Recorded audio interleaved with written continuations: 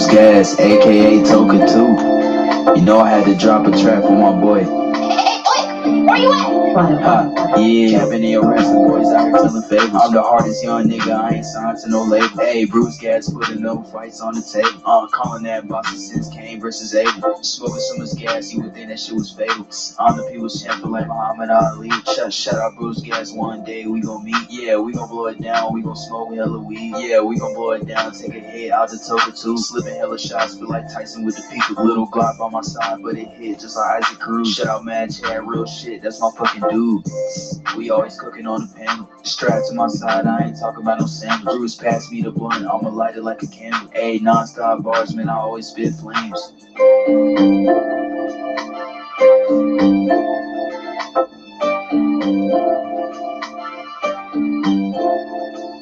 Feel like BruceGas always got a different strain. Bitch, you ain't like me, you can never feel my pain. You win and you lose, well, this the fight game. Don't beef on the net and the shit won't change. Said that on the stream, gotta do it for the game. Said that on the stream, gotta do it for the chat.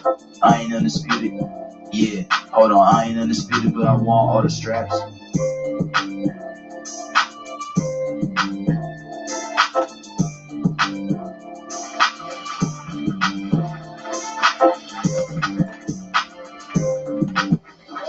That's my man, Big Stepper, 150. Appreciate that. Appreciate that theme song. You know, the boxing was supposed to, I heard that it was going to start at 10:30 this evening. We got some great fights coming on here tonight, so I'm glad you stopped in, man. I really am. If anybody is here, I appreciate it. This is the Sarah Hanahan Quartet in the background. They're playing live. This is a concert that was recorded yesterday at Small's Jazz Club. And that's the very, very funky Sarah Hanahan on the alto sax, Kayleen Cadillo on the piano, Matt Dawowski on the bass, and Hank Allen Barfield on the drums. Oh yeah. Hope that's okay in the background there, man. It's just filling in time, but then I turned on the stream that I'm going to watch the fight on, and there's already undercard fights going on right now. And I hope that music's not too loud in the background. Is that okay? Anybody out there, just drop a 1 in there if that music is okay to let me know. I don't want it to be too loud or too soft or undistinguishable. This is BruceGas, boxing, jazz, and more. And damn, I gotta get my cigarette lighter. Excuse me for a second. Can't go through this show without any flames.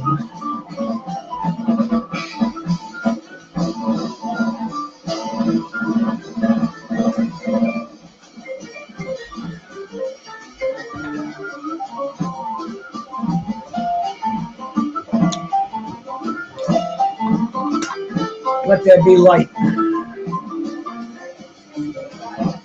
Abdullah Mason is coming on. He's taking on Jose Cardenas in a lightweight bout. Abdullah Mason, a superb rookie coming into the game, but he's very, very talented and undefeated. Let's see who this Jose Cardenas is here, man. Check out his credentials.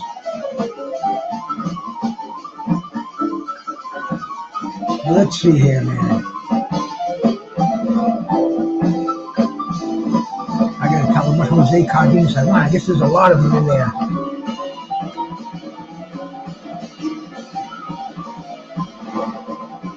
Okay, let's see. Jose Cardenas. He's a 7-1 prospect, 5 knockouts, never been stopped. He's fighting out of Laredo, Texas.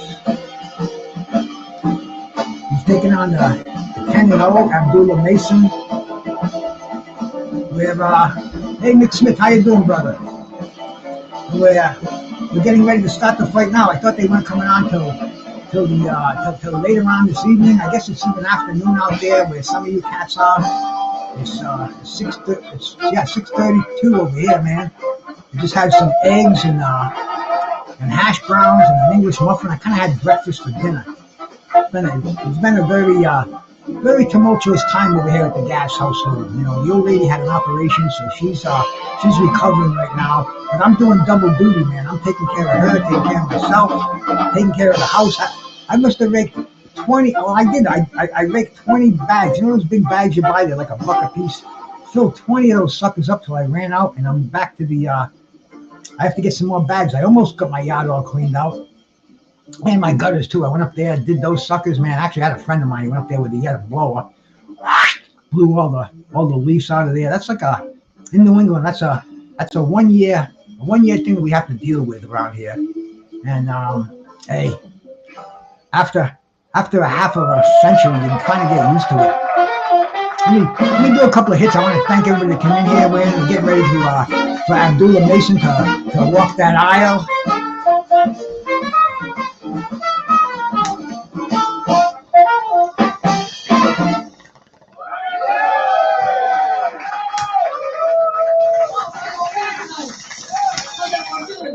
But first hit of the day, it's been real busy.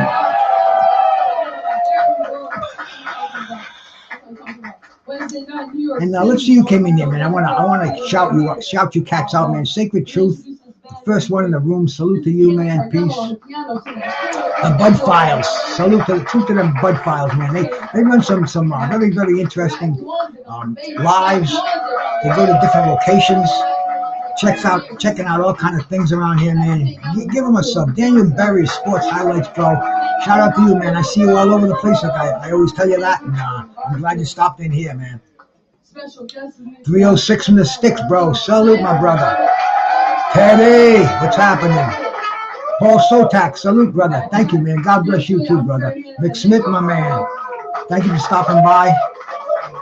And man, let's get into the boxing over here, man. Let me get into the weed too. I gotta get the buzz cooking, man. It's already 6:30, and I did a little bit of Green Dragon earlier today, but not much, man. I've been a little too busy to sit down and enjoy the buzz, and I don't really get the buzz on and go out and do things.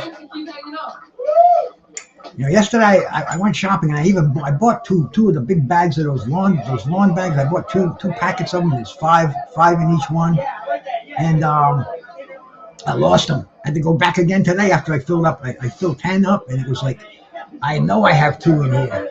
I'm tearing the car apart. I'm in the house looking up, and maybe I'll find them later. Who knows? But anyway, I had to drive down to NHD, pick up another 10, fill those up, and my back is singing right now. I'll tell you, if I was weaker in my stage, my wife from her recuperation, they gave her oxycodone. And I know I could grab a couple of those off you if I wanted to, but that would be against my better judgment. I stick with the weed as my mind-altering, pain-relieving, pleasure in life. It used to be called a drug a long time ago. But yeah, man, we're getting ready for this card. I guess they're stretching out because Las Vegas is a crazy time. Hey, my brother JC, bro, thank you for stopping by, man. I appreciate it. They're having the Grand Prix, the races in Vegas this weekend. Is it Grand Prix? I'm not even sure. I know it's some kind of craziness. They got the whole fucking city. The whole city's a racetrack. The Strip. I mean, this is huge. I'm definitely going to be checking it out. I didn't find out about it until yesterday. Nah, no oxys, bro. Believe me. I had my trilogy with those suckers. Hey, Retro, thank you for stopping by, man. You know, I had my trilogy with those suckers, and I came out on top, and I don't want a rematch, bro. Believe me, it passed my mind a couple of times because that's what an addict does. See, an addict not only wants that buzz, but they have to make sure they have tomorrow's buzz taken care of. And I'm so grateful that I'm not in that number anymore because, man, you know, back in the day when somebody I knew came back from the hospital, they had pain medication, they were my best friend. I mean, you know, and 9 out of 10 times they would do 1 or 2 and they didn't even want it anymore because this is not a pleasant high unless you're a sick individual like myself. But I mean, like I said, I had my Frazier and Ali trilogy with those.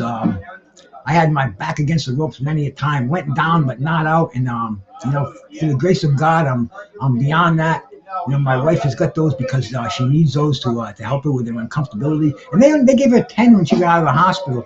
10 5-milligram oxys, and she's only done 5. And she got out of the hospital. I picked her up on Saturday, so it was Saturday, Sunday, Monday, Tuesday, Wednesday. Dude, I mean, that would have been a one-day buzz for me back in the day.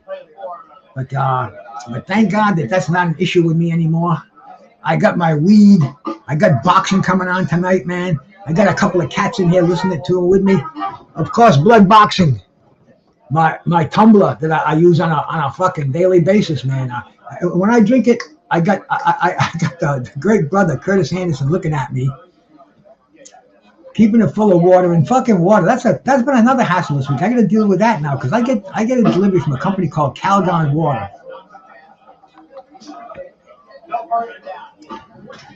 Doesn't really. It sounds more like something you would put in the washing machine. Calgon, you know. Yeah, Miss Maryland is definitely, man. You know, this was kind of a major surgery. You know, they had to do some. They had to do to take her lung out, fix it, and put it back in. And man, I didn't realize, you know, because see, me and my wife, we're not people who get sick. Personally, I spent in my whole life, besides being born, I spent maybe 2 nights in the hospital when I had my tonsils taken out, and that was when I was 16. That was back in 1971, I believe. Damn. But that was it, man. You know, I went to the hospital once. Yeah, absolutely, blood. Absolutely, man. I will, because, you know, she likes you, blood. She respects you. There's a lot of clowns, you know, because I'm not here all the time. And she sees some people, she hears them talking, and she goes, oh, no, not that asshole. And I'm like, baby, come on, man. JC, I used to work at a car wash when I was a teenager. These dudes were on pills, and all they did was drool all over the car. Oh, yeah, bro. I mean, it was a terrible existence. But unfortunately, you know, when you choose that lifestyle, or that lifestyle chooses you, you don't really have any sense of respect for yourself. I mean, I was in situations, I was in places that, damn, I think about it now, and there's only one reason to go and to put yourself in situations like that, and that's just to score your drugs. And damn, I mean, I've been cut, I've been shot at, chased, fucking slapped around by policemen. I mean, and you know, all you do, you move to the next corner. It's not even a deterrent. MP, what the fuck? Salute my brother. Thank you for coming by, man. Abdullah Mason is in the ring right now. He's getting ready to go take on Jose Cardenas, a fighter with a 7-1 record, 5 knockouts. So I mean, they're putting together some fairly quality cards here. You know, and I've been noticing that lately because I think they're kind of realizing that we'll take what you give us, but we can definitely be discriminating too. You know, because it's not like we're not going to watch it, but we're going to talk about it, and we're the best PR that you promoters have, because when we ride with you, man, everybody rides with you. When you're validated by YouTube channels that I respect. It's a trickle down effect. So you put on shitty cards, and we're gonna let the world know about it. You put on good cards on a Thursday night, baby. I'm in heaven on a Thursday night. This is the way boxing used to be, man. You know, there was a card put on in 1984. It was called Night of the Champions. It was the anniversary was yesterday. It was on a Thursday night, and it was Meldrick Taylor, Pernell Whitaker, Tyrell Biggs, Steve McCrory, and Virgil Hill all on the same card. I'm surprised I didn't remember all those names.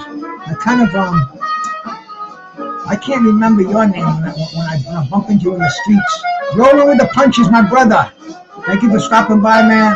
I appreciate it, man. I know this fight's on ESPN. Everybody can watch it, but thanks for coming by and saying hi and leaving a thumbs up, man. I appreciate that.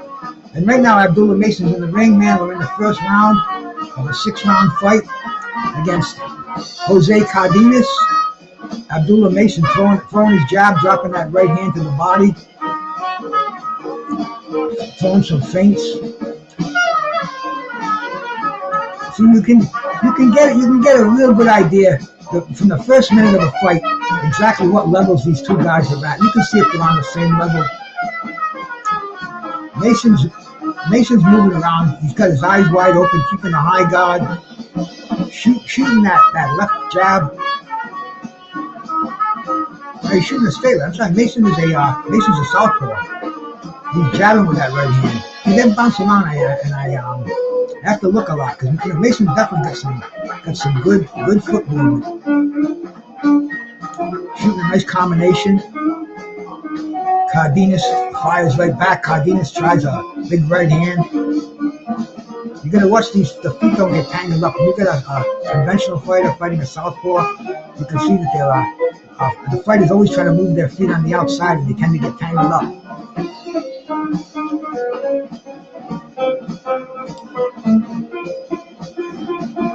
And I'm going to try to make sure I do my hits between rounds. Maybe even a blast of Green Dragon or so. I made some killer Green Dragon 2 days ago. The last batch I made it with my homegrown, the stuff I grew up in the yard. It was okay. It was decent. It'll probably floor most of you. But Cardenas just went down with a beautiful combination.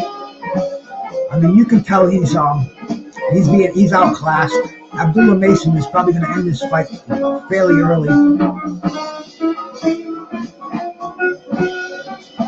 Cardenas standing right in front of him, trying to move forward. Abdullah Mason looks like he's just kind of looking at him and breaking down that style. Cardenas a little slower than Mason. Mason's got the edge in hand speed. Looking for an opening, looking to drop that left-handed man. Just hit him with a nice overhand left, nice straight left. Continuously shooting that right jab out there. And using that. He just got hit with a counter punch. Abdullah Mason doing some great inside fighting. Cardenas tried to tie him up. Mason would have none of that. He went down to the body. Ended it with a fucking hooked upstairs. And he's dropping that left hand to the body, doing a good job. Just hit him with a left to the head. Abdullah Mason's got some very, very nice moves here. That's the end of the first round. Zero sugar, you'll be 15 seconds closer to kickoff. Stock up now because game day is so I don't know what that noise is in there. Football watch. Oh, I know what it is. I gotta see. YouTube got smart. YouTube found out how to beat the ad block. I had ad block. Of course, I have that on my computer. Most people do, but YouTube has kind of found a way to beat it. They beat it on phones a while ago, but on laptops it went for a long time. I never got commercials on YouTube, but now I'm getting them. But they only last in a few seconds, and I don't have to delete the commercial, not to skip it.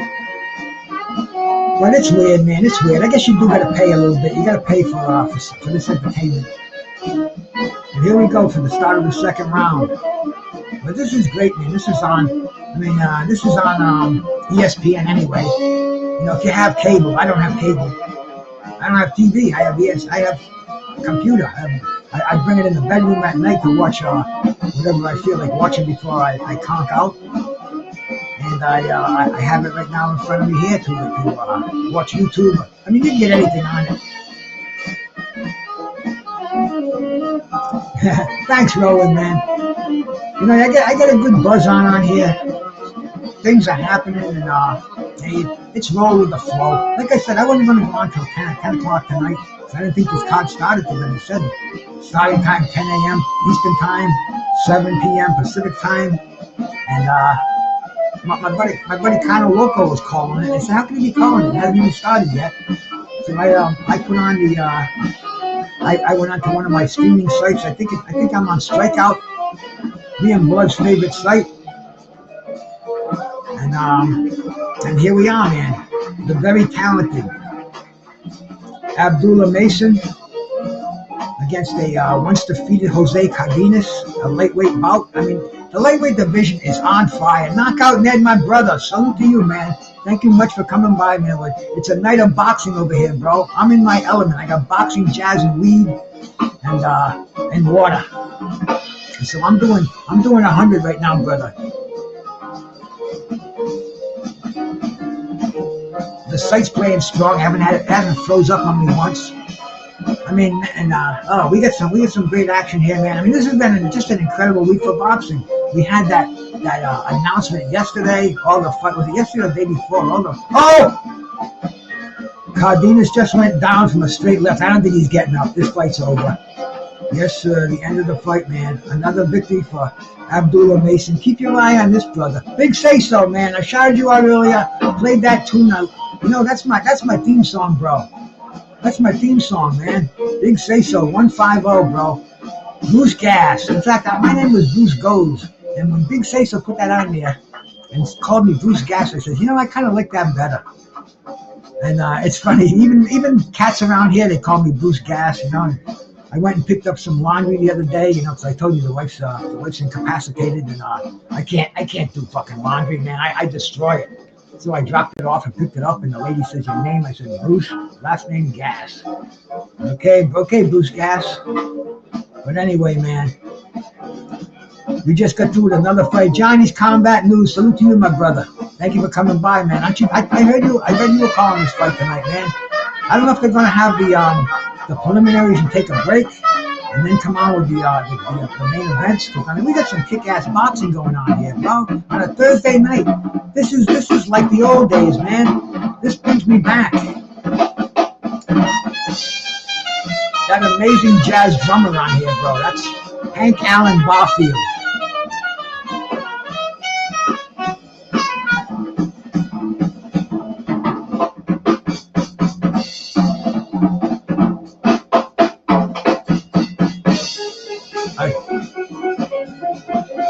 This is the kind of music that I really admire. I used to play jazz, man. I wasn't as good as these cats, but I could jam with them. And I was a drummer in jazz, and I played guitar, I played trumpet, I played organ, piano, but drums was that was my go-to instrument when I was with my jazz people.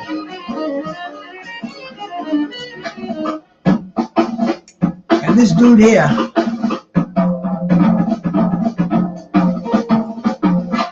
Hank Allen Barfield, he looks like he's about 15. Young white kid, man. Looks like no facial hair. But bro, he can cook those fucking skins, baby. He can cook on those traps. You know, and then, like I said, now that this fight's over, man, because I hate to talk about something and then get interrupted and go back and forth and this and that. But anyway, man, the Saudis are running it, man. The Saudis are in charge, bro. I'm with them, man. I'm with this shit. Well, they put on that the Fury Nagano fight. Man, I don't even know how long ago that was. 2 weeks ago. Time just it rolls into itself. But and that event, man, they had the Hall of Fame. Marvelous. Salute, my bro. Salute, man. They had all the living legends there.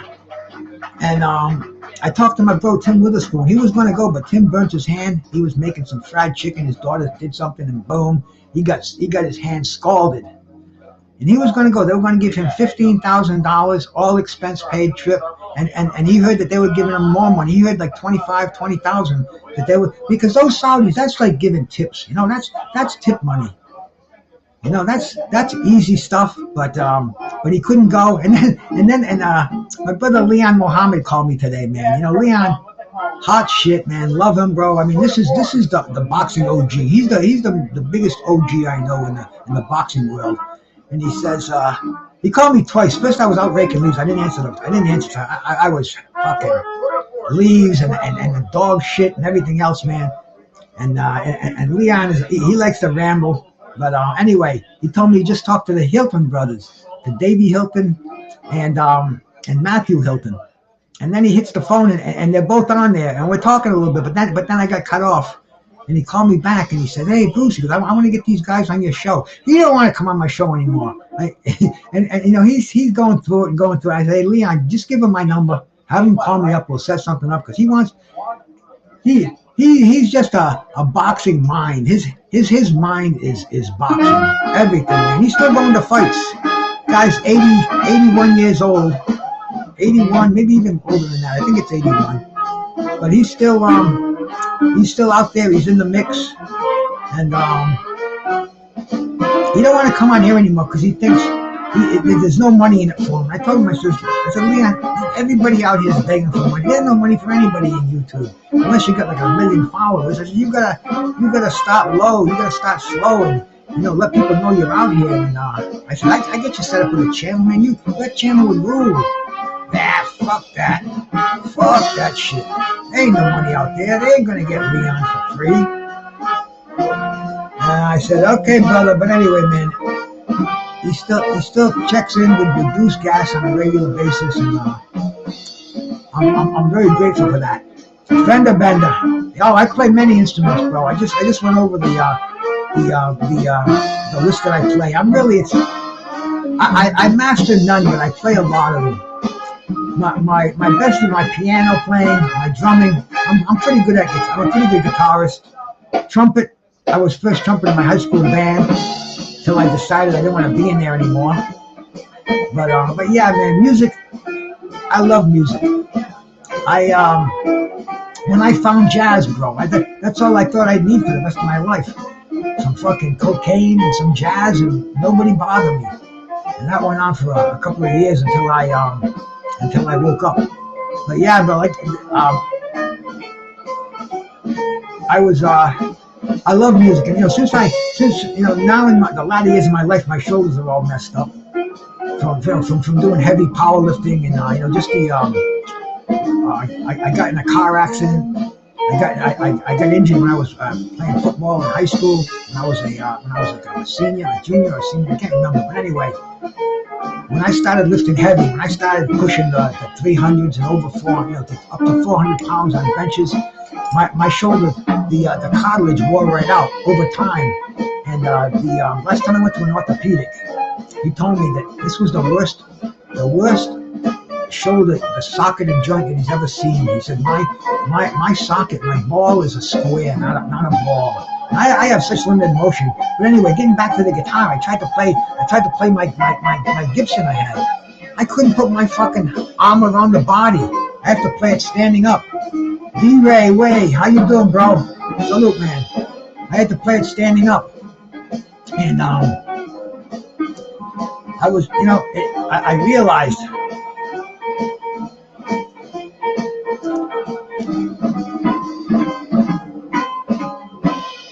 well, I'll tell you, man, I played guitar twice now. I've been playing guitar for 50 years, and I never realized how mediocre a guitar player I was till I discovered jazz. People like Al Di Meola, John McLaughlin, Joe Pass, Lee Ritenour. I mean, there's just a million of them. Eric Gale. I could just keep rapping off names. And they and these are the guys who make guitars talk, who milk them like a cow. I mean, they just they're guitar masters, and I kind of shied away from guitar after that because I played myself, and I tried to get those licks in, tried to get those jazz chops down, but man, they were so good, and I had another life to live. I had a lot of things tugging at me from all sides, so I never got into the playing the instruments so much that I could do it. When I had my guitar back when I was in my 20s, I used to play in bars and I used to play in clubs. I was in a few bands, but that's as far as it went. See, I saw the pros play, and I saw my inadequacy, and I didn't want to be inadequate, so I pretty much put that on the back burner. I get into being a touring jazz man. I was hanging out with some of the greatest jazz players in Rhode Island, some guys at a national level, and it was my life for a long time. And then that became kind of passe after a while. Boxing is been the steady though. Boxing right now, boxing is my thing, and as long as I can keep the head clear, keep the body going for a few more years, I'm doing okay, man. I'm doing okay. I mean, that sax pro, that's a woman named Sarah Hanahan, and she's blasting on that alto sax, man. And that's, to me, that just takes me to different places. And you got a trumpet in there. There's a jam session that went on last night.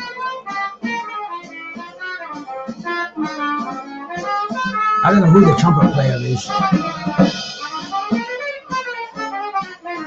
But they get these young cats. It's like boxing. I've said that many times, man. You know, if you don't follow the jazz that's happening today, you're going to be stuck in the old. You're going to be stuck in the old days, and that's kind of like boxing too, bro. I mean, I can sit there and talk. I can talk to Sugar Ray Robinson and the Jack Johnson and Joe Louis right through his entire career, bro. And I'm familiar with that stuff. And what I lived through, man. You know, the Sugar Ray Leonards, the Marvin Haglers, the Larry Holmes, the Ali's, man. I can embrace that and talk to you for days on that subject. But you have to be progressive. You have to progress. You have to watch the next generation, the generations in boxing right now. Well, we got Emanuel Navarrete and Conceicao for Navarrete's title. Then we're gonna have Shakur Stevenson and Edwin De Los Santos for the vacant WBC lightweight title. I mean, this is very cool stuff. I don't know, bro. See, I think Shakur Stevenson is that guy. I think he's so talented that I don't think De Los Santos is. I haven't seen a lot of De Los Santos fights, so don't get me wrong. He might have a puncher's chance, but I don't think Shakur's going to give him that chance. I think Shakur's got the defensive skills, and he's got the elusiveness. But I think De Los Santos is going to get frustrated. He's going to be chasing him around, and then we might see Newark's own Shakur Stevens do what people want to see him do, start knocking people up. Because I mean, look what he did with Valdez, and when he won the title with Herring. I mean, the dude's got some power, but he doesn't want to take that chance. And we'll see if he's gonna go the extra mile out here in Las Vegas on a Thursday night, bro.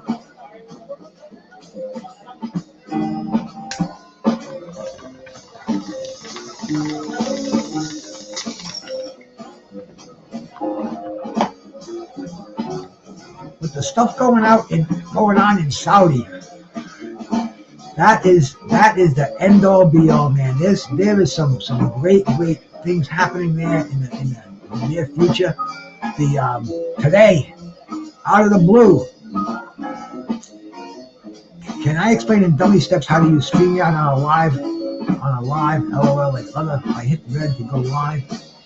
You know, Rolly, right now I got a red that says end stream. Man, I'm so computer illiterate.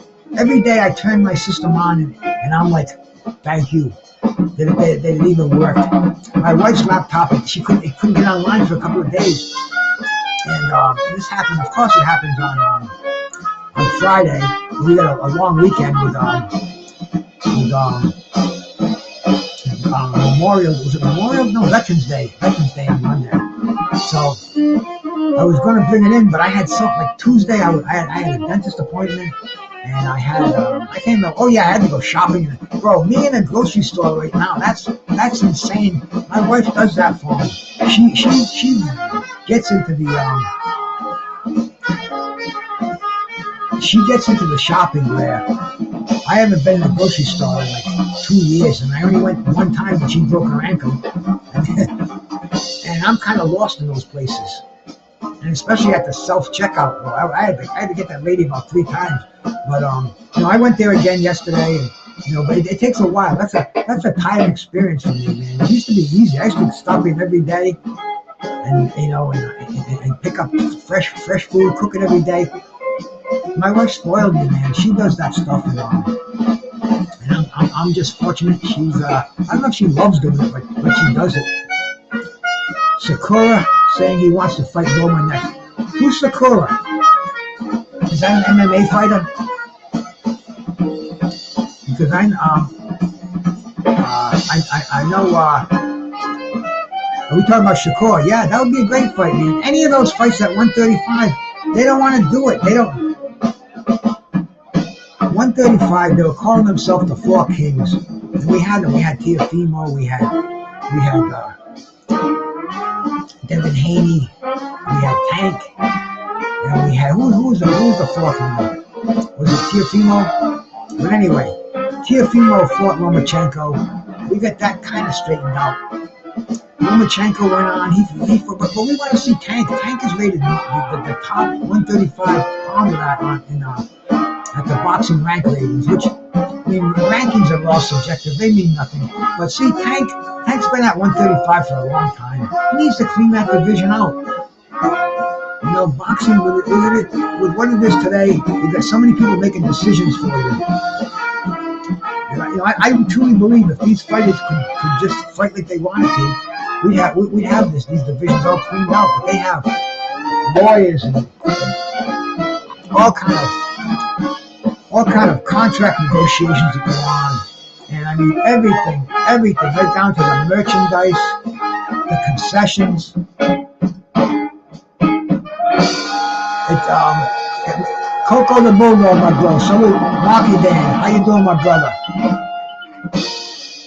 Yeah, bro. This is gonna be fun. I guess they are gonna kind of stretch it out, man. Maybe they are gonna shut it down for a little bit in the other card will go on. But they have Emiliano Vargas is gonna be on here, man.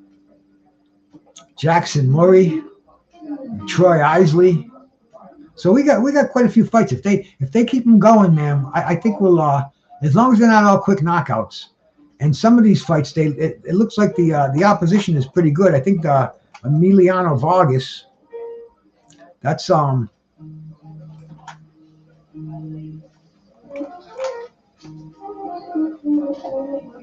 Fernando Vargas' son. He's 7-0, 6 knockouts. And he's fighting 6'2" Brandon Mendoza. And these fighters are fighting at us.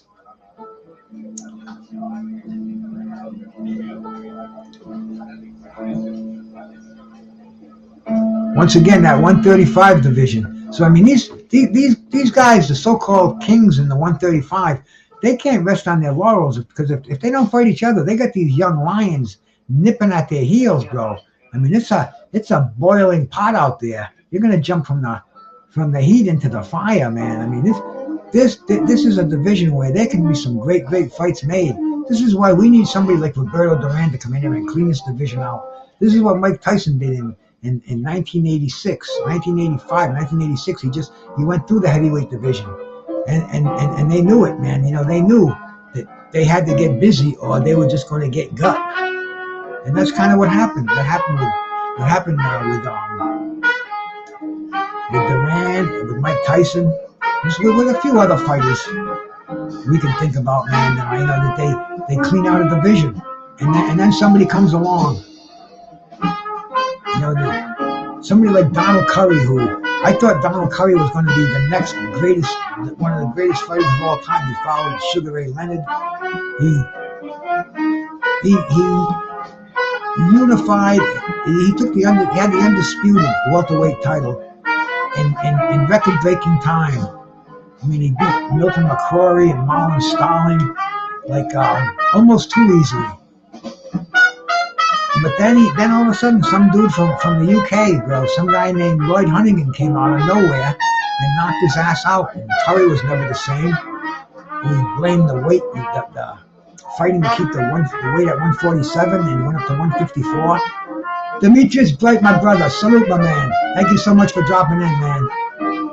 He went up to 154 and he got starched with one of the most beautiful fucking, I believe it was a left hook. It might have been a right hand. I don't remember the punch it was, but Mike McCallum, who I had the pleasure to meet, and I asked Mike, I said, Mike, what was your greatest win?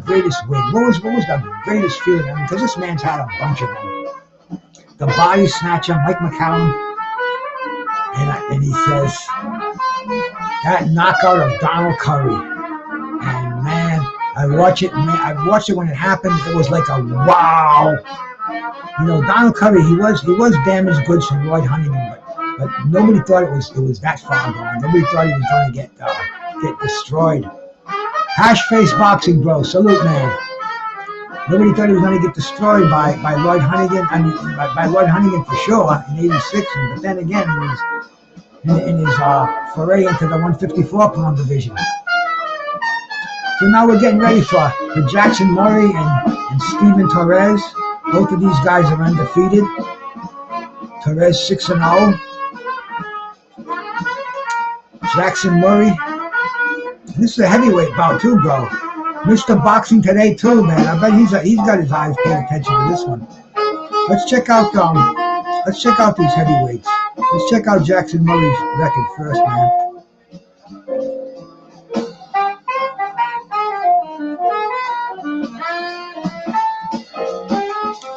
He's a 5-0 heavyweight.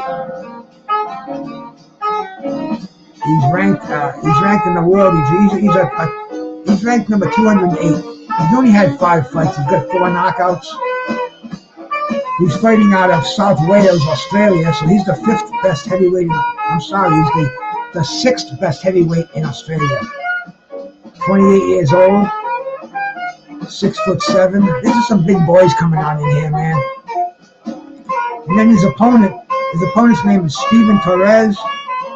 Steven Torres is fighting out of Reading, Pennsylvania. I wouldn't be surprised if Tim Jr. knows Steven Torres. My stream went down, now it's back up again. Yeah, baby. I'm a streamer. I stream all the fights, man. You know what cracks me up, bro? These cats who say, "Oh, I only pay for the good fights." That's kind of like saying I'm a bisexual. I only go out with the beautiful girls. If not, I'm gonna go suck a dick. Dude, if you're pirating, if you're watching stream fights, that's what you do. You watch fights for free. You think I'm gonna give these clowns in Saudi have so much dough? They don't need my money. Damn, what I make a year is what they tip.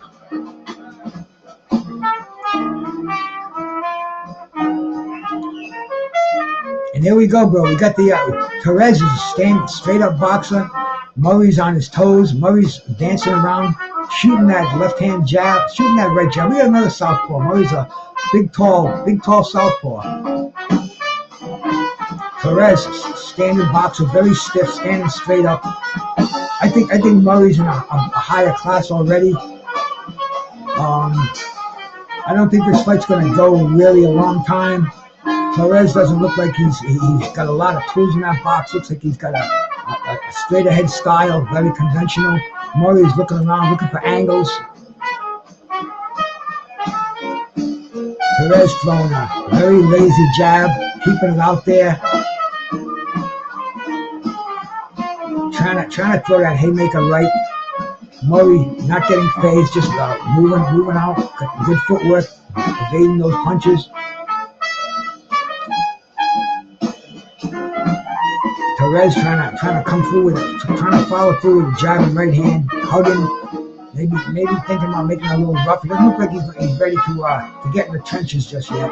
He's saying something to the referee.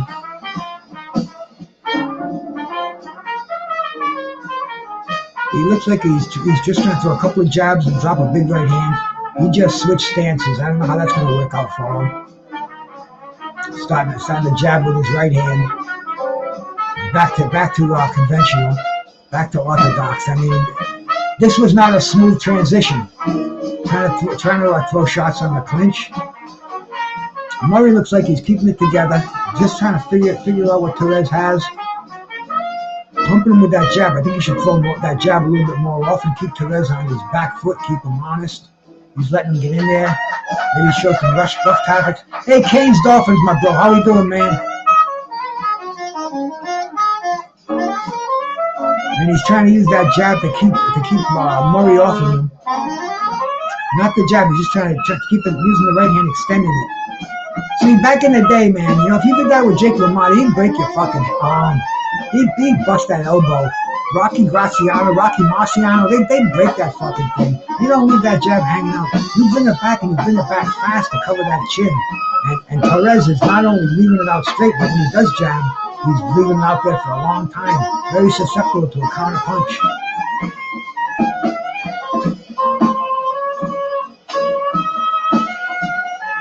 Torres trying to get him in the corner. Nice straight left hand by Murray coming out of the corner.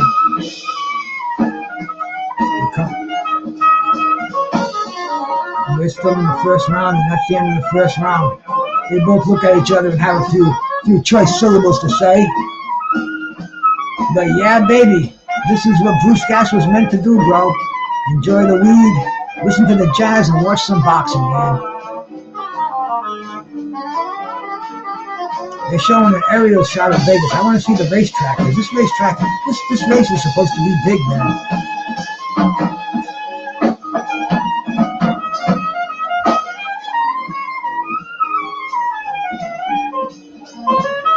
That's Sarah Hanrahan, man, playing that alto saxophone. She's making that sucker cry. I used to say that about John Coltrane. John Coltrane, he didn't play that sax. He prayed with that sax.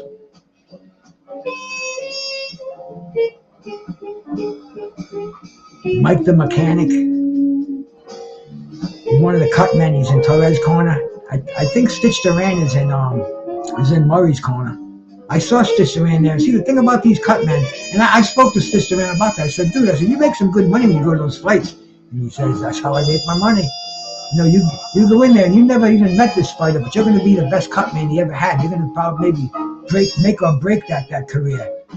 Murray's trainer, Derek Harmon. Derek Harmon, an old fighter, bro. And Derek Harmon was a good fighter back in the day. I believe he was a heavyweight. We could go check it out, man. But this is experience. This is what former fighters do best, man. Former fighters who get into training, who had a lot of skill, who learn from the masters. These are the guys who can bring it to these younger fighters now and teach them. Because fighters today, they know shit about defense.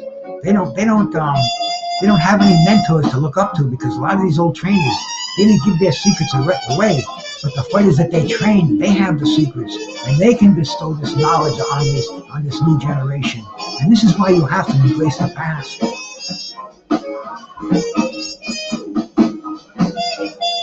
Torres is moving forward. He's trying to chase Murray around. They must have told him in his corner, "You got to get this guy out of here." But these are two huge individuals. This is the kind of punches that'll knock walls down. And we're talking about punching another human being. Torres is 6-0 with 6 knockouts, so he only knows one way. He's ranked the 50th best heavyweight in the world, the 11th best in the United States. So, I mean, Torres should do something in here. But it looks like Murray just hit him with a nice combination upstairs. Now this will be a minor upset in the prospect world if Murray can pull this off. Oh, Torres just landed a straight right hand. Yeah, Torres. You know, it looks like Torres had to warm up. He was cold when he came into this fight, and I thought he was stiff. I didn't think I'd see anything from him, and I don't know what happened. They kind of have like a little smirk on their face. Did somebody lose their mouthpiece? Yeah, that's what it was, man. Murray lost his mouthpiece. And see, when we're in the heat of battle now, and they see that a fighter intentionally spits his mouthpiece out, the referees they've said this at the conventions right now. They don't rinse the mouthpiece off. They put it right back in their mouth if it was intentionally spit out. And after the second time, they're losing points, and then the third time you're getting DQ'd. But a lot of these fighters spit that out, thinking it's going to get rinsed off, and they're going to get a breather. And hey, the refs are starting to get smart a little bit, smarten up about that, man.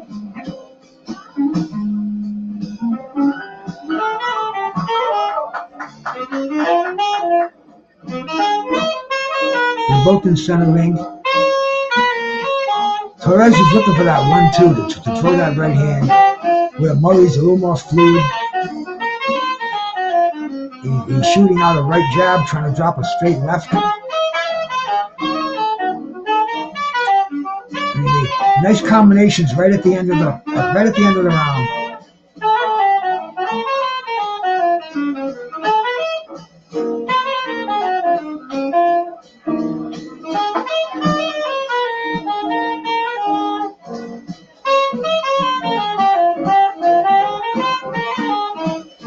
Mike the Mechanic Basil, that's his name. I didn't know his last name. So yeah, he's another one. And Murray, he does have Stitch Duran in his corner. And Stitch is in there. Stitch is doing the primary work. Usually the cut man stays on the outside unless he's got to do his work. And I guess that face is getting knocked up a little bit. And Stitch Duran, bro, Stitch is the man. I spoke to Stitch on who the hell's panel was I on? I'll think of it as the show goes on. But anyway, man, you know, it was the first time that I even saw the brothers show, and he used to be on every day. He's not on so much anymore. But Stitch Duran was there, and he knew who I was, and he said, "Hey, BruceGas, why don't you come up here and talk to Stitch?" And man, you know, a fucking invitation like that, you bet your ass I'm going to go up there and talk to Stitch. And I picked his brain. He told me a lot about his work. He told me a lot about the better techniques, what he brings in the ring. Oh, I mean, you look at these guys. They got a wrist strap on. It's got swabs. It's got Vaseline. It's got the I don't even know what you call it. It's the swabs anyway, man. I mean, always prepared, because he in his earlier career he went to fights where he didn't have what he wanted to have in there. That end swell. I mean, all right, man. Let's get back to this fighting at hand, because I can get off on a tangent and start talking about poorly prepared corners. But Derek Harmon, he's trying to charge on Murray. Julian Cruz, who's Torres' trainer, is giving Torres his vocal encouragement. Torres trying to land that big right hand. He just dropped a nice one, man. He's got Murray on the back foot. Torres needed to get warmed up. He's trying to drop that straight right. He's switching too. He's putting power in the left hand. And Murray came out quick. Murray looked like he was the one going to be in charge of this fight. But Murray seemed to have slowed down, doing a lot of clutching. Referee just broke him up. He's warning them about something. I don't know what, man. But they're back at it. What are we in the third round?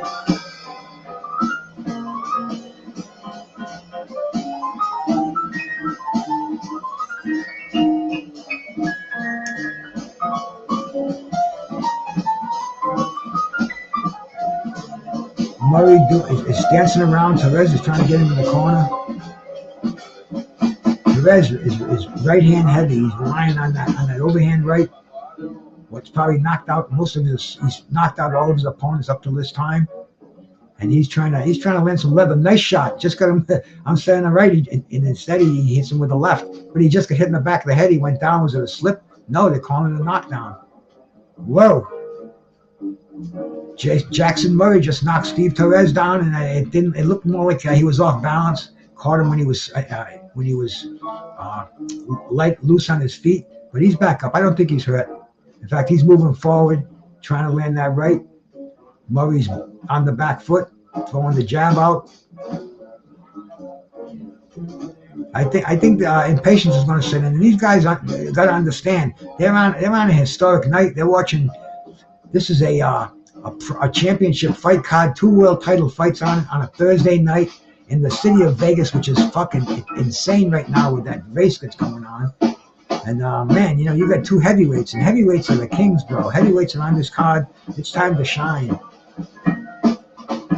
Stitch Duran doing his magic on Murray's face.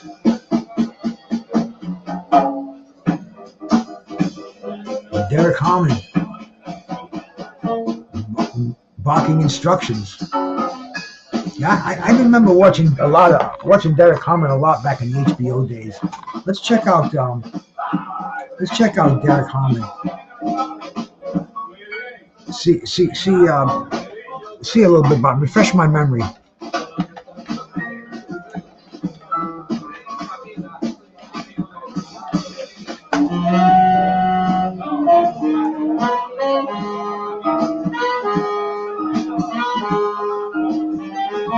He was a light heavyweight. He fought between 1993 and 2008. He fought Jorge Castro, a former world champion. He fought Darius Machaliski, former light heavyweight champion. Montel Griffith. He got a victory over Glenn Johnson. He fought Roy Jones Jr. I mean, bro, if this guy's not a trainer to have with you, bro, there ain't too many better trainers, I mean, experience-wise. So, I mean, keep your eye on Derek Harmon, bro. Derek Harmon working his way up as a premier trainer today. So we'll see if he can give Murray any advice to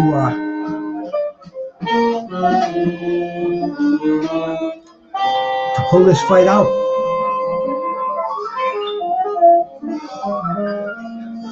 Both of these guys, a lot of movement for heavyweights. He just landed a nice 1-2, and Derek Harmon clapping with approval. Murray doing some nice combination work on the outside to maybe steal this round.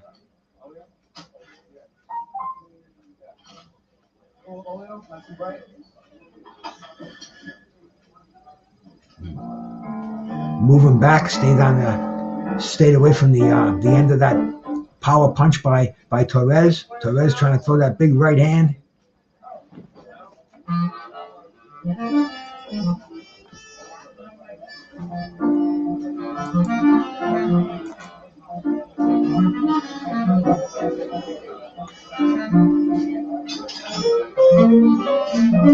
I'm looking at Murray's record. I'm looking at Torres' record. The last 3 fights that he's had has been against undefeated fighters. So he doesn't take the easy way out.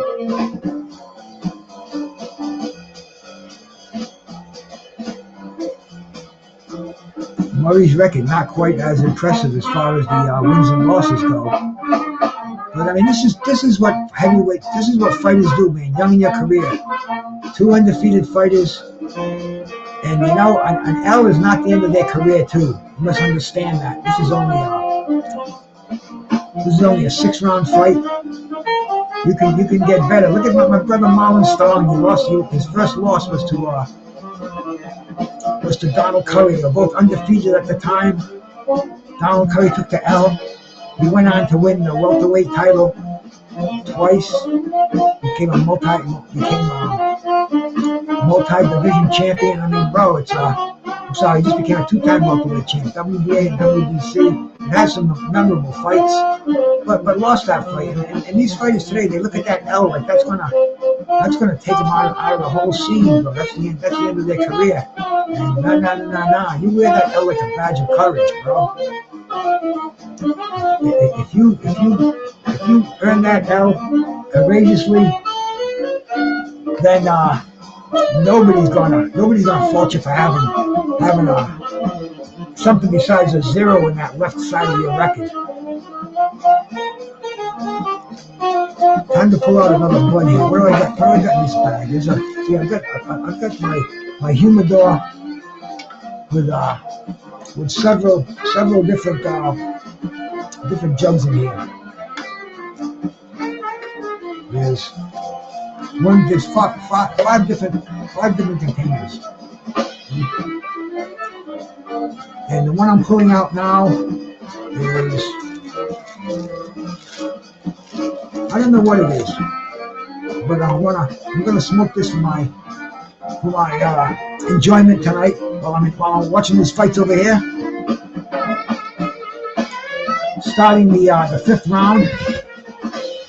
Fight seems pretty even to me.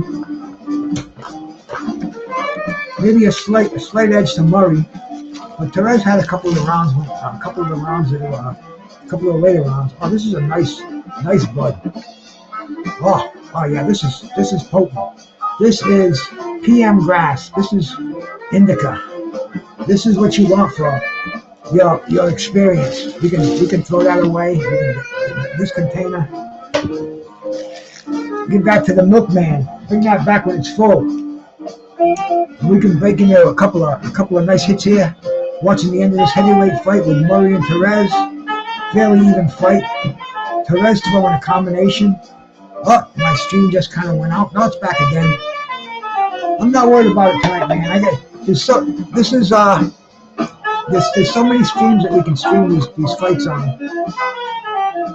And no, they're not illegal. I've asked the internet police to come down and arrest me many times. I'll be a martyr for the cause.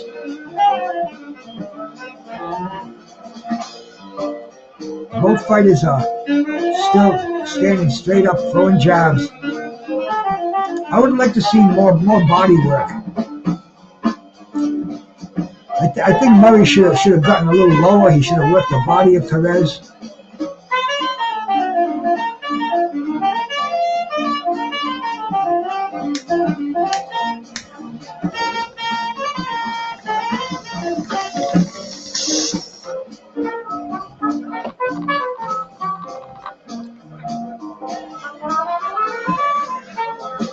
Murray just tried to bait him in, dropped the straight left hand on him, catch him coming in with the feint.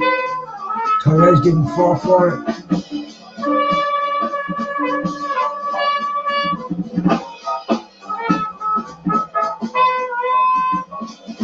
Oh, good job. Good contact by Murray.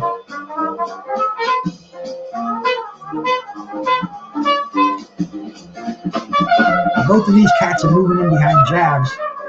But unfortunately, oh, here we go now. Murray just had two straight rights, two straight lefts. I'm sorry, he tried to throw another one, went wide. Torres is moving behind that jab, though. He keeps shooting out. He's got a nice little ramrod jab there. You should throw it more often.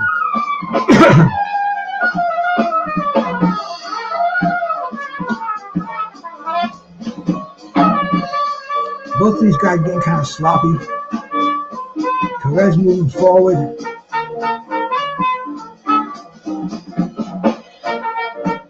Back in center ring, exchanging power punches in the bell rings. One more round to go. Now, fairly close fight. Time to do another hit on this beautiful little nugget that I just pulled out. This is a beauty too, man. I don't remember what kind this was, because I figured I'd be smart enough. I wouldn't have to write it on the bottle, because it's kind of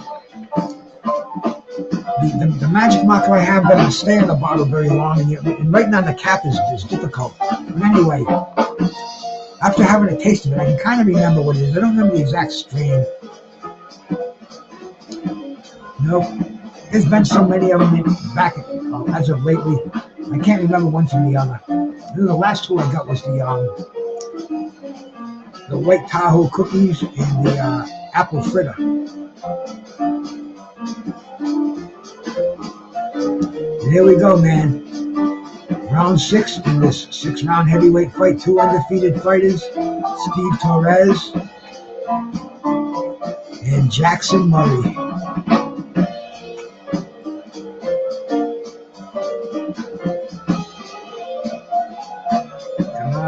Just froze on me. There we go. We're back in action again. Full screen. Yes, sir. There we go, man. About 10 seconds. Murray trying to. They're both still trying to shoot jabs. I don't see a lot of urgency in either one of these fighters.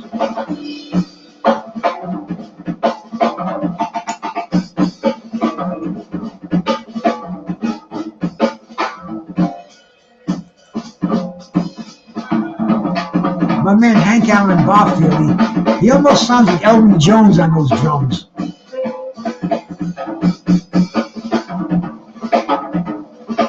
Elvin Jones, great jazz drummer. But man, this fight, these guys, in a 6-round fight, you can't give rounds away. Good combination by Murray. I think Murray's taken charge the last 2 rounds. I'm kind of in his favor. I think Torres needs to win this fight to pull it out or even get a draw. But he doesn't look like he's got any desperation in his movements right now. Murray's very cool and calm behind that jab. He's got good footwork. That's the thing. I think that footwork is keeping Torres a little bit confused. He can't get set up and he can't drop his power punches. Torres trying to hit him with a combination.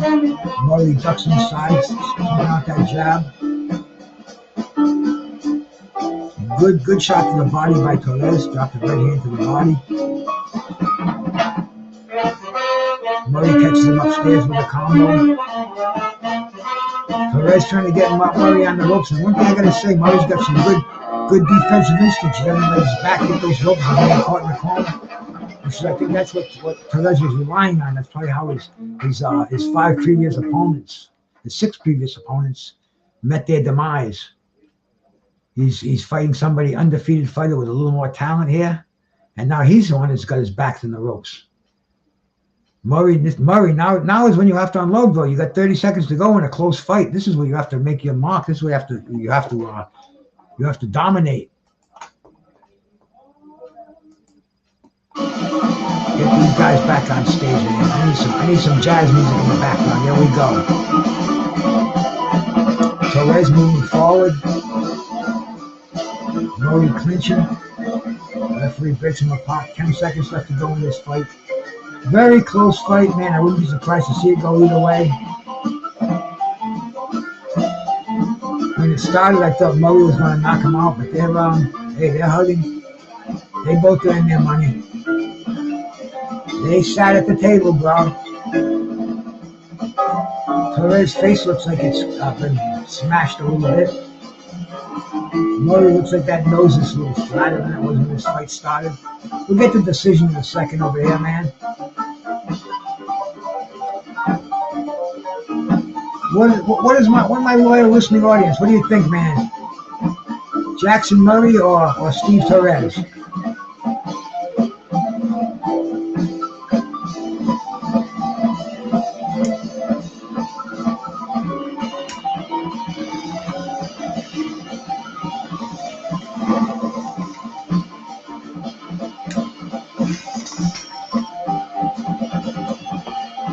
This is some good stuff. Definitely. I think that's the blueberry. I think I taste that blueberry in there.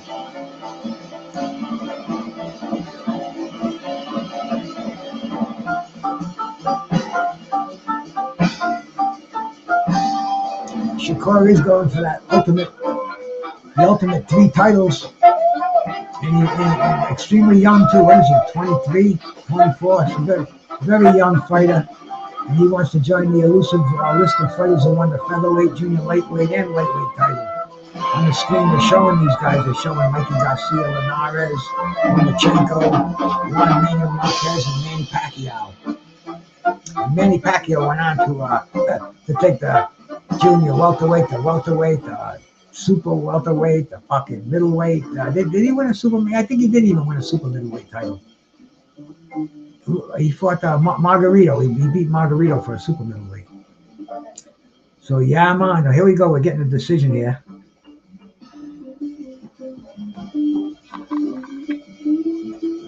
They gave it to Jackson Murray, I believe. Unanimous decision.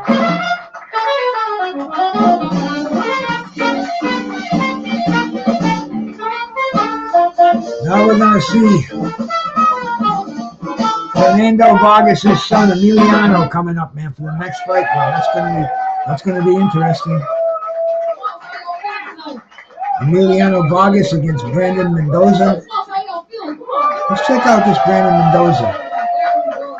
Let's see if he's got any credentials to him. New York City, no better place to be than right here. Oh man, let me introduce this man really quick. This is Cardenas on the. A lot of Brandon Mendozas in this world. I gotta let us know we're for the boxer. There we go. Here we go, man. There we go. He's got a record of 6 wins and 2 losses. He's been stopped once. In fact, he got knocked out by Cesar Villaranga back on November in 2022, October in 2022, and he lost a unanimous decision in his last fight to unbeaten Daniel Cruz, and that was a year later in October of this year. So he's being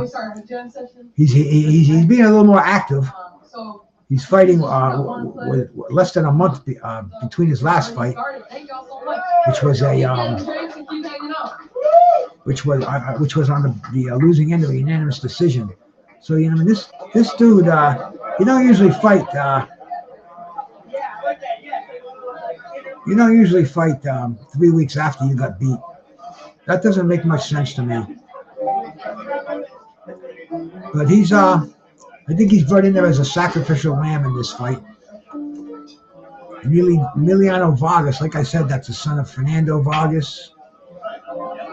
He's got a record of 7-0 with 6 knockouts. He's on a 5 knockout. This will be knockout number 5 if he knocks out Mendoza. And hey, man, There's never been a better time to get away. See, With a great deal on the Hyundai they got my damn ad blocker. you always wanted. It's your journey. Own ever. There we go. Sorry about that. When I was on Box Rec checking out his opponents, like I said before, man, they kept putting the thing up saying take the ad blocker down, and they had to go through a bunch of rigmarole. So I took it down on the site. Maybe I should put it back up and see if they stop doing that, because sometimes they just do that for a while. Because man, ads on the internet, that's the price we pay. So I can't really complain, because I grew up in the days of TV where every 15 minutes there was a commercial on, and fucking infomercials and all. I mean, it was we lived commercials. So I get a few on the internet, not so bad. And I went for years with the ad blocker plus. Just Blaze One, salute my brother Tony Boswell. Thank you guys for stopping by, man. Tony Boswell, you just got back from work, I bet, right? Let me read the thing, right? Let's see. Stop in to hit them. Just got in from work. Tony's the hardest working dude on fucking YouTube, man. The country boy who owns a fucking mountain in Oklahoma, my brother Tony Boswell. Thank you, bro, for coming by. And Just Blaze One, salute to you, my brother. Thank you for stopping by, man. Yeah, he did, bro. Torres didn't look too bad either. He started loosening up after the first couple of rounds, but he just didn't have that ending. You end a fight, you got to end a fight with authority. That's what the people and the judges remember. And he got knocked down too. That knockdown might have made a difference. Might have made a big difference in the scoring. When you're fighting a close fight like that, it could have been 3-3 and 2 points for the knockdown. And they're in the T-Mobile Arena too. This is a carnivorous stadium here. This place is huge. Has some many great fights in the T-Mobile Arena. Not the least of which the Tyson Fury, Deontay Wilder, Bud Crawford, and Errol Spence. I mean, Vegas is crazy now. It's big. Every room in Vegas is taken. It's Vegas right now is definitely the place to be, especially tonight. You got everybody there, celebrities galore. You got boxers. You got live fight cards going on. I mean, you got great food. The only thing that's keeping me from Vegas is a lack of dough. If I was rolling in dough, I'd be out there in a second tonight. And Saudi, bro, believe me, that's on my. I want to go to Saudi Arabia, man. That's on my bucket list.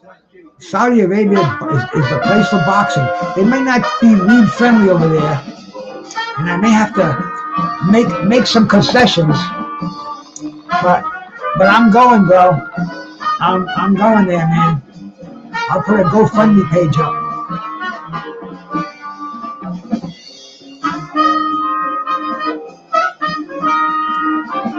Water is so good. Drink water, my friends. Water is life. Water is going to hydrate every organ in your body, including your skin, not to mention your kidneys. They rely on it, your liver, all that important shit, man. Not beer, not coffee, not Coca-Cola, fucking water. The raw element. Fernando Vargas giving his son some water. You got the other Vargas brothers in the corner, bro. Them some cool cats, man.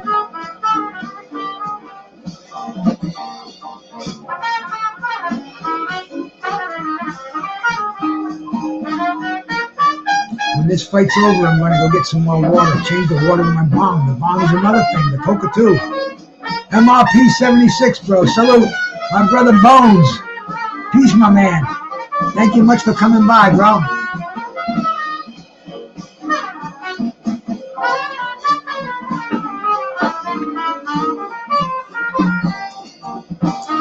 Mike the mechanic is in Mendoza's corner. And I'll bet you, not being a betting man, but seeing how we're in Vegas, I'll bet you my brother Stitch Duran is in Vargas' corner. Get another hit on this tasty bud before this fight starts. Hey, TechniQ, how you doing, my brother?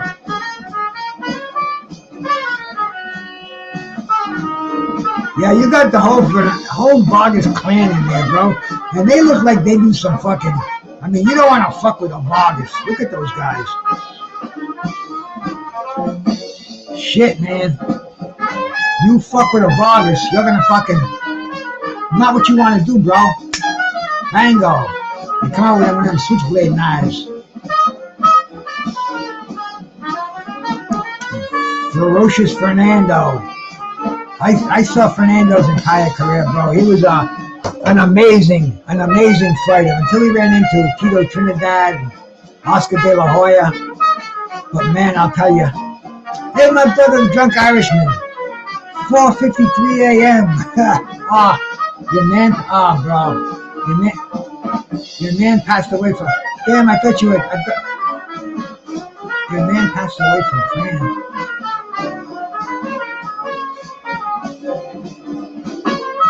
If you're serious, Carlos, my heart goes out to you, bro. Peace be with you and your aunt, bro. Dimitar. Salute, my brother. Thank you for coming by, man. Let's get back to the fights. First round, Emiliano Vargas, Brandon Mendoza. Brandon's keeping his jabbing hand down low. Emiliano's got his hands up high. He's got them red gloves on, matching red and gold trunks.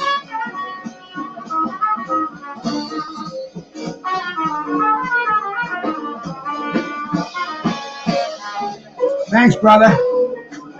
This is the Sarah Hanrahan Quartet playing live at Smalls Jazz Club last night.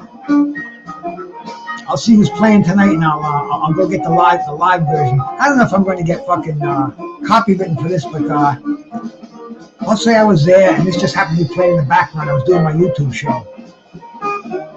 Yeah, that's the ticket. Because I would kind of like to get my show expanded a little bit, you know, get more people watching it.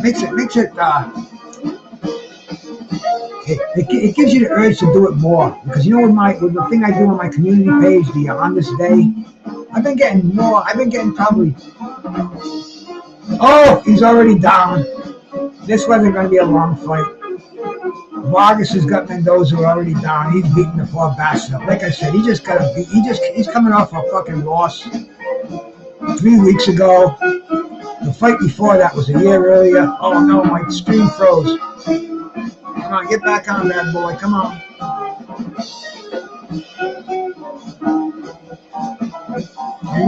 No, I'm back again. I'm good. Vargas is moving in for the kill. Mendoza's he's on roller skates out there, bro. Uppercut to the body. Beautiful left hand work, man. This is levels in this fight. Just seeing Emiliano Vargas is a special fighter. He's fucking bred for this, man. Left hook from the outside, another left hook, overhand right. Referee's gonna stop this fight before I get through with this Toka 2. I got a funny feeling. Taking a hard look at Mendoza.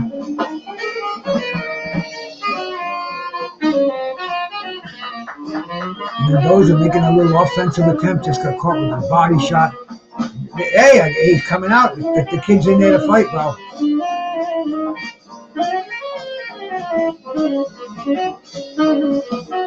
I'm very, very sorry. Very, very sorry, Carlos. You know, know, be with your family, bro. We're your family here, bro. But, real family. So sorry to hear that, man. Life, you know, life is stronger than death, though, brother. I know it only happened a few minutes ago. You know, I don't know what the time change is, but life is stronger than death, man. You know, there's a time for mourning, but the live ones heal. Yeah, they're showing the knockdown here. Oh, they're showing the Emiliano, great balance. Shifted his weight perfectly. All the power into that right hand. Oh, and he followed it off with a snapping left hook.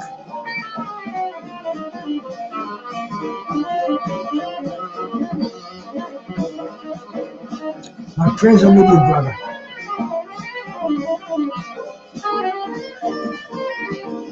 They've already sent him back when he come out without his mouthpiece in. Something's going on here. Did they give him something from that black bottle? Oh, here we go, man. 3 seconds of going. I don't know what's going on. Let me listen to this and see what's happening. With my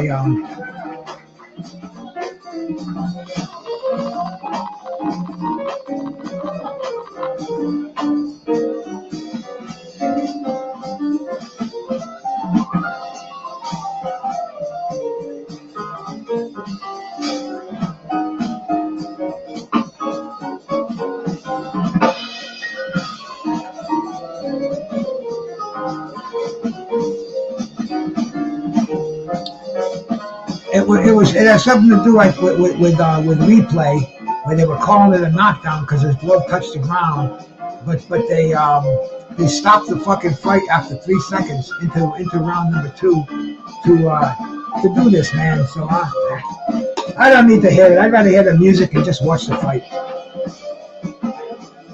Emiliano Vargas this kid Mendoza looks like a tough kid. How can you not be? You were fighting 3 weeks ago.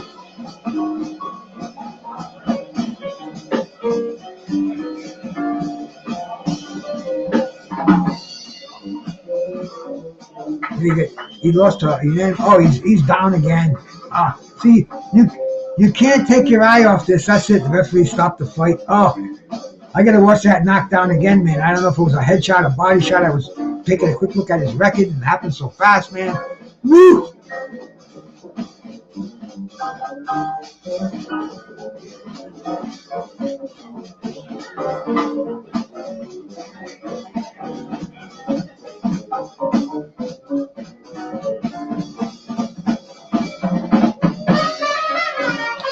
Randall taking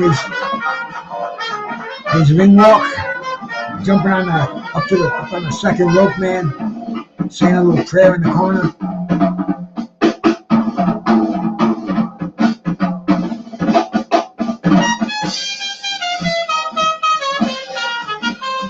Oh yeah. Now he looks like a different person, bro. See, this is what a professional do. A professional can turn it on and they can turn it off. That's what separates a lot of these fighters, a lot of these pros. You're digging on that Dimitar. Hey, I'm a jazz man. You know, when I found out that I can have boxing, jazz, and more, and even have a couple of people come and watch me do it, man, this is worth a while, man. Oh yeah, the whole Vargas family there at ringside. Fernando Jr. I don't even know what their names are. I'm sure if I went and looked them up, I could. But my mind, I just don't retain.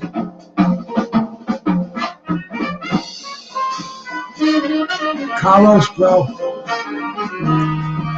You know, nobody knows what you're feeling, bro. But we all have to deal with that sometime in our lives. If not, then we're not a fucking we're not alive, bro. And you know, I dread it.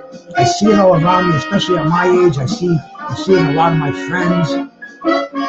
just a lot of the cats that a lot of the people I used to run with, man. Today I raked my yard today. Me and another friend of mine. One of the guys my age who's still with it. He come down with the leaf blower, and I filled 20 fucking bags of leaves, man. I mean, dude, my yard was it was. I got these 2 huge oak trees. Let me see if I can bring up the pictures. I don't know if I can because it's dark out there now.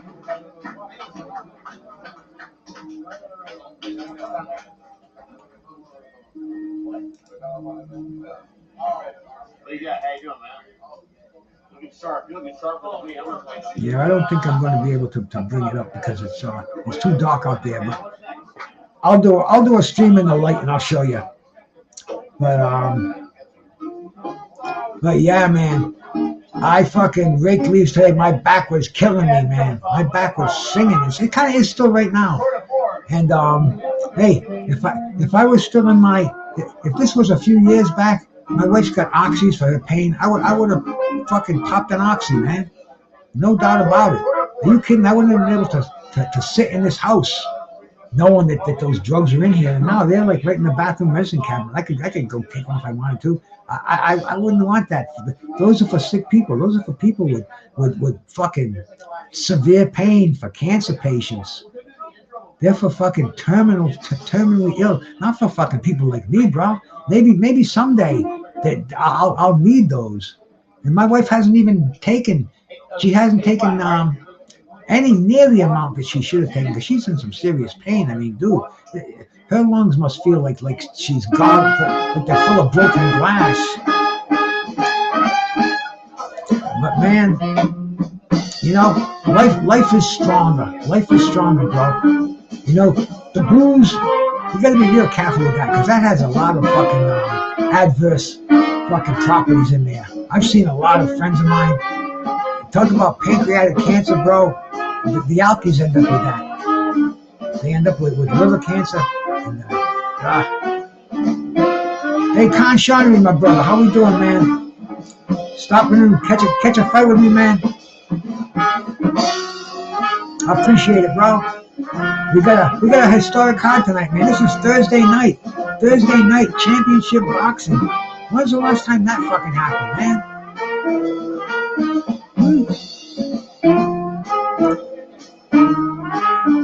Sugar Ray and Tommy Hearns was a Thursday.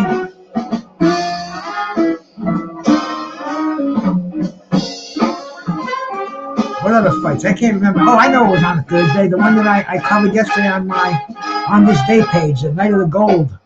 The professional debuts of 7 Olympians on one card. 2 would go on to become all-time greats.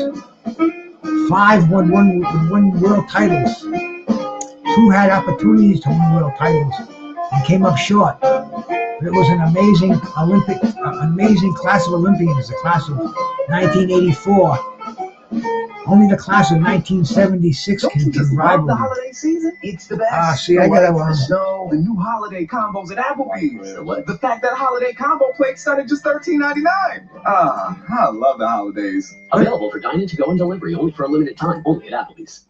Okay, yeah. See, that's on my jazz channel.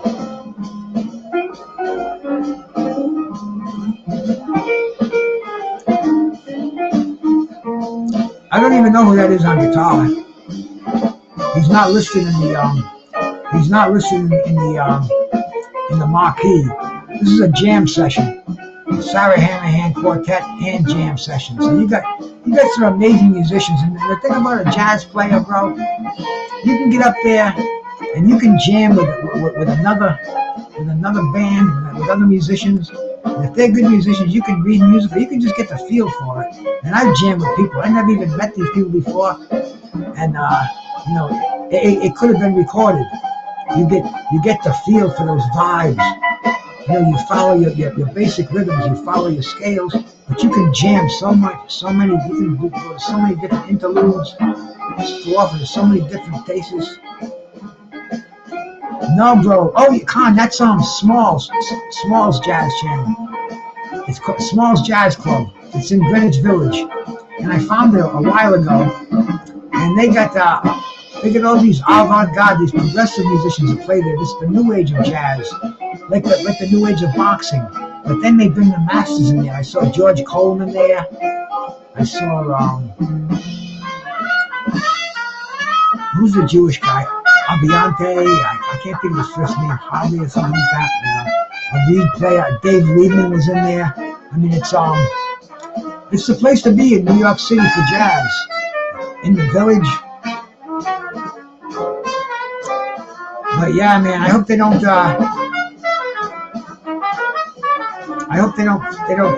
flag me for it. I'm sure I know somebody who knows somebody who's doing something over at Smalls anyway, bro. It's kind of a small world. See, I don't know a lot of these new guys Con. The old jazz players, I could go on a fucking tirade with anybody about them. But this avant-garde stuff, I have to study it more. I have to.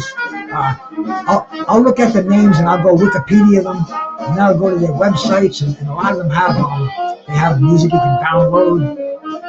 And so I do meet a lot of new cats. There's one guy that I know on X, formerly known as Twitter, and I can't even think of the dude's name, but he does all kind of music, and he's always instant messaging me, or EM or DM, whatever they call it on Twitter. But he sends me these tracks, and I always tell him, he sent me one, I think it was yesterday or the day before. Mayhem, my sister, Mayhem and Miracles. How we doing, man? Good to see ya, and thank you so much. See, Mayhem and Miracles, she's got a channel, and she just goes on there and talks about anything, you know? But what she does is she likes to promote other people's channels, which is cool, because I've probably gotten a half dozen or so subs, maybe even more. And she sends them over here, and I just stopped over there today just to say hi, listen to her. And she says, BruceGas, I gotta write your channel down because I want to promote it tomorrow. I mean, just a good person, just a great heart. And go over there and give her a sub. What the fuck, man? Get him up to 1,000 subs. You guys got me there, and now we're moving on our journey to 2,000. So we do it, man. So we help out each other. Nothing heavy. I mean, dude, maybe she don't like boxing, maybe she don't like weed, whatever, bro. But we come in and we just give them a thumbs up and, hey, man, stay for a minute or two so I can get the view. And it's all good out here, man. It's a lovely infomercial highway out here. You meet everybody. And I was thinking today, somebody's telling me they're having trouble with their internet. Imagine if the whole thing crashed. We'd be fucked.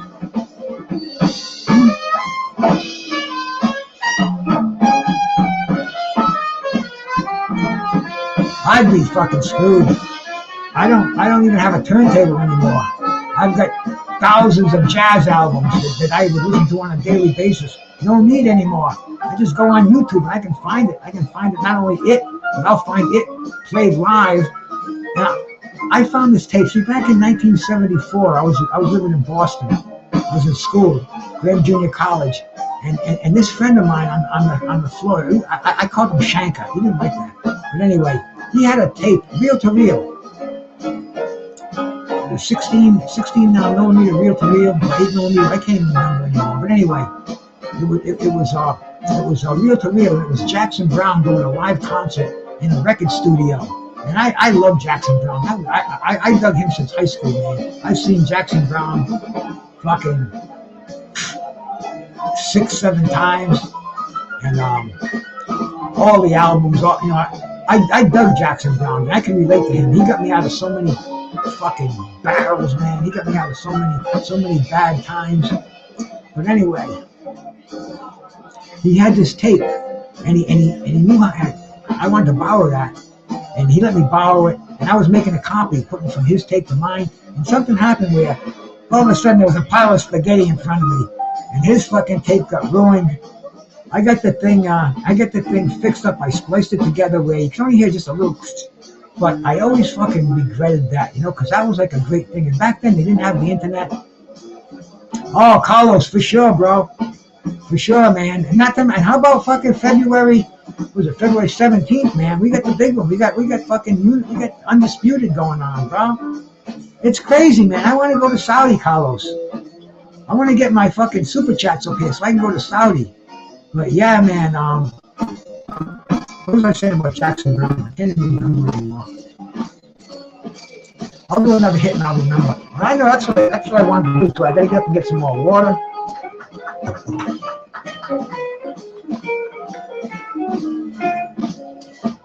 I was talking about when the internet crashed. And that tape, my man. I wrecked the guy's tape, but I fixed it the best I could.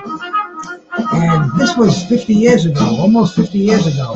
I remember like it was yesterday. I used to do acid with these cats all weekend long, man. They used to play the Grateful Dead from Friday afternoon till fucking Monday morning. Anybody played anything but Dead, they'd fucking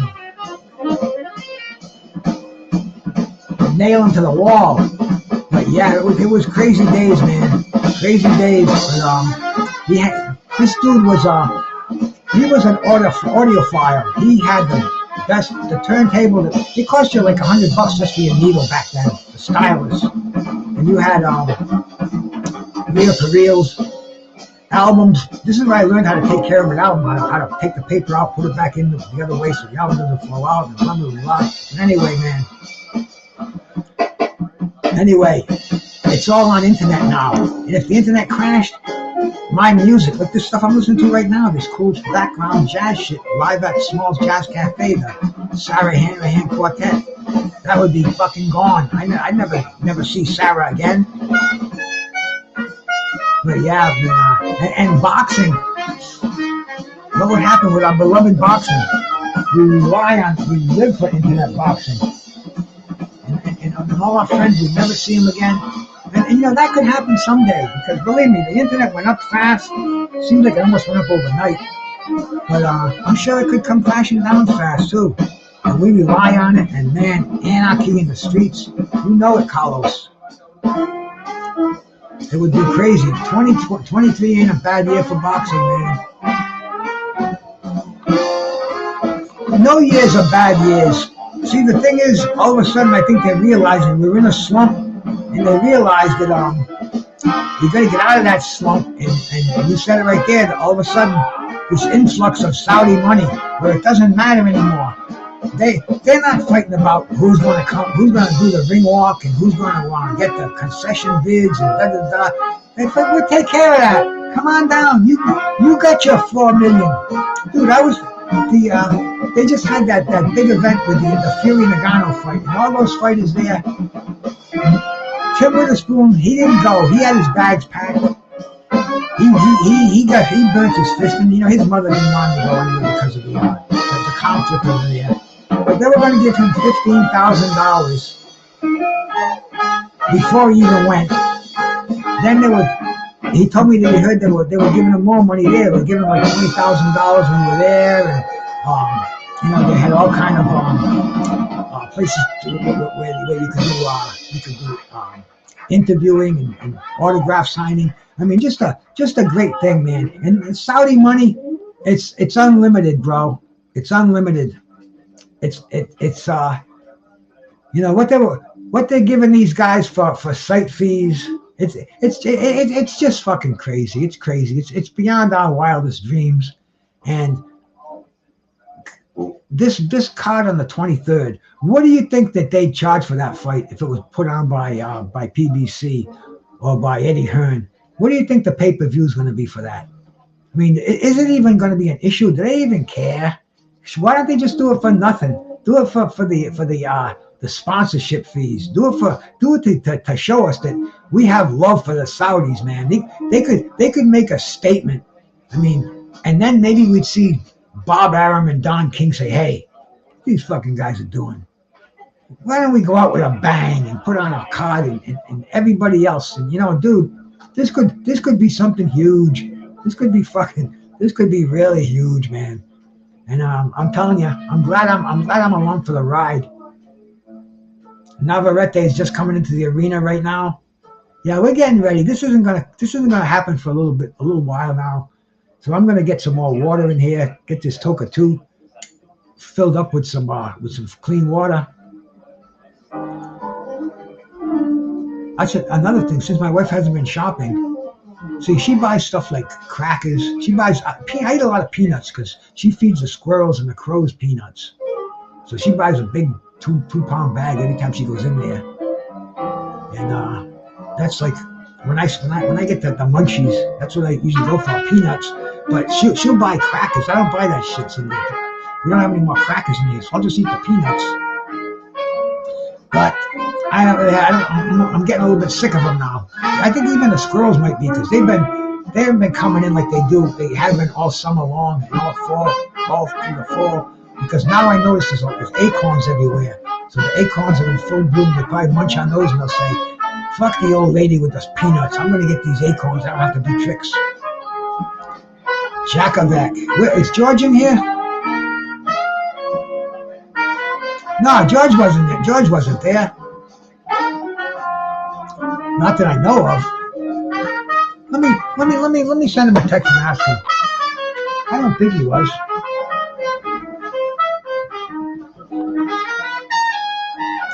No, you know that, Carlos. And you know the thing is, man, these people who say I only buy certain pay-per-views, but you know you watch them all. But only if it's real good am I going to buy it. But you know you're going to watch them all. You know what that means? That means you're bisexual, bro. You go both ways. I'm not bisexual. I only go one way, man. I stream them all. The other night I couldn't get the Tony and the anything Dimitar. They could, you know, believe me, they have the fucking technology where they could cut the internet off just like that, man. And man, it would just it would fuck up so many things. How many of these channels do you think would have fucking hissy fits, have tantrums? Their phones would blow up in their hands, for Christ's sakes. Yeah, I don't think George went to Saudi Arabia. Let me ask George over here, bro.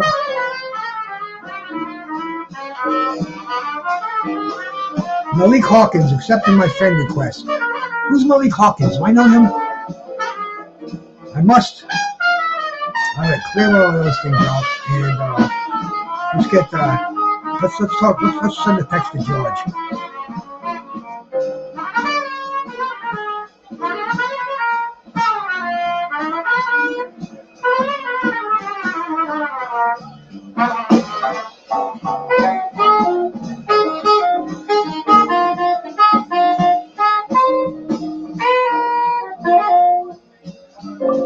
Hey George, did you go to? Oh, never mind. Sorry about that, Thon. Thanks for clarifying that. No, I didn't think he was in. Everything I'm saying right now is getting fucking. I should just hit the send button.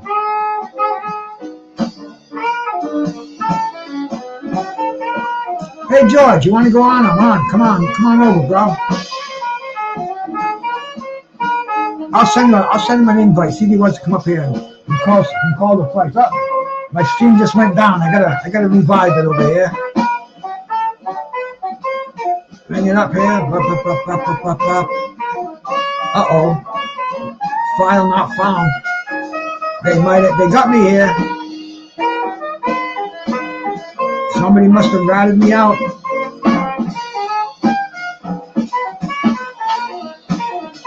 Let's see. Here's one I could pull up. No, he wasn't. I didn't think he was, but I wasn't sure. He could have been. Okay, let's see. Stevenson. I'm pulling up this site. It's called Stream East. It's got a million places to watch the fight. I'm gonna go over and check out the.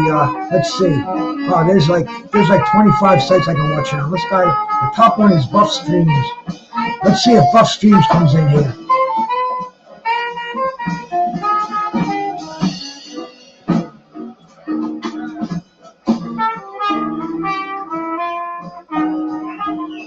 Not yet. It's kind of slow. I don't see nothing happening here. Oh, yes it is. We got it. We're back on. We're online. It came in. Get it on full screen. Make sure it doesn't freeze. Okay, baby. We got another one. Monique Gomez. Hey. Good evening, my sister. Class up this joint, will ya? Appreciate you coming in here. Yeah, Carlos does shorts, man. I'll definitely sub to Carlos's channel.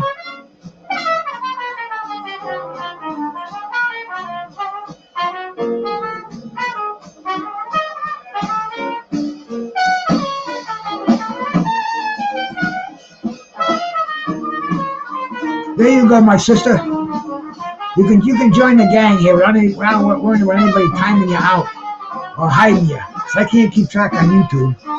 So I just give the wrenches. And you sound kind of sweet anyway. So it's good to have you on board. If you like boxing, you're in the right place. If you like jazz, you're in the right place. If you like weed, you're in the right place. Handsome men, you're in the wrong place. But anyway, thank you for coming by.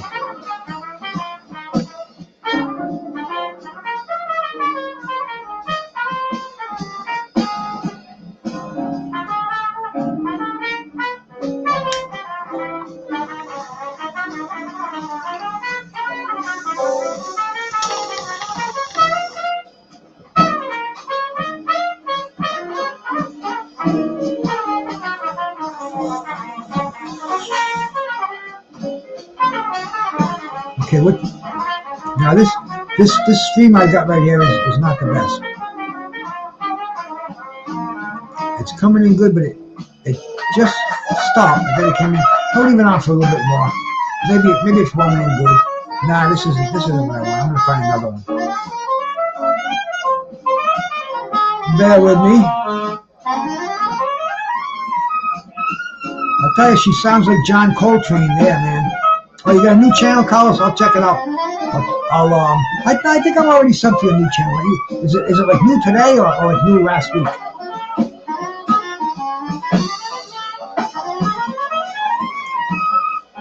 We'll see how this. Here we go. Yeah, this one's coming in. Let's see if it's coming in. See if it's coming in crystal clear without any interruptions.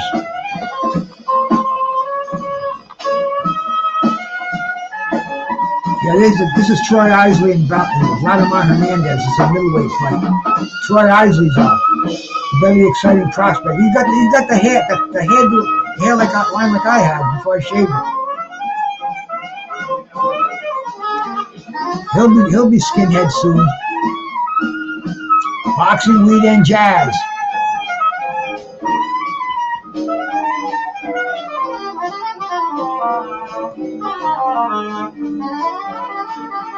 Let's check out Troy Isley.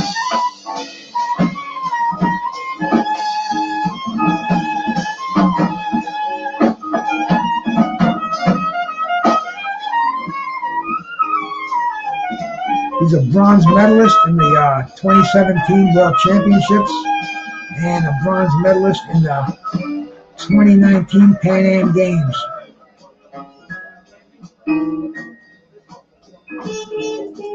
Well, here we go for the start of this fight.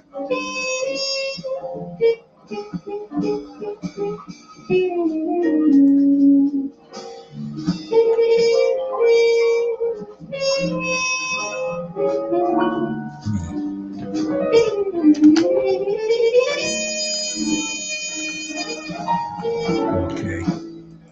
Let's check out his opponent.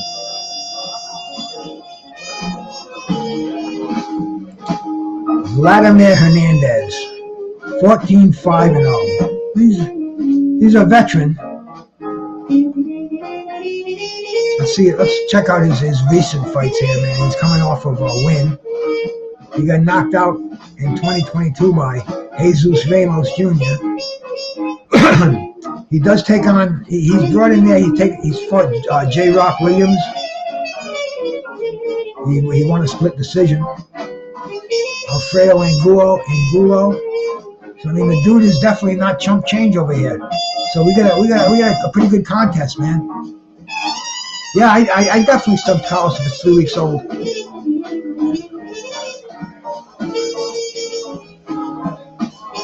But yeah, man, everybody out there, make sure you sub to the Drunk Irishman new channel. He puts out a lot of very funny shorts, a lot of very informative boxing posts, a lot of classic stuff. Well, he knows his shit. He's a historian, so check it out, man. Oh, Hernandez looks like he's coming in there, throwing those nice right hooks with the southpaw. Let's see how Troy Isley does with him. He's only been stopped twice in 19 fights. Might be twice too many. Because I'm sure Bob Arum is not going to be matching Troy Isley in an extremely difficult fight early in his career like this.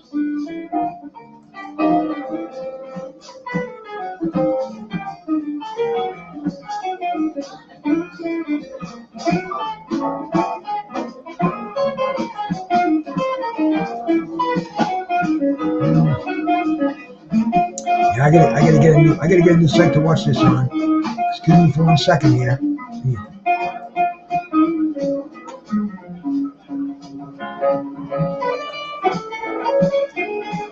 See, when you go find a new one, you gotta fight these. You gotta fight these suckers because they always try to send you to some gambling site. They put like usually takes about 3 clicks.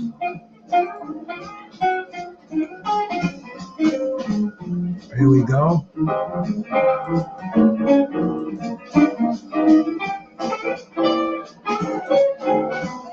Now they still try to send me to that gambling site.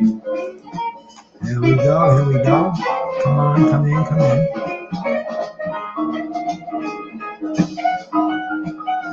Ah, that one's not coming in. I gotta go find another site. This is tough. See, this is why it's good to buy a fight, but not that good.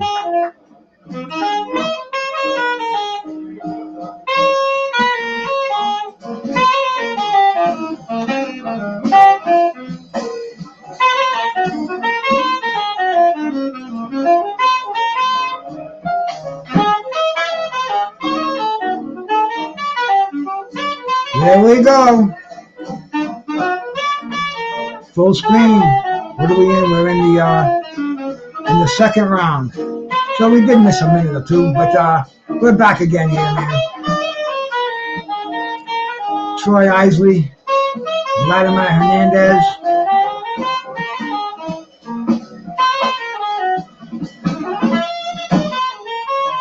I think they're fighting at middle or super middle, I'm not sure.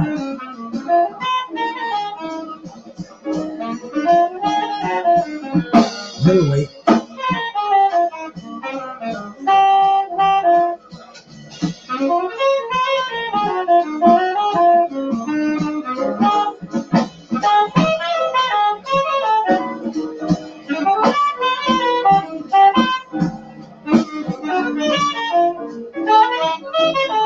Abdullah Mason looked really, really good in his fight.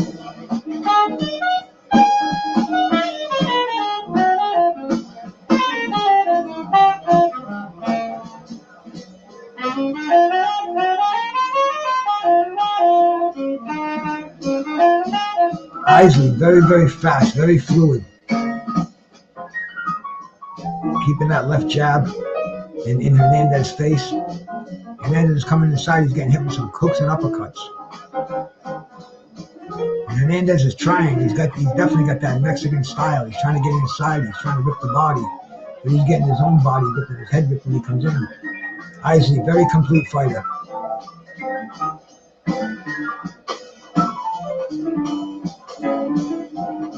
Hernandez got Isley on the ropes, he's unloading, he's opening up. Isley does not want to pull a rope dope. Hernandez is keeping him there. Nice left hook upstairs. He's got a tough kid in here. This is a stepping stone. Definitely a climb the ladder fight if he can get by Hernandez.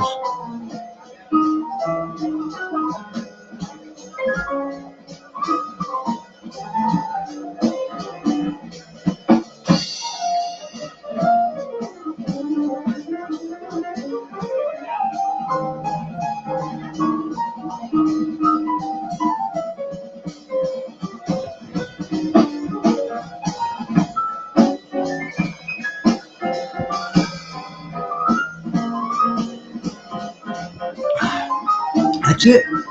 Gonna go fill it up, and I told you cats, didn't I? I had to cancel my coloring in water. They canceled me.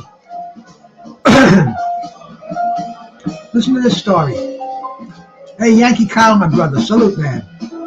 I get water delivered to me. I started with Poland Spring. I started this probably, almost 10 years ago. I was getting Poland Spring, and then they called me up and they had a price increase. And this is when I was cheap. I was in a cheap phase anyway. I had to be thrifty with my dough. So I called them up. I'm like, come on. And I said, hey, man, I can go elsewhere. And they, I did. I made a call to Culligan Water. And, Culligan, that's like detergent. I didn't really think they delivered water. But then I thought about it. Yeah, I see Culligan in the stores and stuff. Anyway, yeah, we'll match that deal. For your first 6 months, we'll drop it 20%. After that, we'll go back to your original contract, which is what I wanted. And easy peasy, right? So I've had Culligan for years, man. Years. I get 4 or 5 gallon containers a month. I usually go through those. And every month they deliver. It's like beautiful. I even know the guy, the delivery man, real cool dude. I give him joints for Christmas. I give him money sometimes, but I give him joints just for. It's a long way you got to carry them suckers down. And one of those 5 gallon water containers must weigh about 55, 60 pounds, right? So anyway, thanks, Kyle, man. He always does that. I appreciate that, bro. I appreciate that. But anyway, man, he was supposed to come last week, and he gives me a call, and he says, hey, Bruce, I'm not going to be delivering to you for a couple of months. Something happened, and I was walking in, and I was listening to music. I didn't have time to listen. I mean, it's no big deal. He's my water guy. So I said, when are you going to deliver? He goes, I don't know. They'll call you. And that was kind of weird. So anyway, I waited a week, and I didn't get any water. And I had to go to the store and buy a couple of cases of it. And so I called him up, and I said, hey, first of all, you get a computer all the time you call. I had to go to community service. Fucking, is that what they call it? Community service? No, community service is what you got to do when you get busted. This was customer service, yeah. So, I heard all the options, and that's what I want, customer service. I went there. The girl was on a lunch break. So, anyway, I said, call me back. She called me back the next day. This is Culligan Water. I said, yeah. I said, hey, Bo.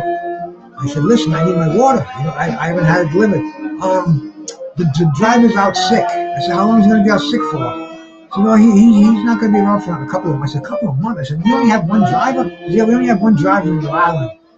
So I'm like, what the fuck?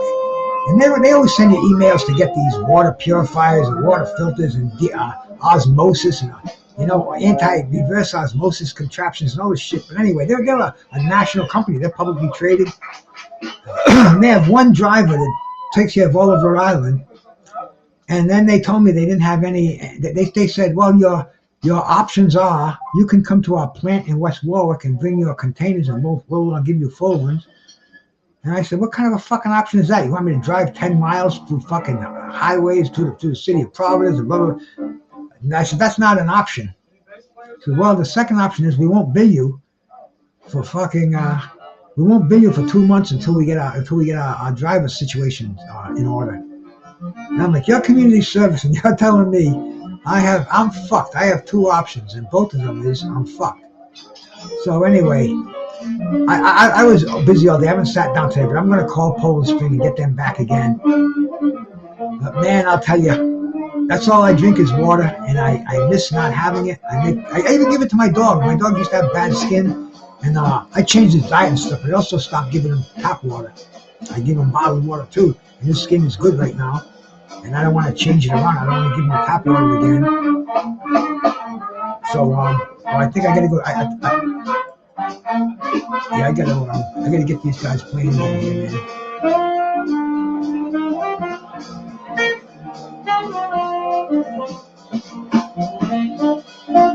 Okay. Yeah, so I gotta get the water straightened out, which reminds me, I gotta go fill my tumbler right now. Keep that sucker with me at all times. Don't wait till you're thirsty, man. If you're too thirsty, that means it's too late. That means some of your organs are sending signals to your brain that they need to be replenished. They're dehydrated. Troy Isley looking very sharp out there, sticking the jab out into the face of Mr. Hernandez.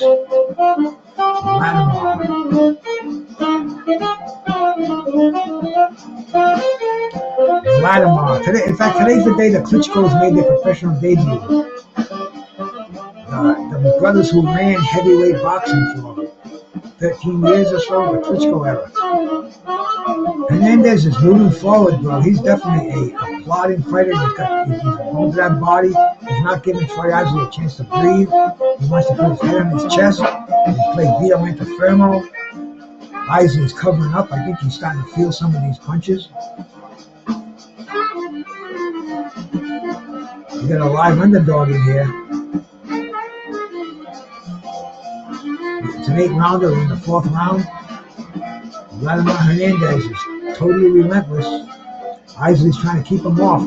Gave him a nice body shot there, sent him back. Isley's a fighter who's been stopped.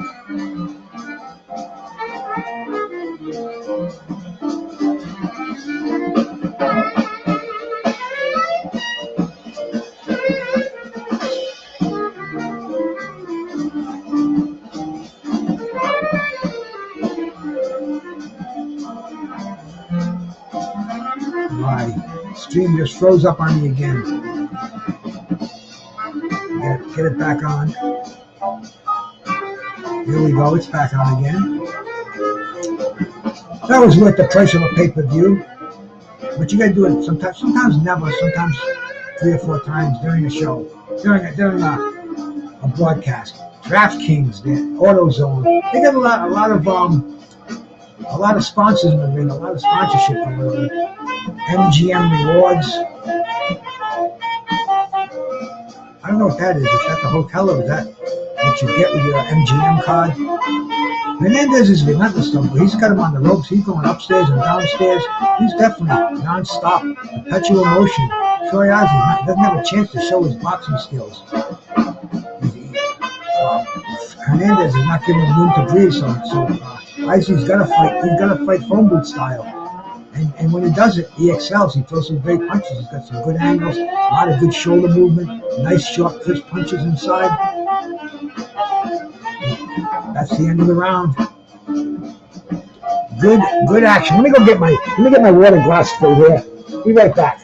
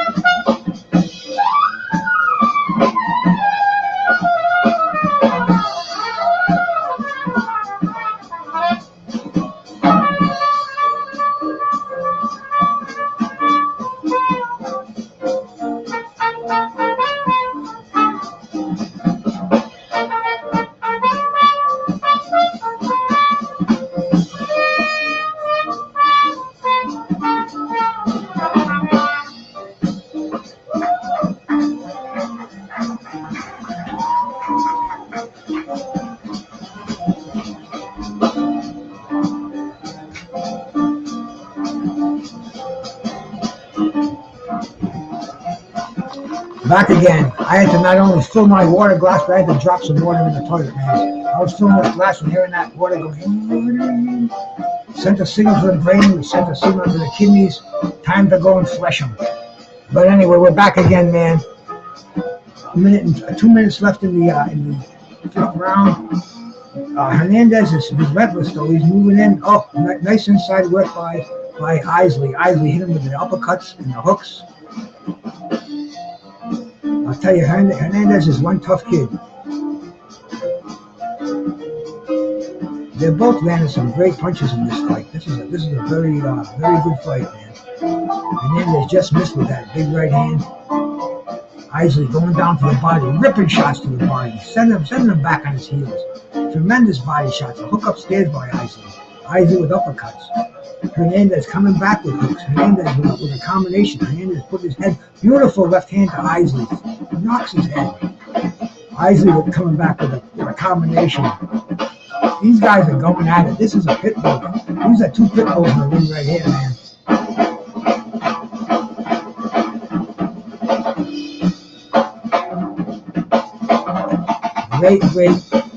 Great fight right here going on. And with that drummer, Hank Allen Barfield, bro.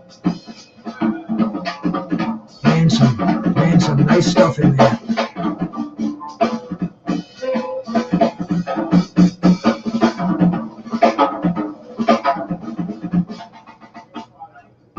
Isley starting to pick his punches, but man, Hernandez comes back with a combination, rocks him with a left hook.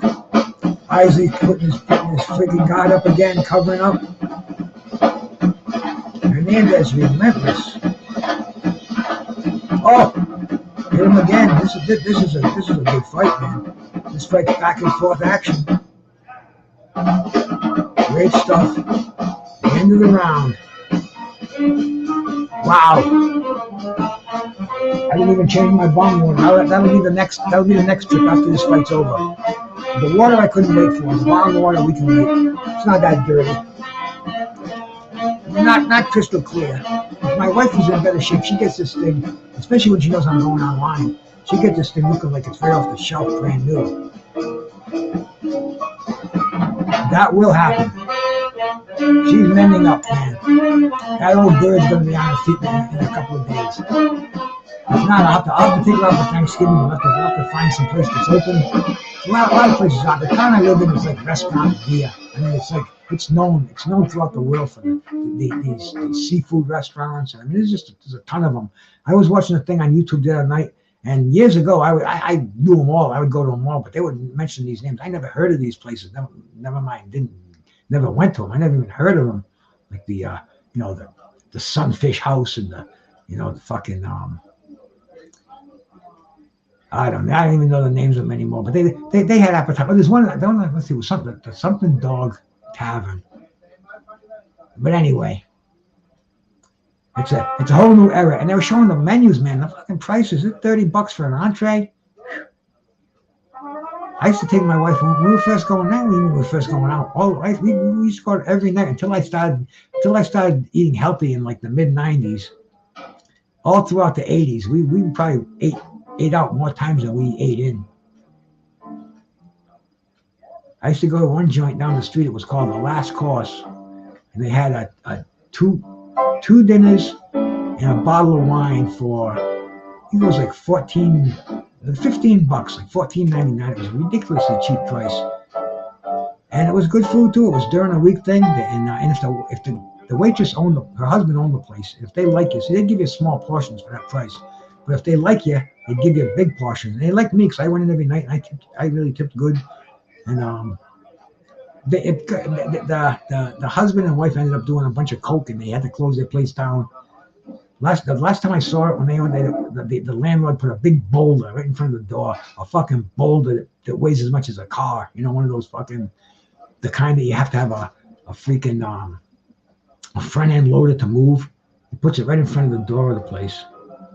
But anyway, that's just a little talk about restaurants. Before Shopify, let's were get you back to wondering the fight. where my sales at? But now you're selling with Shopify. You're easily selling online in person and beyond. Discover how millions of entrepreneurs use Shopify to ignite their selling. Sign up for a $1 per month trial period at shopify.com/YouTubeaudio. It's coming from this jazz thing here. No, see, I can't have that either. So I got to get back to Smalls. Bear with me for a second here, man. Fixing my background tunes here. In fact, we're live at Smalls right now. Are they playing? The band's not up yet. Yeah, it's still only 8:30. I forget that. Let me go to one of their previously recorded sessions.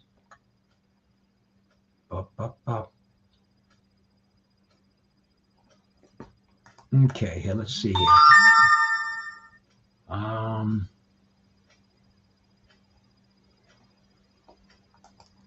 Let me find me a live. I just got a text. I'm going to check that out too.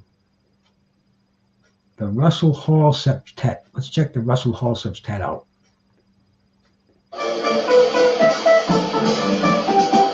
Russell Hall on the bass. Ben Seacrest on the trumpet. Mike Troy alto sax. Bruno Zarnes also on the trumpet. Leo Lorette on the guitar. Esteban Castro on the piano. And Matt Lee on the drums. Sounds like some fairly avant-garde stuff. I don't want that too loud. I just want that as my... How's that, okay? We'll keep that accompanying us here while we get ready to begin. What are we in the fifth round of the Troy Isley and Vladimir Hernandez fight? Pretty good fight, man.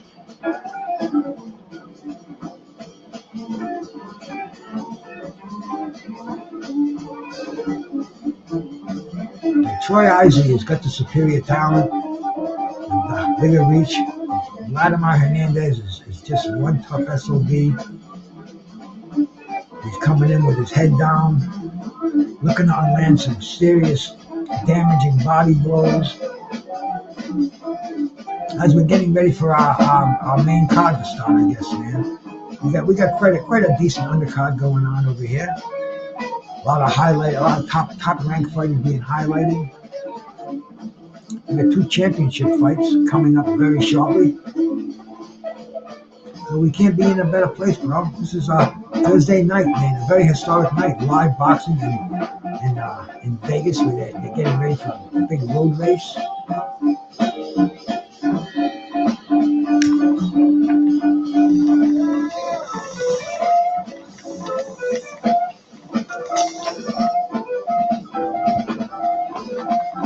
See, that's jazz guitar.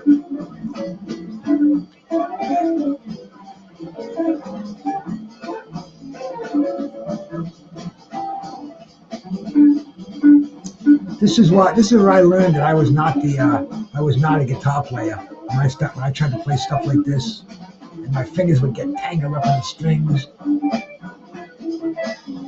And I mean, this is good, but you listen to something like Al Di Meola, John McLaughlin. Maybe this dude can play it. I don't know. I've never heard it before. But this is the kind of stuff that this is what I would trance out. I'd listen to music like this and just dig on it. It was almost too good for words. But they're in a slugfest here, man. Getting back to the fight. Hernandez is not taking a backward step. He's landing some uppercuts. Hernandez going downstairs. They're in a phone booth in this fight, man. Hernandez realized he's not going to keep this kid off him. He's not going to do anything on the outside with this fireball coming in at him. He's just going to have to bite the gum shield, put his head down, and meet fire with fire. And that's what's going on right now, man. This is a fucking slugfest, baby. All hooks, all uppercuts, man. There's no room for any straight punches right now. These guys are in the phone booth.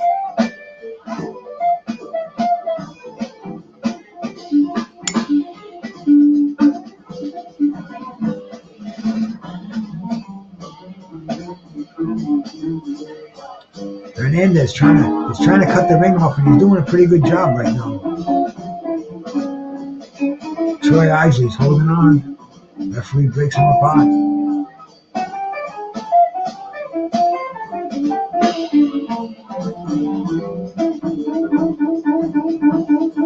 This is Hernandez territory.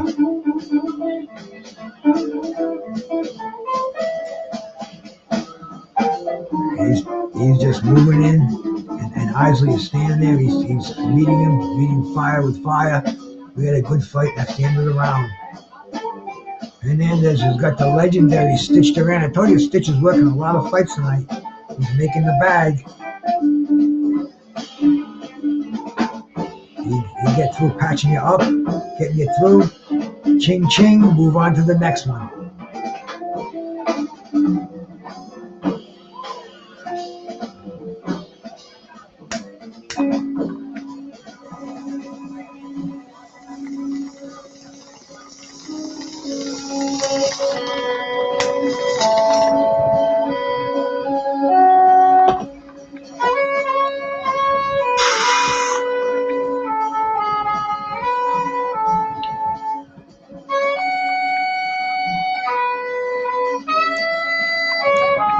Ronald Sims. I've seen Ronald Sims before. I've heard of him. He's been on a show or two, man, too.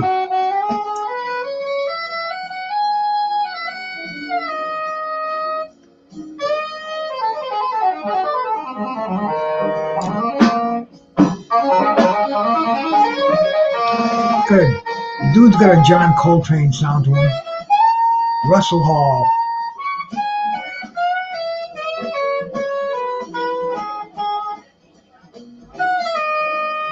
Right again, man. They're picking up where they left off. They're just exchanging punches in the center ring.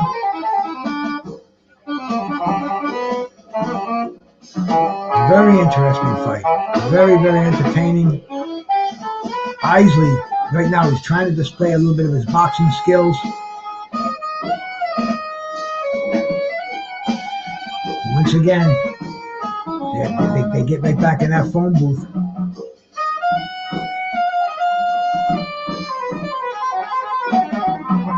Isley covers up. He knows he's going to take a couple of shots. He gets inside, throws as good as he gets.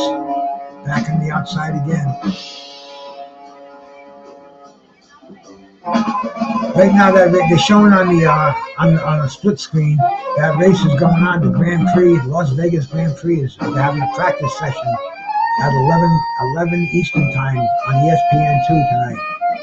Maybe the fights will probably be over then. Whether they will be or not be, but they've got Las Vegas split up. I mean, they've got the strip surrounded. This is a race. It's fucking shaking up the whole city. This is going to be interesting as hell. Maybe we'll get into this tomorrow. Who knows, man? We got boxing going on tomorrow. We got that fucking Las Vegas Grand Prix. Saturday we got some fights going on.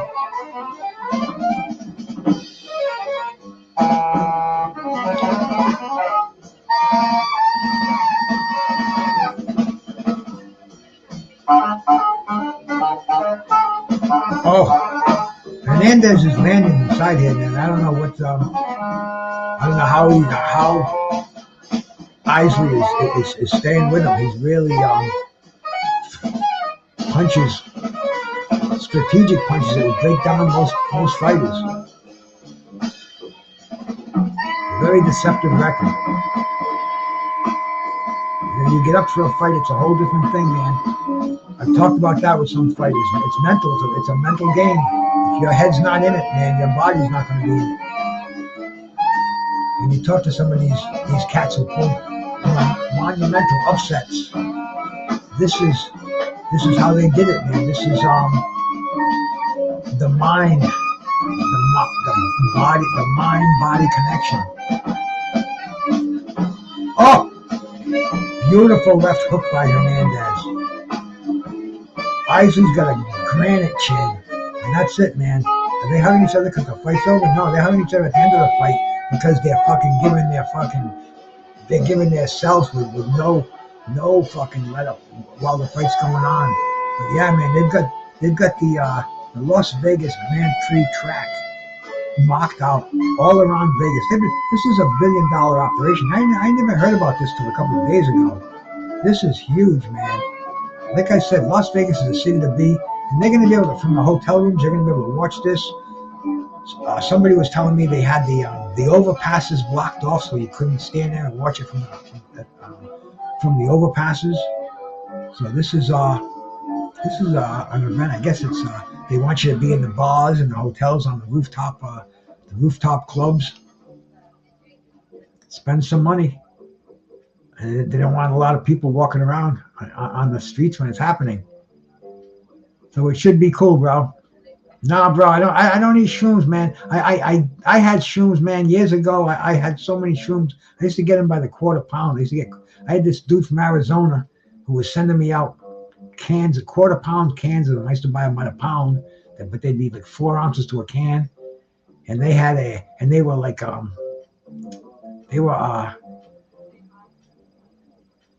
when you put a can up around there, it went, they were airtight sealed in the cans. So no dogs could detect them or anything. And they always got here. But anyway, I did mushrooms for probably 4 or 5 months straight, almost every day. I got so sick of them, man. But man, you know, I tripped on them. I tripped on them a lot. I know. See, to me, all hallucinogenics are all pretty much the same. There's just different degrees of strength. So I've done like the LSD 25. Shout out to Terrible Tim, bro. That's my brother. In fact, somebody sent me a text. I gotta see who it was, man, because you never know, man. I stay in touch. George, hey brother, I'm in Staten Island at the Teddy Atlas Foundation dinner. Wow, my brother George Jakovic is at the Teddy Atlas Foundation dinner right now. That's where I should be, man. When I get big time, I'll be taking trips like that. I'll get the Uber to pick me up. That's only about a 4-hour ride. Shit, man. Chad could have come down and jumped in the truck with us, and we'd make a night of it. You know, Teddy Atlas, a lot of people hate him. I don't know why, bro. You know, he's got his opinions just like everybody else does. Teddy Atlas, I like Teddy Atlas. I respect him a lot. What he did with Michael Mora, that was fucking crazy, man.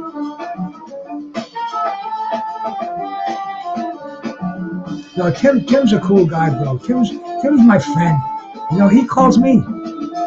I call him a lot, but he calls me. In fact, we don't really talk that much on the phone. Mostly we talk on the show. But anyway, he gave me a buzz and he says, how come you don't get on a live, man? And I'm like, sir, anytime. How about tomorrow? Yeah, for sure. I'll set one right up. And Blood Boxing was going to come on here with me. You know, Blood, he's a boxing historian, and he knows a lot about Tim Witherspoon. And when you get a chance to talk to somebody like that, it's cool, man. It really is, bro. You can get stories, especially from Tim. He'll tell you he'll tell you what really happened. He'll tell you the behind the scenes shit that you don't read about in there.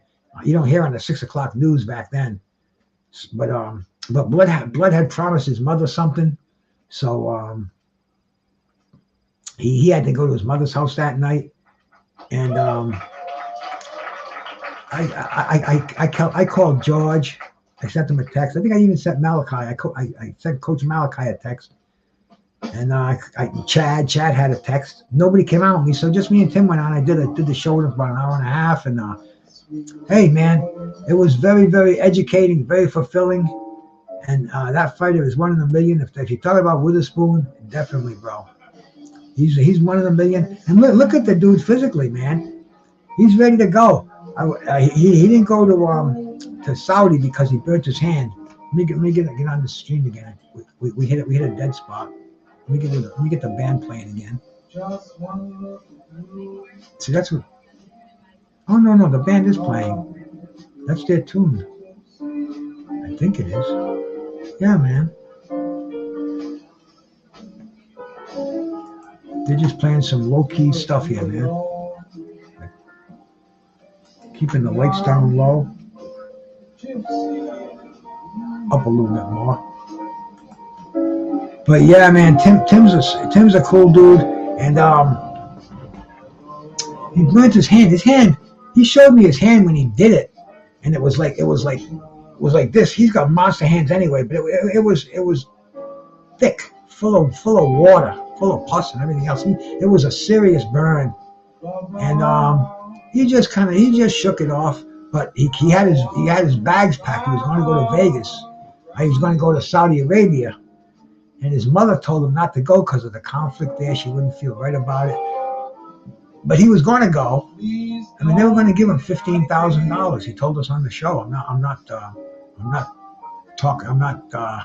pocket watching. He said on the show he had a check there. They sent him a check to be for $15,000 if he went, and he couldn't go because of the burn, and his mother didn't want him to. And I talked to somebody today, and he giving him shit about it. And I'm like, hey, it's not my business. And that burn looked pretty serious. Can you imagine going to a fucking another country when you got at least a second degree burn, maybe even third? I mean, this thing was.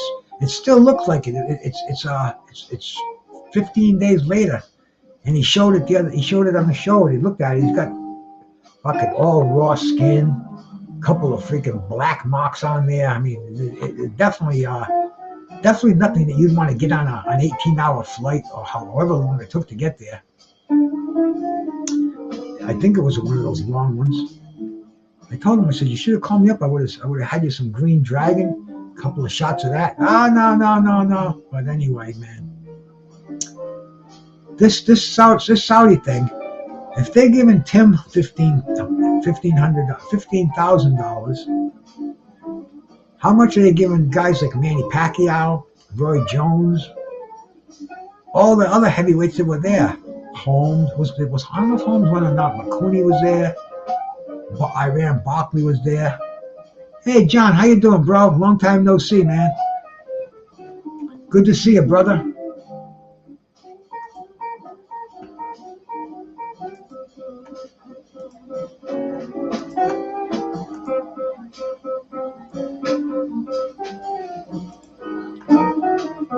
We're getting ready for another fight.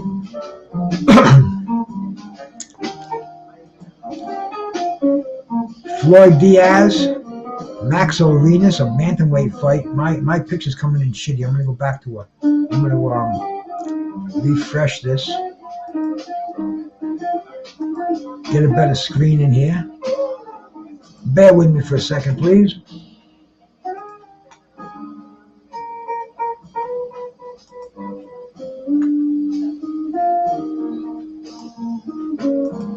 Here we go.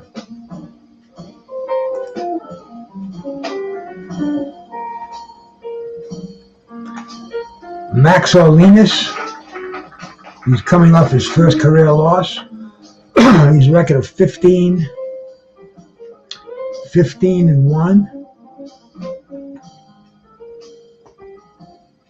Let's check out Floyd Diaz. Check out his boxing rec here, man.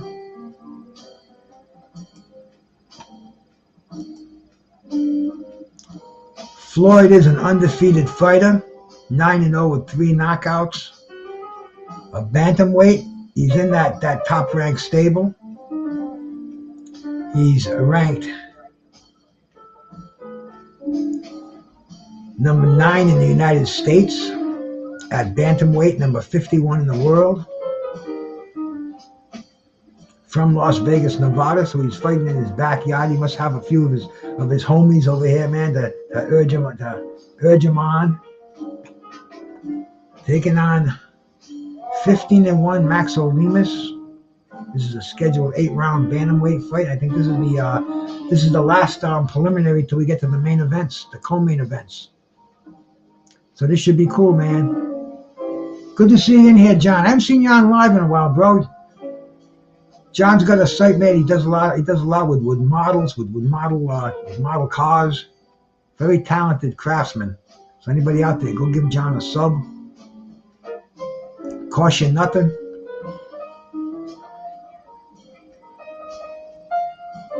You could drop your link if you want, John, but we get that. All we gotta do is click here. Dropping a link is almost ridiculous. Everybody in here is wrenched up. We just go and we sub to you. We come back again. Here we go, man.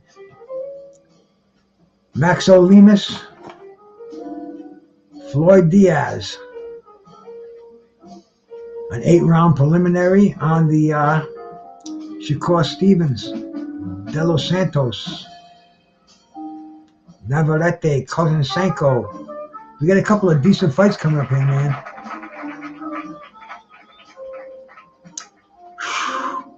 You know, I enjoyed Alexis Aguero and Pryor the most because only because of the surroundings I was in.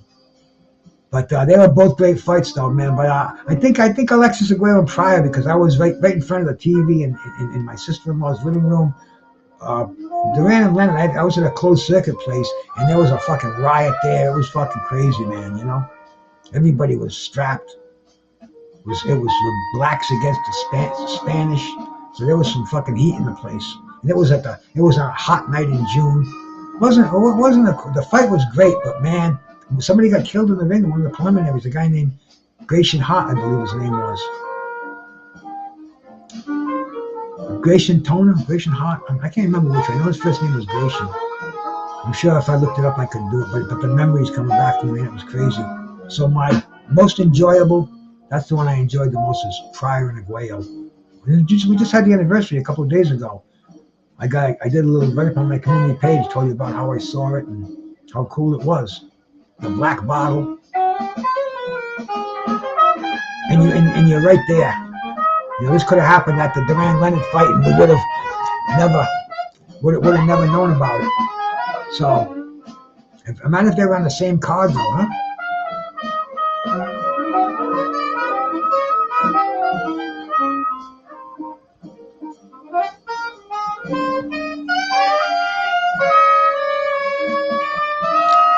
Cash Diaz.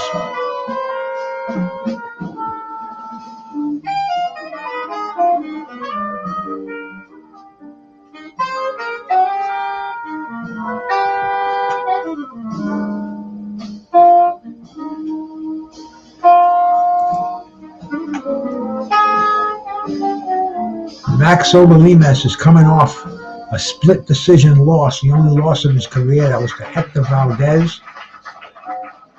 That was in October of 2022. Took a year off. He was an unbeaten prospect up to that point.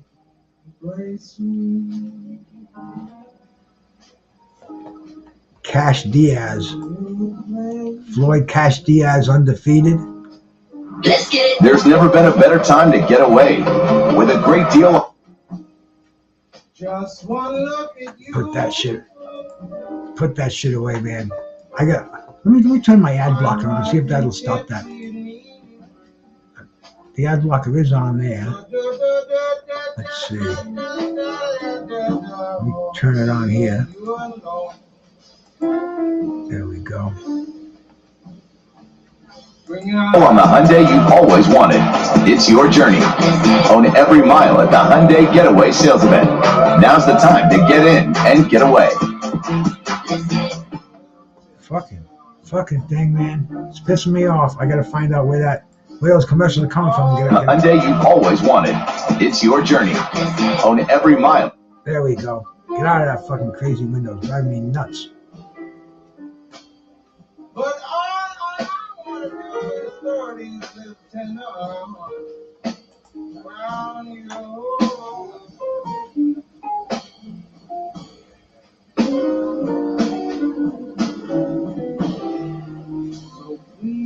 Diaz. Both these guys are in center ring. We're in the second round of 8 rounds.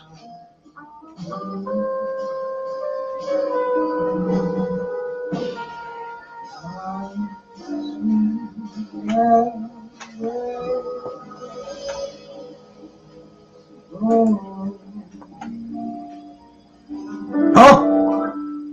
Ornelas is down.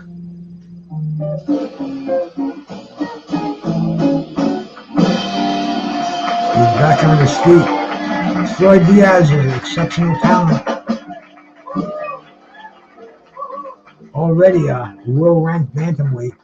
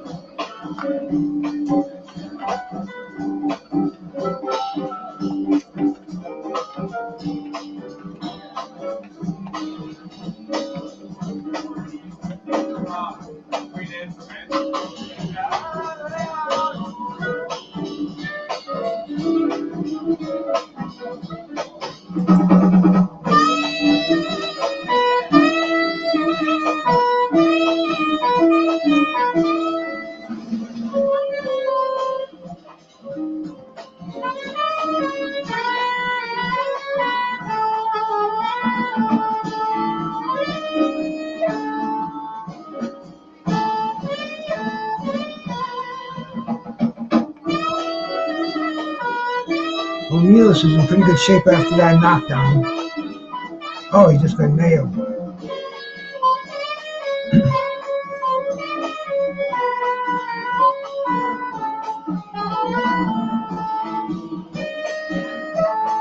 Diaz is taking his time. He's shaking his head like that didn't hurt me. Usually means it did. Which fight was the biggest field fight?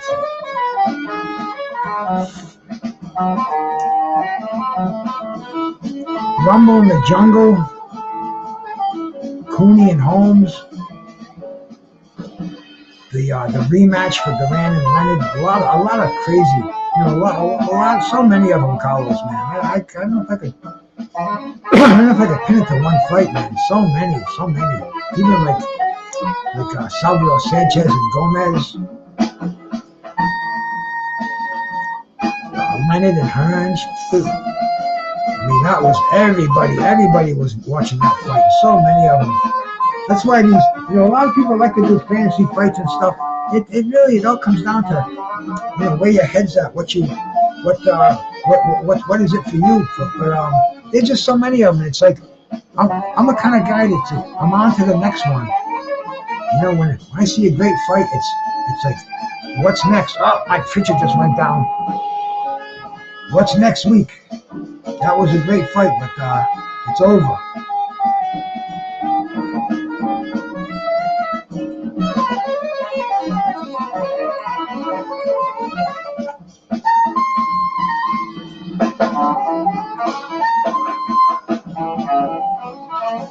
Come on, picture. Come on, back in. Here we go. We got it back again. Not like that. They got all kind of chops. I try to get a full screen. There we go. They send me to this Betfed, all kind of crazy gambling sites. But there's just so many of them, Carlos. That's why I love to talk about the individual fights and just tell you, oh man, the experiences. Because there's so many fucking so many big fights. The biggest.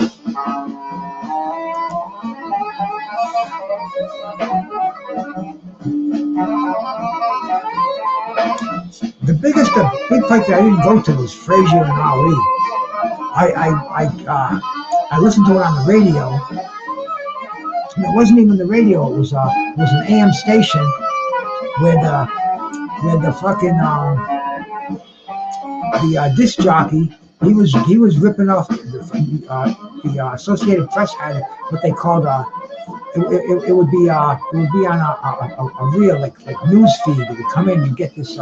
You buy a huge roll of paper, you put it in a machine, and you pay a subscription service, and you get news every minute. And they called it rip and read. So when you did a news program, you didn't have to have the news written for you. You rip it right off the machine, and you go read it. And it's either Associated Press or UPI. And the fight was that big where it was coming as soon as the round was over. UPS, and UPI, and Associated Press had inside reporters. And they were typing in what was going on in the fight. So anyway, I mean that fight had so much build up to it. No, this jazz is live at Smalls Jazz Club. I'll probably get popped for it. So maybe I'll just take my stream down when it's over. Or maybe I'll leave it up. If anything, I'll get like not a copyright strike. I'll just get a I forget what they call it. But anyway, if it does, I'll just take it down. If I get a strike, then it's too late to take it down. That's why when I show those fights live, I take them down. But no, bro, this is live at Smalls right now. This is a band called the Russell Hall Septet, and it's Russell Hall on the bass, Ben Seacrest on the tenor, Mike Troy on the alto, Bruno Zinza, Tzinazs, probably Zenis, probably Greek, you probably don't pronounce the T. Leo Jarrett on the guitar, Esteban Castro on the piano, and Matt Lee on the drums. That's live at Smalls Jazz Club. This was on November 14th. Oh, see, they just that was the there's a commercial they just stuck in there. They do that now on YouTube. Even though I got my ad block in there, they can put these commercials in there. So as soon as that's over, I'll put the volume back on. Yeah, I can skip it and put the volume back on. But yeah, no, this is available on YouTube. I dig on this station all the time. Smalls Jazz Club, up and coming, even like professionals, but guys that see, I don't follow it like I used to. I still listen to it, but I mean back when I was a jazz man, I was buying 3 albums a week. I was buying CDs. I was going out to clubs every night. I mean, I was jazz, and right now I dig it. I still listen to the old stuff, but the new stuff, this is how I get introduced to it. My Smalls Jazz Club. There's another club in Texas called Monks. And this is you Google like live jazz, and there's a few clubs that broadcast their shows every night on YouTube, which is cool. And hey man, all I'm doing is sharing their music and trying to make them more popular. So shout out to Smalls Jazz Club if you want to get a strike against me. Bro, I'm like you. I'm just a lover of the arts. And I think they got that copyright thing, the law of 1976, the fair use, whatever it may be. But the fair use to me is to promote these channels. And the only way I can promote jazz is by playing jazz. I might have to break out some of my.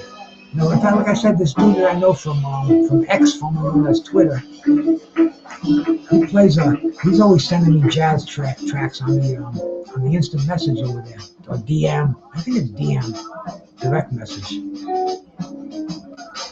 Oh, still keeping an eye on this fight here, but this is just a preliminary. We're getting to the main event shortly, the co-main events. I think they're coming up next. In the crazy city of Vegas, where they're having a Grand Prix, an auto race that's going to it's going right around the city.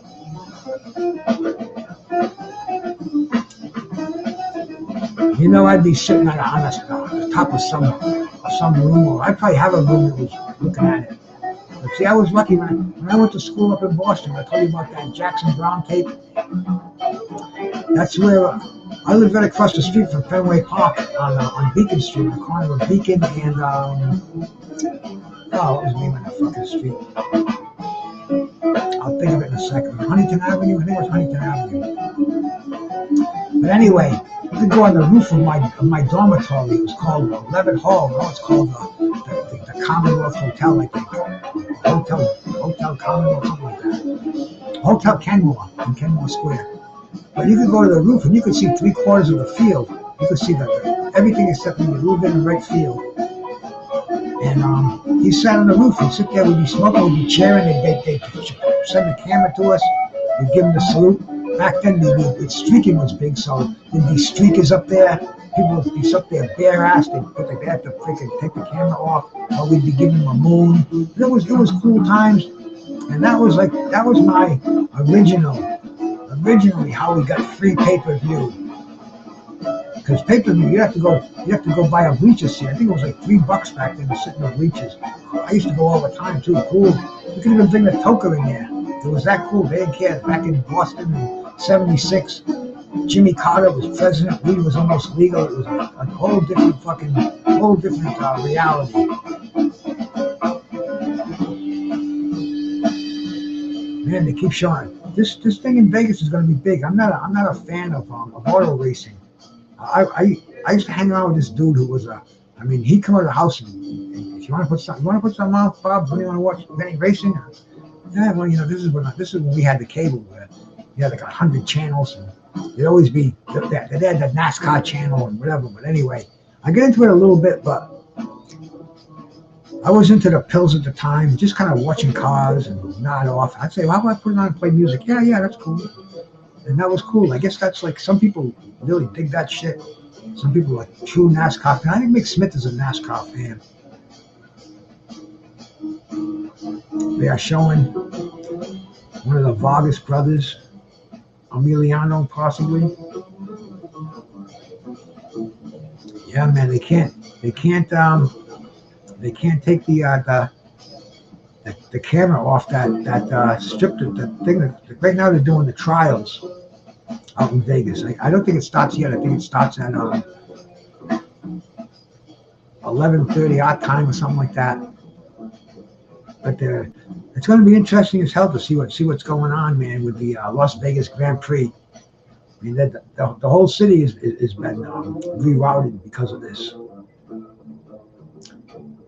Hee-haw, my buddy rolling with the punches. Roland, what are you in the basement? I see your lives, man, and it looks like you moved your headquarters somewhere. You were in that upstairs bedroom before with the mirror that we always thought you were gonna break. Now it looks more like you're in the basement with the cement walls going on, bro. But hey, man, home is where you hang your hat, my brother. As long as you got a roof over your head, that's the most important thing. People to love you is real important too.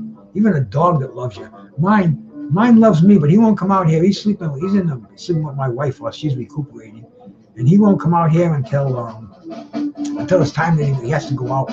Probably usually it's about 11 o'clock. If it's after that, then I'll go get him. I'll see what's up. I'll go see what's up, man. And Polka Rossi, salute.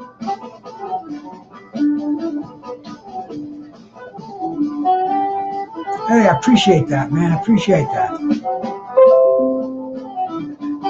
Your device will restart outside of active hours. Not now. No. Out of active hours. Okay, so I guess they're doing an upgrade, but they wanted me to restart now. I would have lost the fucking show, bro.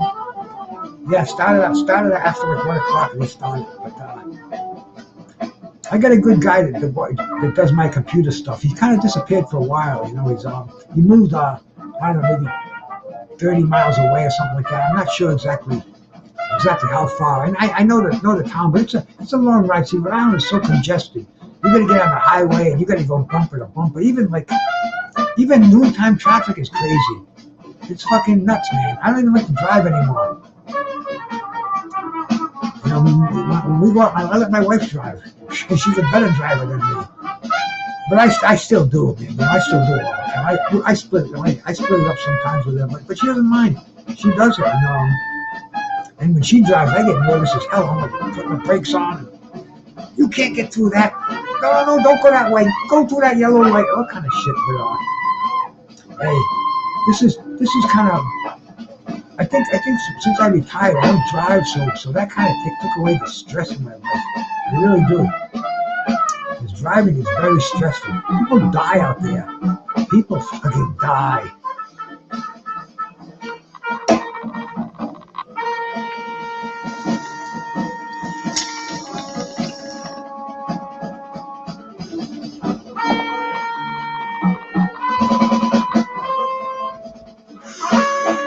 Rick Smith, salute.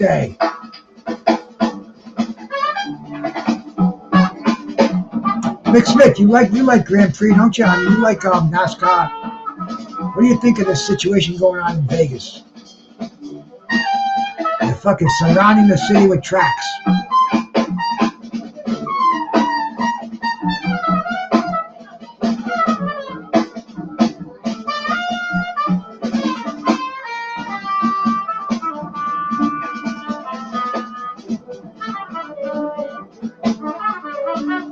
This bantamweight undercard bout is, I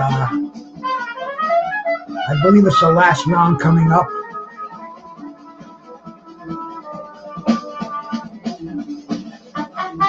I mean, we all know the old OGs of the sport.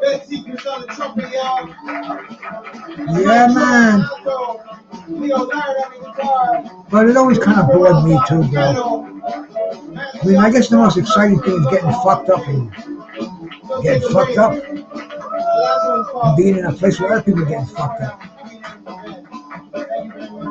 We're getting ready for the main part of this card to start. And like I said earlier, bro, I didn't even think this was going to start till 10:30. I put my my thumbnail up to start the show at 10:30, and then I was going through my notification. Kind of loco. He's already commenting on the show. He's doing the live, and I said, "Shit, I better get on there, man. I'm gonna miss it."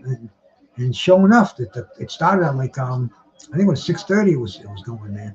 It was starting, and that's Vegas time, so it's like starting at 3:30 out there. But the thing about Vegas is, once you go into the casinos or even the hotels, probably even the arena that they're having here, man, it doesn't matter what time it is. Night is day, day is night. It's all controlled lighting. They have the air you breathe is all controlled. It just feels it's timeless. You won't even see clocks no more. Maybe at the Thomas and Mack you see them there, but in the casinos you don't see no clocks.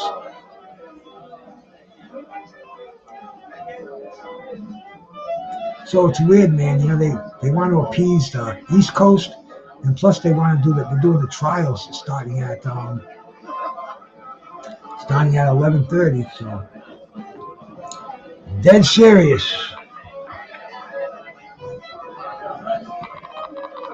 Who's not well, bro? I'm sorry, I missed that.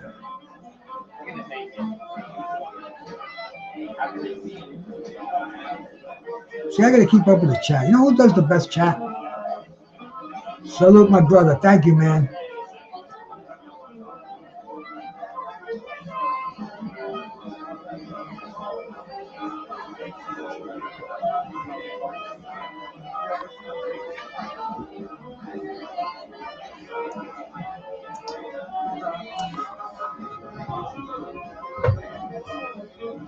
The band is on break, man. We can't have that. You guys were sounding good. Let me see when you get back on and play here. Move ahead, move forward with that.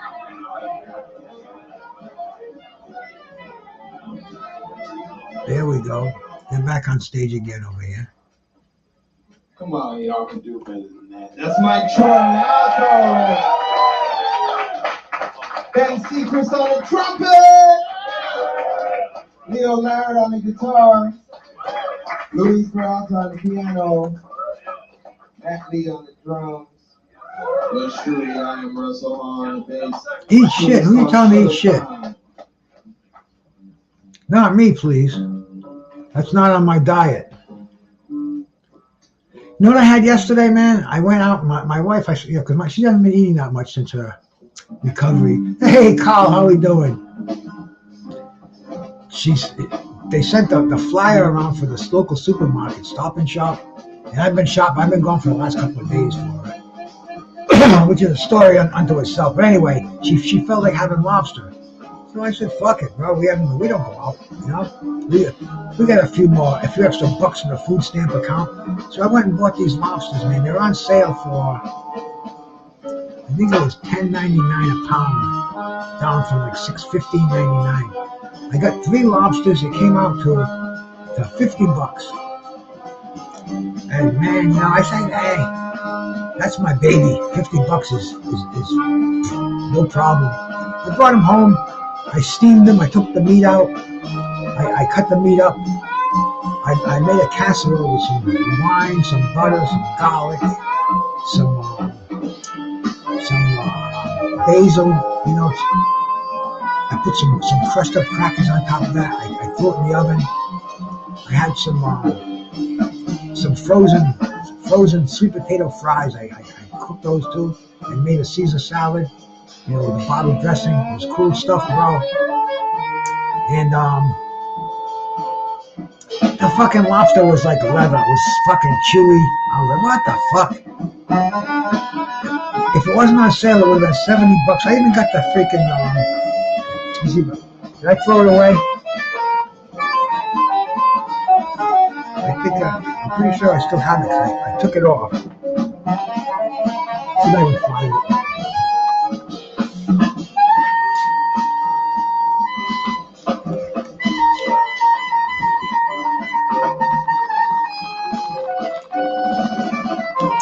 Yeah, man, look at that.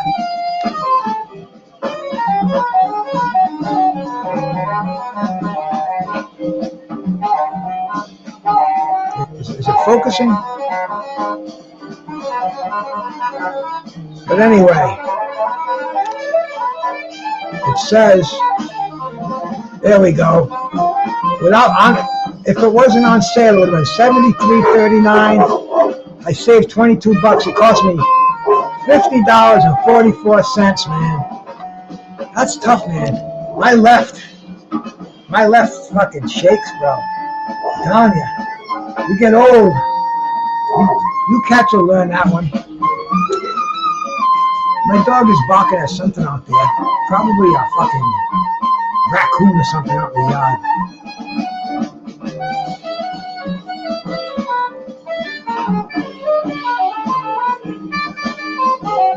I haven't been paying too much attention to this fight.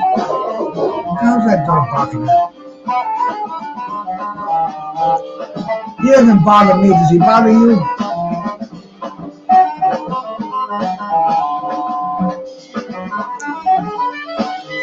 But yeah, that fucking lobster for $50. It was tough as shoe leather. I mean, can I go back to the store? Can I tell them that it was like fucking shoe leather? Or are they gonna say, you didn't cook it right? But man, I've been eating lobster all my life, and I've had the most tender lobsters that melt in your mouth. And in fact, you guys know I live on the water. I could throw a fucking rock from where I'm sitting and make a splash. That's how close I am. And my next door neighbor, he passed away last year, and he was a superintendent in the school department. But in the summer, he had the summers off, so he used to have a lobster boat, and he'd go out all the time, every day. 5 in the morning, he'd be out there, come back at like 4 in the afternoon, and he'd have lobsters. I used to just say, hey Russ, let me get 4. I just go 4. He'd say, no problem. I'd be sitting home bonging away, knocking the door, 4 lobsters. He'd say, give me $12. I'd give him a 20. I said, keep it. No. Please. But anyway, no, bro, I'm not a link dropper, man. I just do my shows. You want the links dropped? Go over to the Black and Brown's Free Smoke or Mad Chads, man. You go to the Short Bus Gang. They got the taverns open 24/7. I think it got closed yesterday. But it was open 24/7. That's who drops the links, bro. I just come on there, watch the fights, listen to the jazz, smoke some weed. I don't want to drop no link, bruh. I know drop is the link. Sometimes I do on certain occasions, but today I don't feel like entertaining. The house is a mess. The dog's fucking bugging me. Hey, Cass Sports, my brother. Salute to you, man. Thank you for coming by, bro. We're winding down on the undercard, man. I've been watching it out the corner of my eye. I think Cash Diaz is slightly ahead. He's knocked Ornelas down a couple of times. He's knocked him down once for sure, maybe twice. Ornelas is tough. He's only had 1 defeat coming into this fight, but I think Diaz is the house fighter. We're in the 8th round, and they are trading some leather here, man. The thing about boxing now, they show the under. It's cool. It's cool when the fights are competitive, but sometimes if they show those matchroom fights where they show about 10 fights or the 4-rounders, some people making their debut, women on the card, and just a real long, drawn out card. Unless you're a lot more hardcore than I am, then it's hard to sit through that fucking fight, that card, man. But it's what they call quantity over quality, and that's what they do today. Oh, the link for the fight, bro. This fight is on freaking ESPN, and the link that I have, I'm on fucking Strikeout Boxing. I think it's just strikeoutboxing.com. I'm not sure. Let me look and see for you, bro. See, that's what I hate about it. When I click it, I lose my streaming site picture. But it's strikeout.im. You go to strikeout.im and you'll get there. And you got to be patient because it's kind of a they like to send you to other places. I'm on there good right now because they already tried sending me to every other place out there.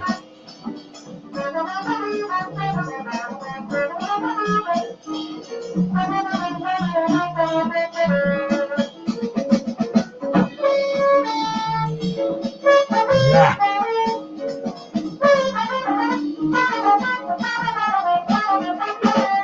Now we can get away with some of the other ones where if you leave them up, then you get a strike on your channel, and they'll take the stream down. So what we do is, in fact, me and Skywalker, we call ourselves the Robin Hoods of YouTube over here, bro. We steal from the rich and give to the poor, and especially these Saudis, bro. We gotta see what kind of platform they're gonna be showing this fight on because that's the rich, bro. And my compadres, we're the poor. So we're gonna listen to the trombone. Oh yeah, Dimitri, you're a jazz bro, hey? You're a jazz man. Was that the first knock? Yeah, they're showing the highlights from the fight. But I can't remember what I was saying. Yeah, I can't. I show those other ones, and that's because as soon as they're done, I go look how many views I had, dude. I'm getting like 4,000 fucking views on those things. I do it so I can just show it and then take it down. But what's cool about it is we get the sub count out. I don't care about the likes on there. This one right here, the likes are cool, so I'm just gonna leave this one up. But the sub count gets high. That's why I broke 1,000. And like within a couple of weeks, I broke like 1,500. I'm kind of stuck at 1,500 now, but hey, you never know, man. You never know. We're in here for the long haul. So please enjoy yourself over here. Keep the cussing to a minimum. There's plenty of places for that. Both of these guys got their hands up.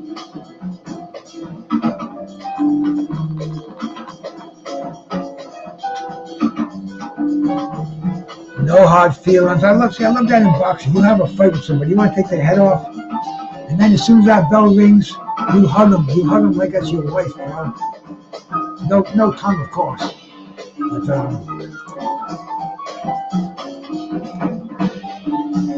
Diaz has got the black eye.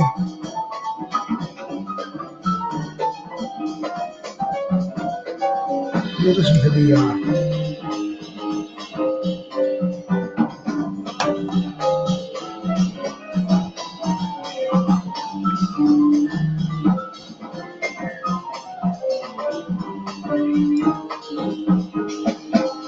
Diaz split decision. Wow, close fight.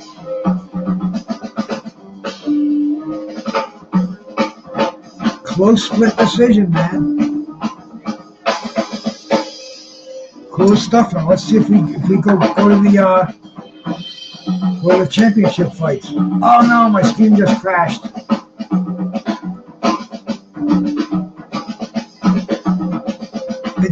It's very, very interesting how it only crashes when the fight's over. Back on there. And we're back up again. This drum is cool, man. Who's on the drums here? Matt Lee.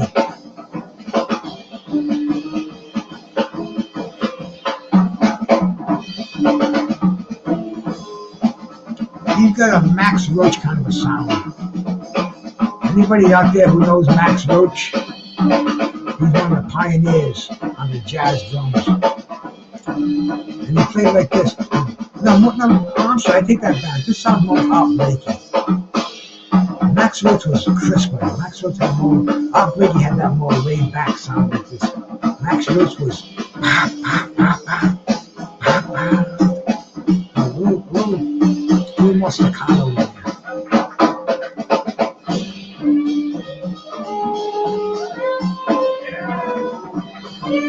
I'm I'm gonna blaze a bong hit right here. I gotta go change my bong water. I got a little break in the action. I'll be right back.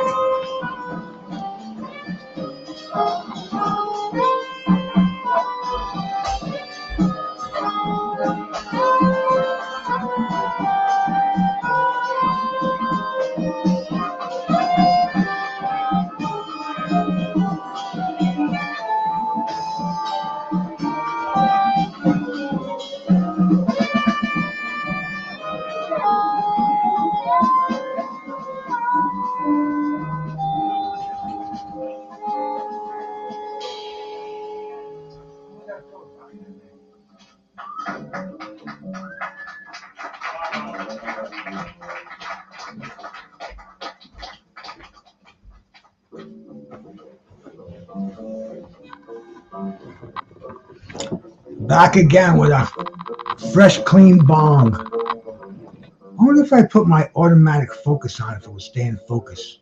I don't know. It looks all right, I guess. Blaze another. For sure, bro. For sure. For you, Dimitar.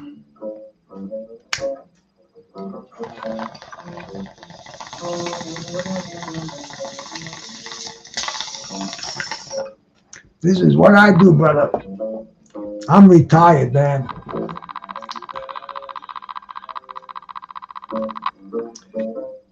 I'm done. I do boxing, I do bongs, I do jazz. I go for a lot of walks. Help the people I love. Aside from that, man, help the things I love. Because I got to take care of my dog. If I don't take care of him, nobody will. I wonder if I'm on if my live is on Facebook right now. Let me take a quick run over there. Because I tried doing that, but it kept telling me my camera was out of focus. You gotta go through a bunch of shit to do that too. Let me see if it says Skywalker. Look at my notifications here. No. Let's check this one. Yeah, I guess let me go on my home. Get rid of that. Yeah, I'm on. I gotta make sure everybody can see me. Let me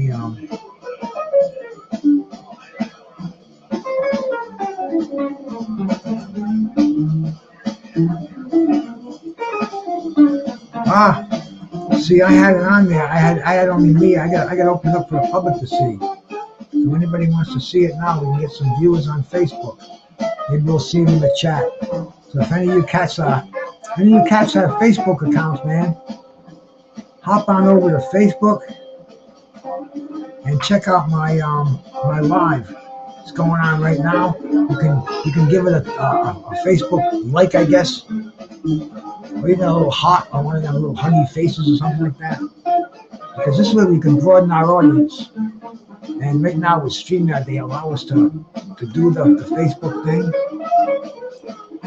My On This Day thing is in there. I've been using it a lot. Like last night we did the Pro Box with Skywalker, and that I don't worry about, man. We showed the fight, and we even George who works for Pro Box, he was in the chat. And I didn't show it. I didn't do the YouTube things. I don't want to take chances on YouTube. I want to keep my account clean over here.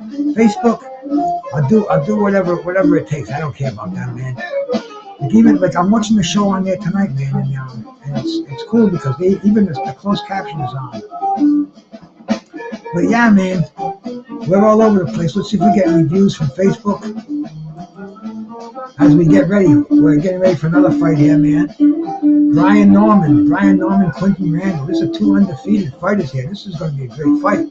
Welterweights. This is definitely this is the co-main event, bro. This is the fight. This is the fight we want to see, man. Brian Norman Jr. is a very highly ranked prospect. Let's check out his record here, man. He's 24-0, 19 knockouts. He's 22 years old.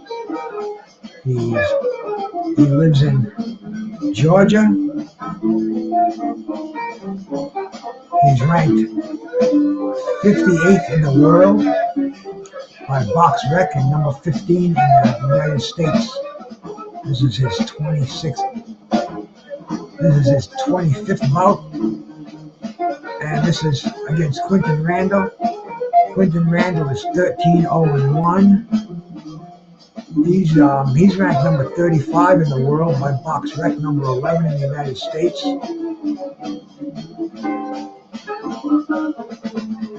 He had one draw on his record with Ivan Alvarez back in 2022. And he's also got an unblemished record in the with no L's. So this should be an interesting fight, man. Let's see if the stream holds up for this one. They're both getting ready to come to center ring to get their instructions. Tony Weeks is the referee. Tony Weeks is quick to stop a fight. Let's hope he doesn't stop this one. As quick as he has in the past. Especially that Rolly Romero fight, huh? Barosas got the short end of the stick. I hear he's fighting for an interim title. Never heard of the guy before that. And now because of that bum decision, they're going to give him another fight. So good for Barroso. Ishmael Barroso, I believe. And here we go, man. Quinton Randall. Brian Norman Jr. 2 undefeated welterweights. This is a good fight on paper, bro. This is the kind of fights that we want to see. This is like Marlon Starling and Donald Curry going at it when they only had 14 and 20 fights apiece, man. This is what boxers should do. They should, instead of padding their record, go for undefeated fighters who are ranked. This might be the best fight of the night, man. I bet the odds in this fight are probably the closest of the night. I know the odds are, of course, I think Navarrete and Shakur are like plus 1200s. I'm sorry, they're minus 1200s. They're the favorite. I don't know why I said plus. I'm not a gambler, that's why.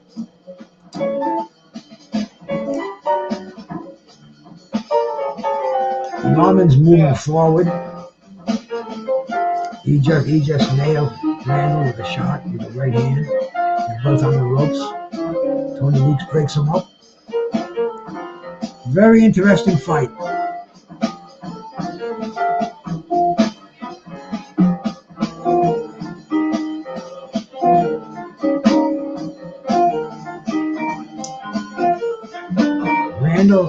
Norman's coming in with both guns blazing. Brian Norman Jr. leaning against Randall, pushing him into the ropes, banging on the body. Both hands are free, so Tony Weeks lets him go. Tony Weeks is looking to step in. He steps in. He separates the fighters. In the last minute of the first round, Norman Jr. is landing that right hand. Randall tries to throw a shot right off the break, shooting that left jab forward. Norman coming forward, he had a 1-2. Norman with 3 jabs. Randall throwing that jab on the outside.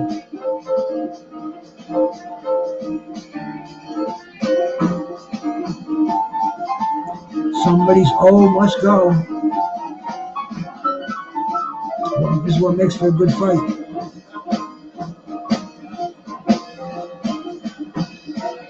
You'll see in fighters at this point in their career fighting another undefeated prospect. This is good stuff. End of the first round, they respectfully walk back to the corner. They're talking to Shakur back there, Mark Kriegel. Shakur looks cool as a cucumber, man. I think it's going to be a very easy fight for Shakur. Yeah, dude, this guy. Who's the man on the horn? He sounds like Eric Dolphy. That's Mike Troy playing that alto sax.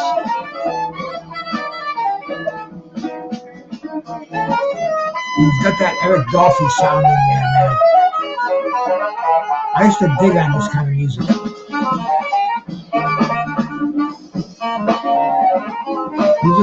You create sounds out of that horn that aren't supposed to come out of there. Kind of like Lisa Simpson in the Simpsons. I can't remember the guy's name. The director of the band gave her the boot. And Lisa was a jazz woman. And here we go.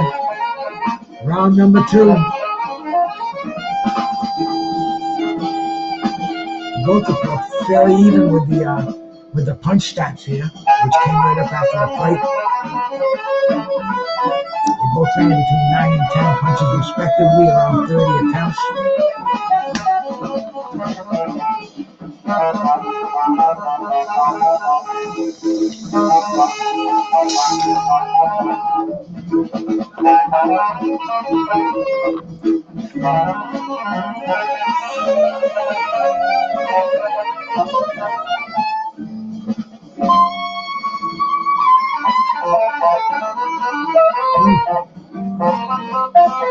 Good stand-up fighting here. Norman Jr. is moving in, looking for some body work. Randall slapping that jab. He's got that Archie Moore cross-arm defense in front of him. Tried to drop that sneaky right hand. He's fighting very well off that cross-arm defense. It can be very effective. Ken Norton used that. Archie Moore. Scott Ledoux. Not to such a great extent.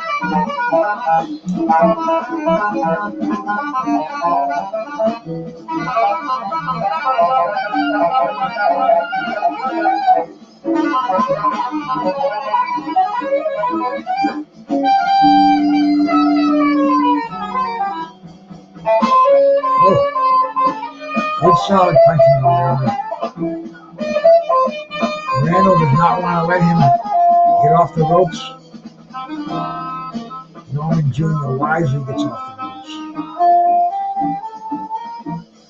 ropes. 20 weeks breaks him up.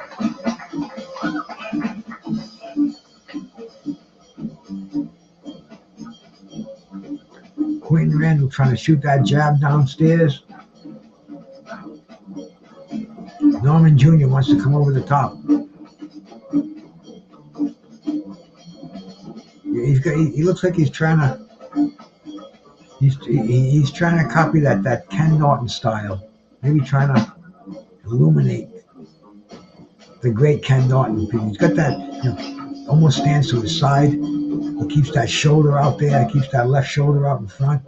Jabs off the left. Always cocking that right hand, but keeping it cross arm. The problem is you're exposing the whole right side of your body when you stand like that. Sucker for a left hook. Ken Norton. How many left hooks did him in his career?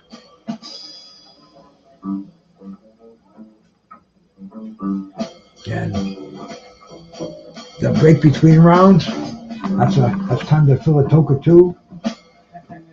That's it. I got to be careful not to smoke a bit while the fight's going on. I did it one time. I was calling a fight, and there was a knockout. What the hell fight was it? It was a heavyweight fight in England. And there was a knockout right when I was doing a toke or two. Mad Chad, he made he numbered it out, and he did a replay in the the chat underneath here. When it's over, he typed a comment in there, and he did the timestamp and everything. Very cool. I can't remember who it was, but it was one of those. Whoa, the knockout! And yeah, man, I wish my memory was better because it wasn't long ago. It was an afternoon fight call.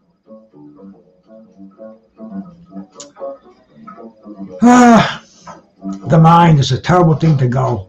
Maybe I can smoke it back. Regenerate those brain cells. But here we are, man. We're in the third round. Quinton Randall, Brian Norman Jr. This is a 10-round fight. The first 10 rounds of the night, we had a couple of 6-rounders, an 8-rounder. Now we're getting into the territory of a true headliner.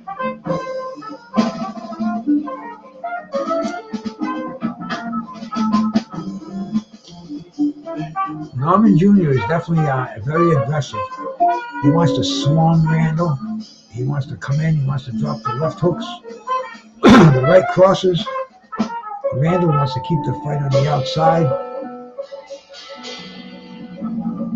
Norman Jr. wants to keep the fight on the outside.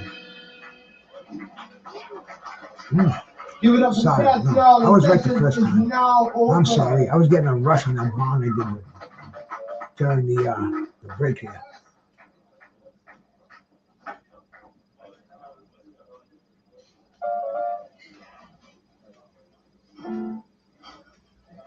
Weird looking gloves. One's got a gold rival, the other one's got the red Everlast. I think it's an Everlast. Yep, an Everlast. And then back in the day, in fact, even they have glove arguments today about the gloves, but look at these guys. They got different manufacturers, different colors. It looks like they have different fucking weapons. It just doesn't make any sense. I remember the day of the old brown Everlast. That's what they all had. That's what they all wore. Reyes came into the scene, and now you got about a dozen of them. In fact, I think my man from Pro Se, my brother Al Hassim Rockman.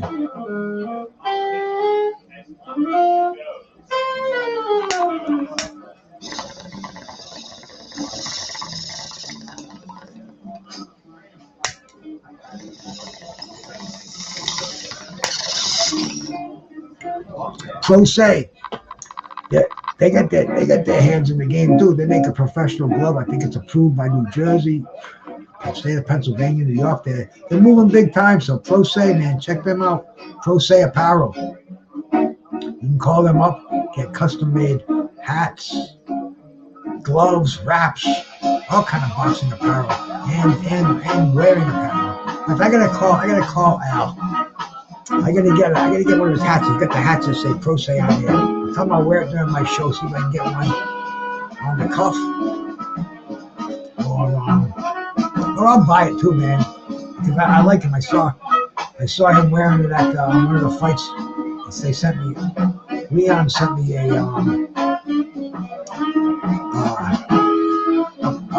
picture on their phone. What do you even call them? A video? But anyway.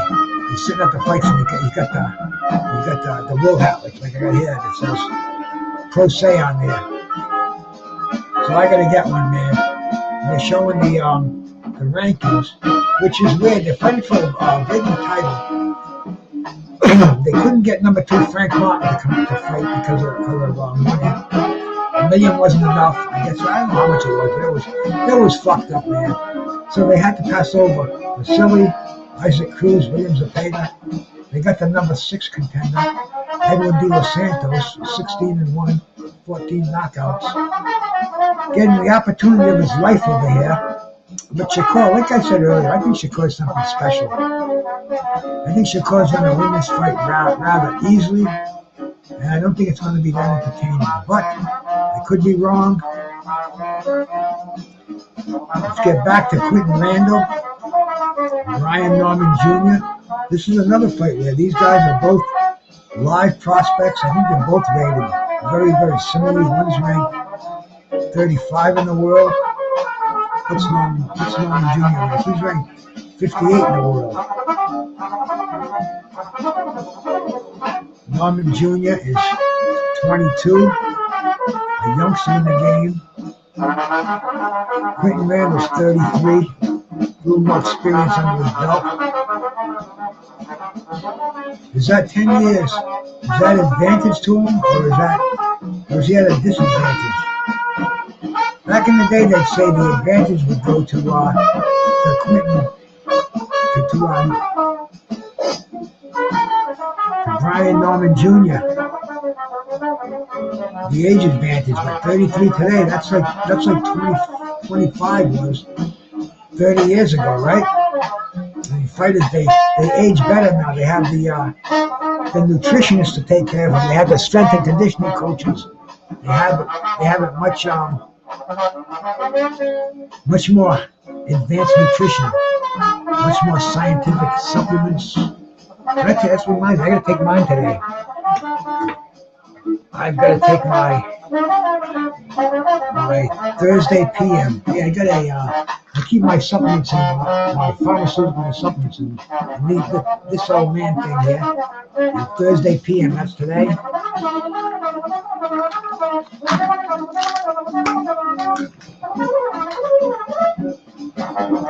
I take a vitamin C 1000. I take flaxseed oil, 1,000 milligrams per gram. I take Chondrium. It's a memory pill. Helps me remember things. There's only one ingredient. You know they have the all the different memory pills. Let me swallow these.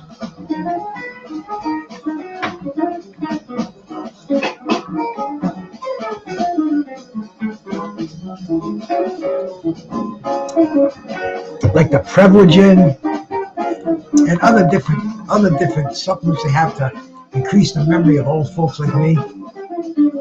Well, this Chondrium, it only contains one ingredient, and that's silk protein, and that's the largest studied supplement for memory enhancement to prevent memory loss. And I've seen it firsthand, man. My mother-in-law, she died. She had Alzheimer's. I don't know if it's Alzheimer's that killed her, but at the end, she didn't even know who anybody was. You know, for probably a year. You know, she'd think she was with her husband, with her mother. I mean, the brain is a fucking very, very delicate organ, and it has to be exercised and supplemented. And hey, man, you know, I got a thing with my health insurance. They have they give you over-the-counter benefit. It's like $100 and something bucks a month, and my wife has it too. I don't know, it may be 150, but you can buy the over-the-counter things like, you know, aspirin and even food. You can buy food and stuff with it. But it comes from United Healthcare. They just sent me a new one yesterday. And you always see it. You see it in all the ads. My Yukon. Did you see my Yukon? The government giving me But anyway, they give you that. It's cool, man. I guess I guess the government funds it. But I've never seen that before. They give you back more than what you're paying for the insurance. You know, so it's the way this country's run. You know, I'm going to show you after this fight the economics of this country. I'm going to make it real simple. So if you want to learn how economy works, stick around with me. As soon as the Brian Norman Jr. and the Quinton Randall fight is over, we're gonna go and see. I'm gonna give you a lesson on economics. It's only a 20-second lesson, and I'm gonna bring in some special guests for it. But it's worth sticking around for. Believe me, this really is.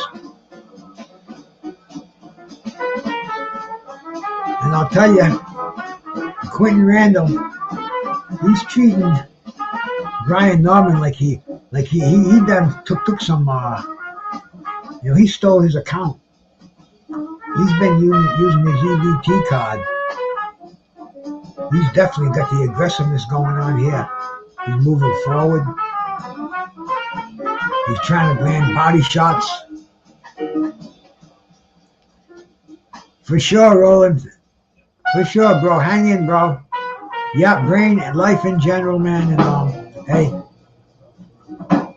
I buy this supplement every month. I've been taking it now for, I don't know, man, maybe 2 years. I couldn't even remember what it was when people were asking me what it was. I'd say it's cadmium, but I'd forget. I'd call it other things that it wasn't. I think I might have even called it Neurontin one time. The guy's like, Neurontin? That's gabapentin. That'll get you all fucked up. No, that's not what I meant. See these medical terms, but anyway. we all know what it is now. And hey, if it works, I can relate to all my cats out here with more authenticity instead of bullshitting you. Instead of, you know what they say, if you can't dazzle them with brilliance, you baffle them with bullshit. But I don't want to get that crazy yet. I want to still keep a little of my brilliance. So maybe those memory pills work. Who knows? I'll keep trying them, keep taking them. As long as the insurance is paying for them, I'll get them.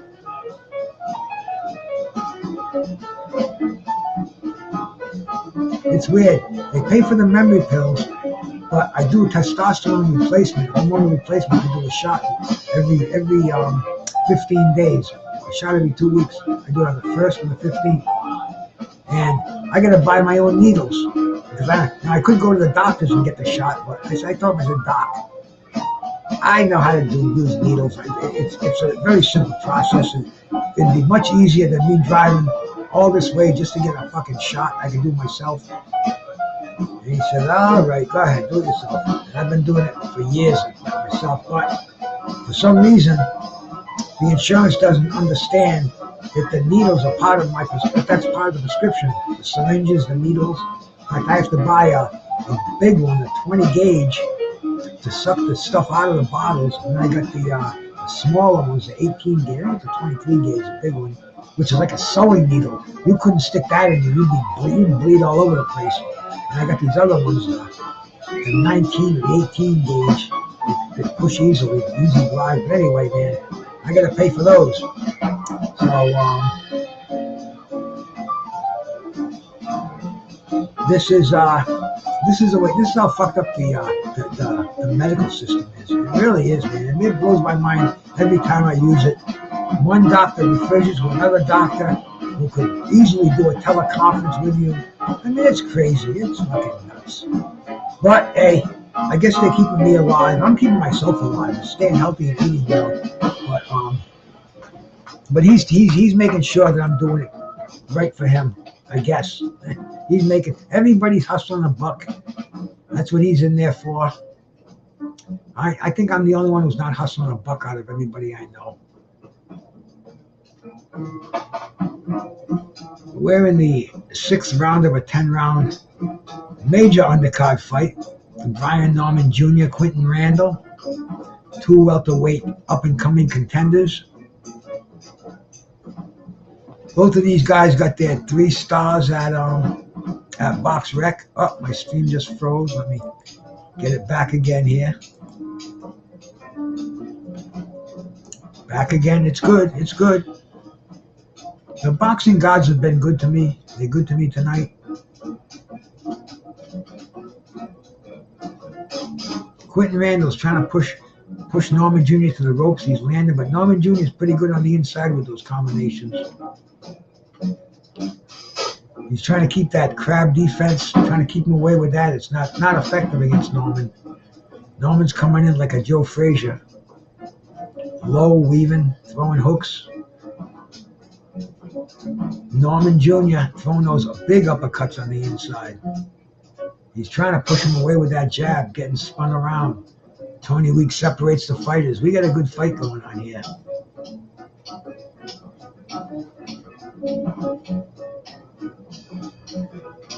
Norman Jr. is trying to stay on the outside and punch down. Randall's coming in, keeping his head inside the arms of Norman Jr. and banging the body. Coming in with that head. Referee's got to watch out for headbutts. As we're getting later into the fight, they're going to be moving in. There could be a lot more butting going on. Randall just landed a nice leaping jab.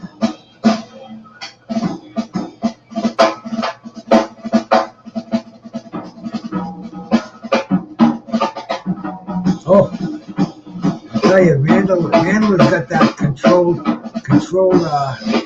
emotion going on. Looks like he's setting up, throwing a big combination, a big punch, and just trying a big right hand. I like the older guy here.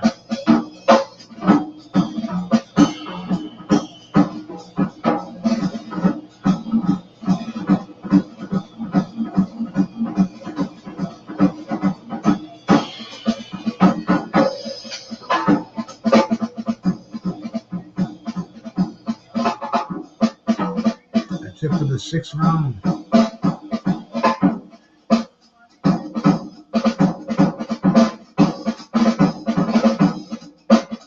He's got his own cut, man. We don't see Micro Mechanic, Basil, or Stitch Duran.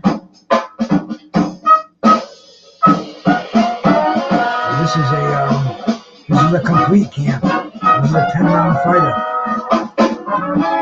He's got a cut above his right eye.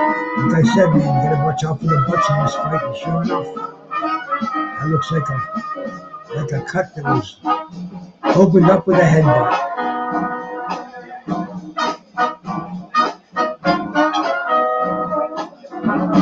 Getting his last minute instructions.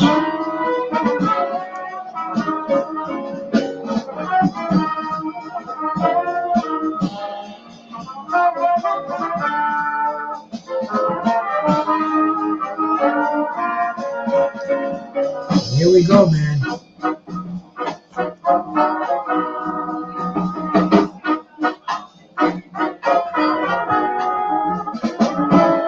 7th round, they both come out swinging.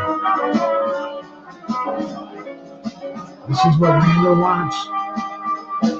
Randall wants a shootout. Norman wants to keep it at long range. Almost went through the ropes. So this is looking at 4 ropes in there.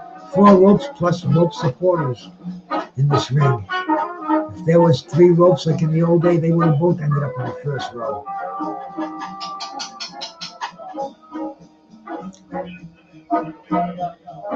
A lot more hugging going on.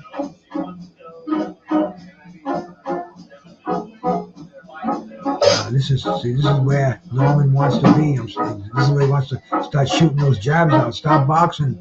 Don't let Randall come back inside, which he did, which he does.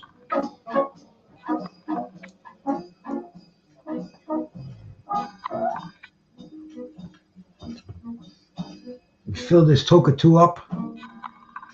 Round is 1 minute and 45 seconds to go. Quinton Randall's got him on the ropes where he wants him. He wants to make an old-fashioned shootout out of this. He's catching an uppercut when he comes inside. That's a good punch for Norman Jr. If he times that and he catches him just right with that uppercut, we might see a sudden change in this fight. But he's punching down. That's what he likes to punch. Looks like he's got good leverage on that right hand, throwing it from the outside. Oh, the band's on a break, man. I gotta wake up these guys. No breaks here, man.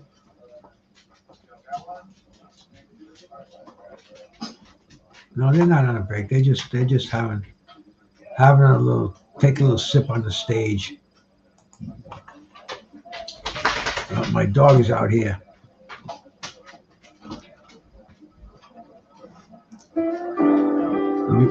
Will you lay down, or you have to put you out right now? Lay down, please. I'm gonna have to put this dog. I'm gonna wait for the round to get over.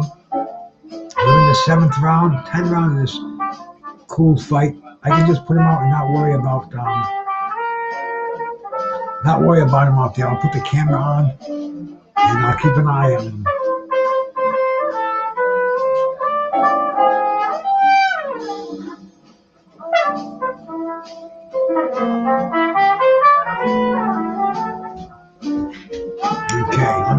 Let me throw him out there. All this round, they're wrapping up Navarate's hands. You throw him outside.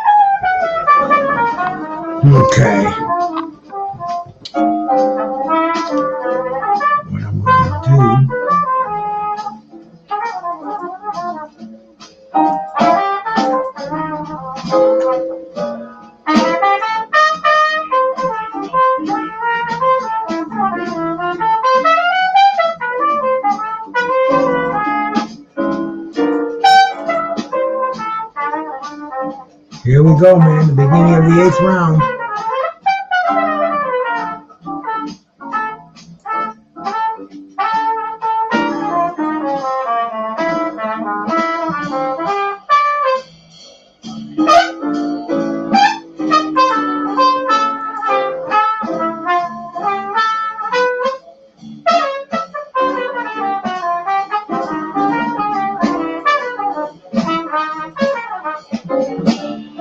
I'll keep an eye on the dog while I'm watching the fight. This way, when he comes in, I just go right to the dog and grab him.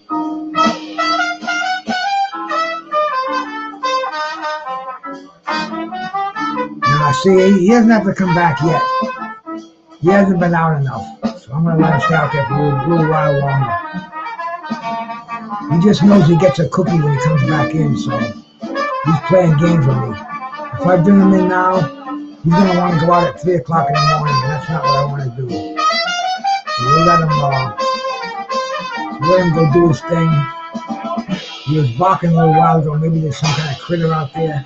The critter's got plenty of time to split, so I'm not worried about that. And once again, Randall's got Norman against the ropes, unloading with both hands, using that head too as a third weapon. This is the infighting game he wants. This is where he's scoring up points. This is where he's putting Randall through the test over here. This is where he's putting Norman Jr. through the test. Trying to take that L. This is a battle for the O's.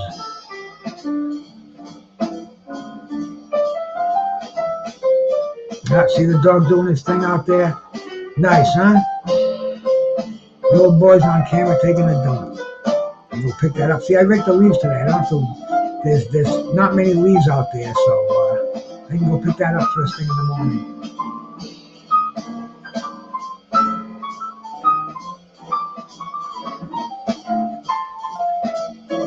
I'll let him go roam around out there, go smell stuff, and then come back in. He'll be standing in front of that door.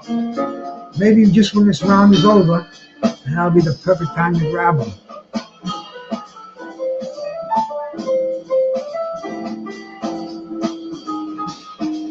He stands out there like a damn statue, though.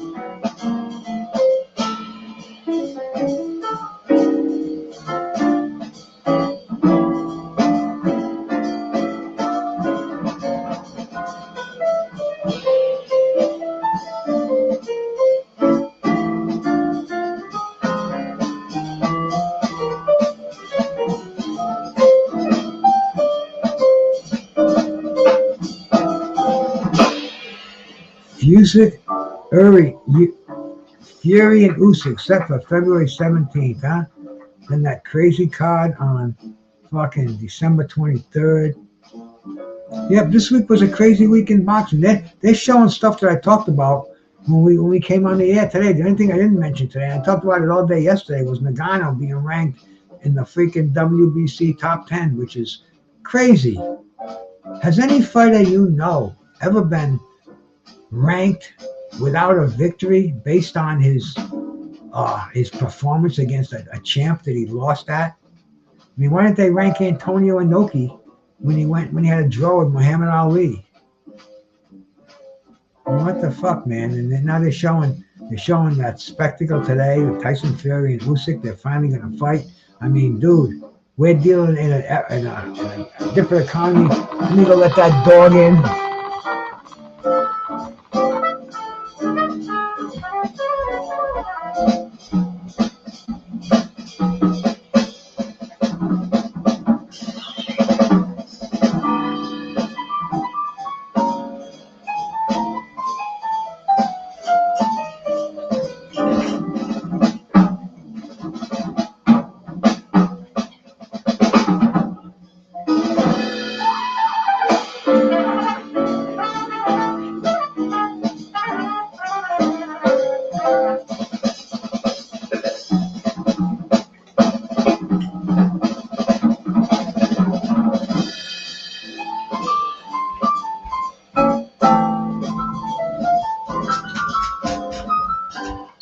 That's it now. No more. No more.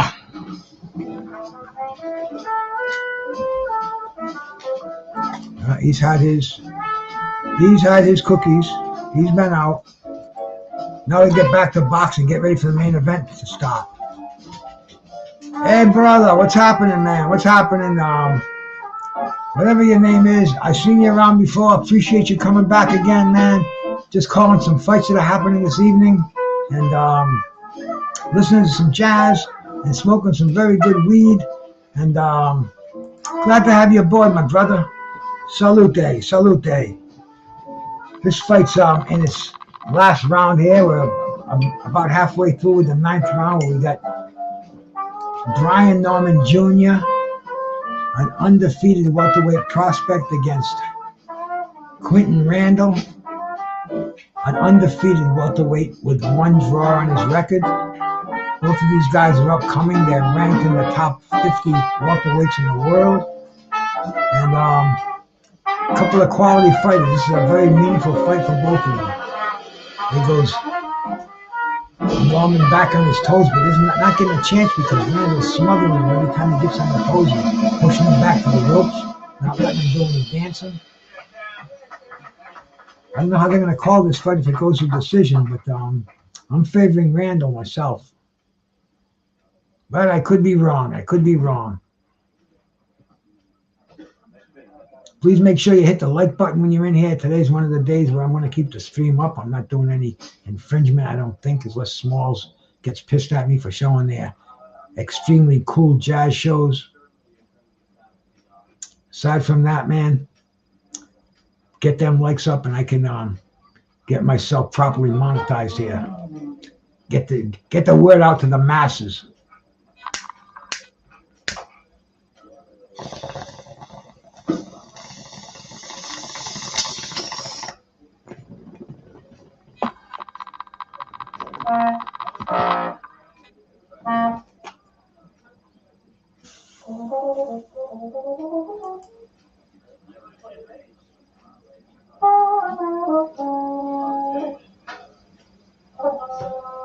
Yeah, they're taking a break now, man.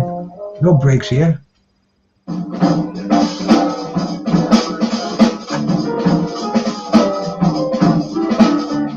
There we go. That's sounding good. What we want to hear. Oh no, did I freeze? I thought YouTube froze for a second. But I guess we're good.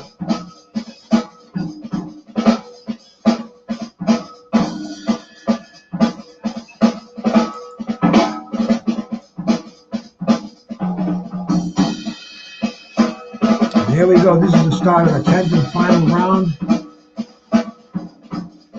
And these guys are starting the 10th round like they should be starting the 10th round. I know it's a close fight.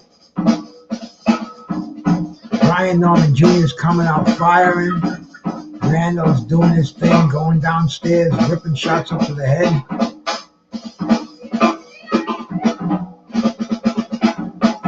Norman Jr. was the betting favorite. He was a minus 2,000. Randall was a plus 1,000.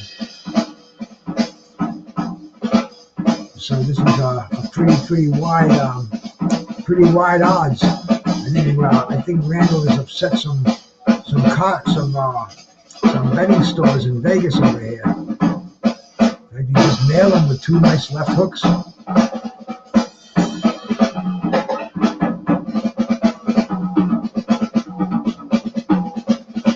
Interesting decision coming up in this fight. Both of these guys are tired, but they're still throwing damaging shots in the 10th and final round.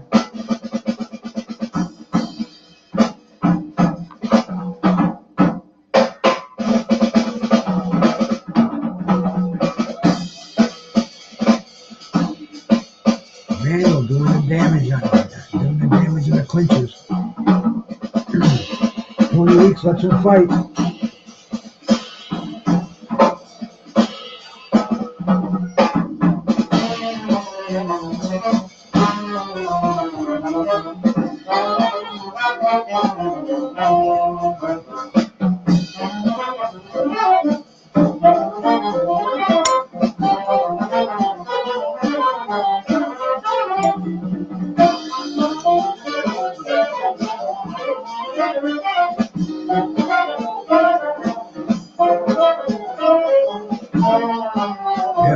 still fighting as we go to the last minute of the 10th round. A lot of wrestling inside now. Randall's trying to show his strength. Norman Bates.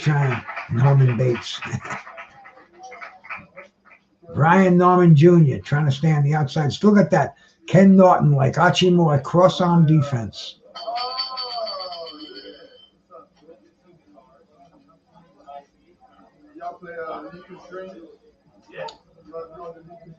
He uses it very effectively. Not many fighters do. It's almost like you stop time for a second while you switch to a conventional stance and bomb. But they do it so smoothly and effortlessly that it makes it look like it's all one movement. And that's the end of the fight. They're hugging, reluctantly hugging. They know they put on a good show.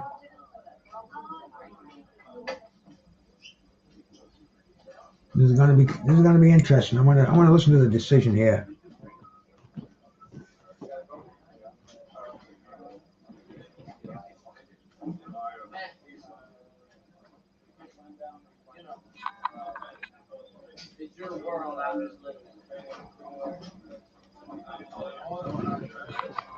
There we go. I like wireless so much more than wired, but I put my Bluetooth wireless buds in my laptop, and they wouldn't work in my phone anymore. So I had to make a decision, and the decision was definitely the phone because that's what I put my tunes on in the morning. And that's that. I go for. I walk. I love walking. I walk for 3 miles, 4 miles a day. Me and the dog, and it's an amazing thing, man. Especially with the tunes. And like I said, I got thousands of albums, CDs. Even cassettes if I went digging. I had a bunch of this Deadhead that I knew.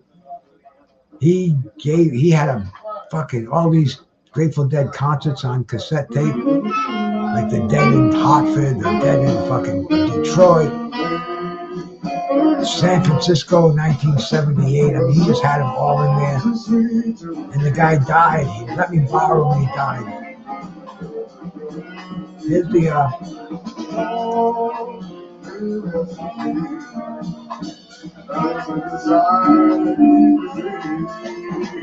she came into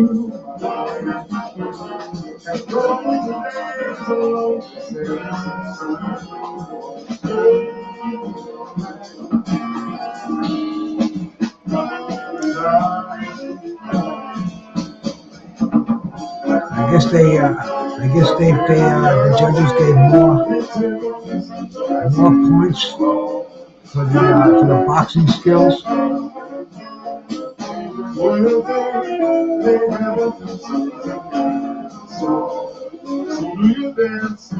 But yeah, now we're getting ready for the main event portion of this fight.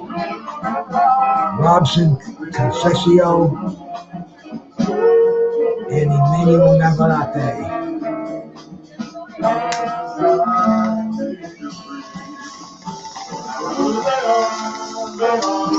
The WBC 130-pound title.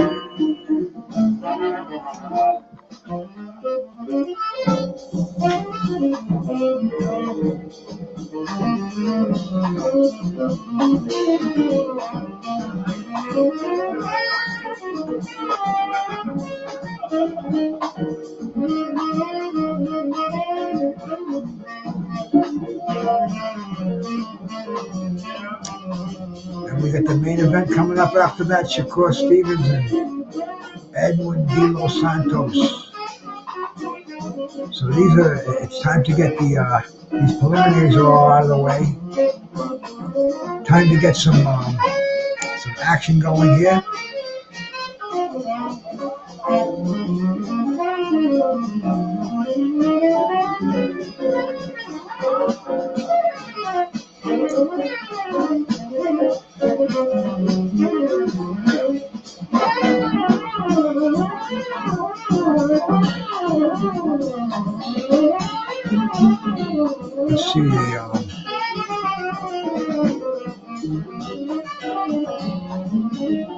This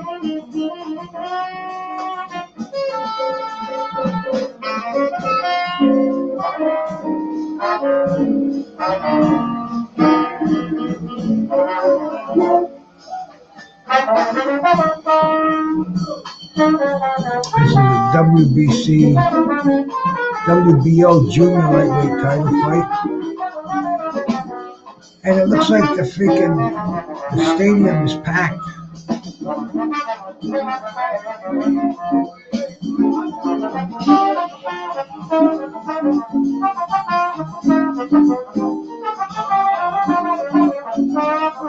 We still have 7 minutes for the co-main event to start. So, I mean, this is cool that they're showing fights at a decent time. 10:30 is okay. Yeah, I like Pink Floyd, Roger Waters. I wasn't a huge Pink Floyd fan, but I dig their music.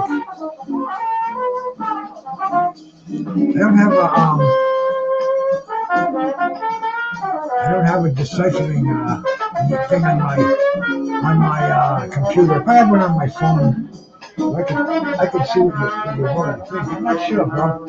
But I hope it's nothing vicious.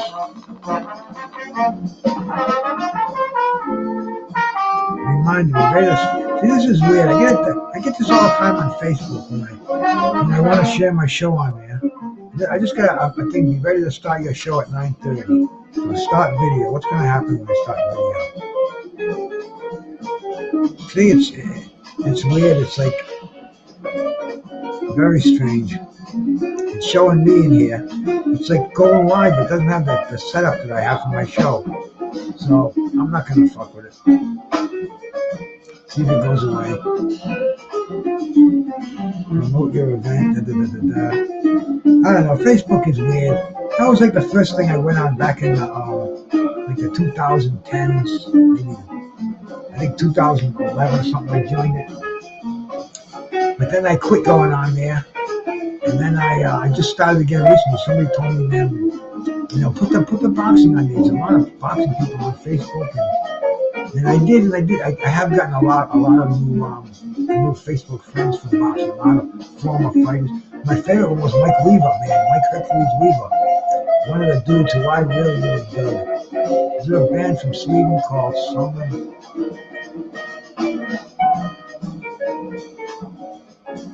Drop a link, man. If you got them up there, drop a link and I'll save it and listen to them later, because I'll never remember. I'll never remember the name. My brain isn't like that. Hey there, Kush, how you doing? I can't pronounce your name, but I think I saw you in Joe Heron's chat the other day. You were saying something about my streaming of fights. I don't know. I think it was you. But anyway, man, salute, bro. Thank you for coming by. Make sure you sub and like the show. We over here, we talk nothing but boxing, bro. We talk boxing. I'm sorry, I don't mean nothing but boxing. I mean, we talk boxing, we talk jazz, we talk pro wrestling, we talk health and nutrition, and we talk fine weed. And the fine weed, that's what I'm smoking now as I'm getting ready for the co-main event to start on this card from out in Vegas. We're in Vegas, Grand Prix is going on. I'm streaming this right now because I don't have ESPN. So I got it. I'm streaming it on what do they call this site that I'm on? There's so many of them. Strikeout Boxing, strikeoutboxing.cc. Check it out, man. We're going to be watching so many fights in the next couple of months coming on, man. I can't wait for that card on the 23rd. That's going to be a killer card.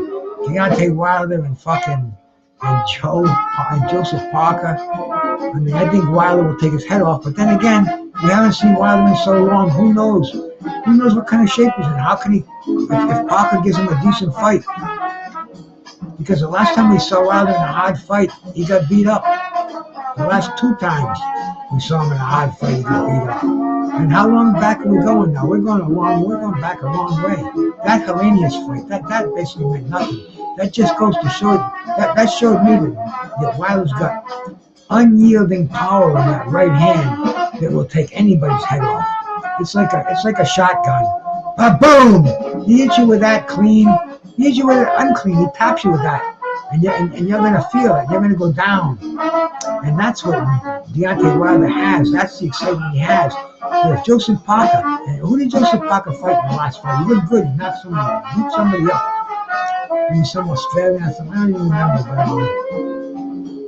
But Joseph Parker, he's still got some good fights in him, and that could be a good fight. Oh, it's IM? Okay. I don't know what it is, man. All I know is I have it in here, and it's in my favorites, so I don't have to go looking for it. And I use it pretty much on a regular basis because I don't own it. I don't have a TV there's no over-the-air TV. There's no cable. There's no satellite dish. There's nothing here but internet. I run it on every screen in my house. There's 1, 2, 3. The old ladies is 4, 2 phones, 5, 6. We're 6 internet family here. And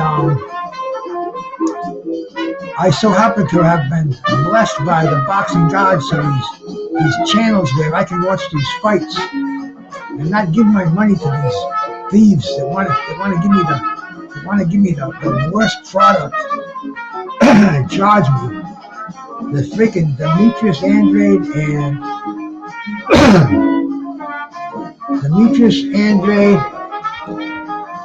and Benavides. It's a great fight, but should we have to pay for that fight?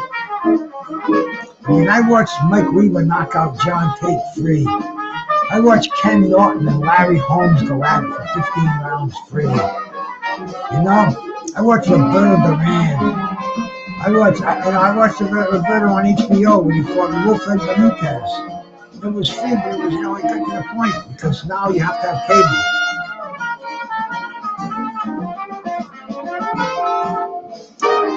But anyway, man, I think pay-per-view is the biggest con going, and anybody that falls for that bullshit, they're just going to keep it as status quo. They're going to make boxing an elite sport where the blue collar boxing fan can't afford to go see fights anymore, and that's not right, man. That's not how you cultivate. That's not how you deal with a fan base. They're dealing with it like I dealt with my water the other day. You have 2 options. You can drive to our factory and exchange your water bottles, or you can not get water for 2 months and we won't bill you. And it's like, oh, you can. Customer services tell me I can go eat shit and have no other choice, right? So that's kind of what pay-per-view is doing to boxing now. Because all my old buds who I used to watch boxing with, they don't watch it because they don't know how to stream it and they can't afford pay-per-view. I mean, we're all old people now. I don't know how. I mean, I walk by houses in my neighborhood that all of a sudden the families just disappeared because I know how much it costs to pay your mortgage and keep your family going. My thought about the Diaz fight and Tony the Tiger. Which fight is that, man? You have to refresh my memory, Teddy. I don't know what you're talking about, bro. The one we just saw, the Cash Diaz, is that the one? I don't know, man. They move in one to the next. It's all been undercard fights. The fights I'm looking forward to now is the Navarrete and the Shakur fights.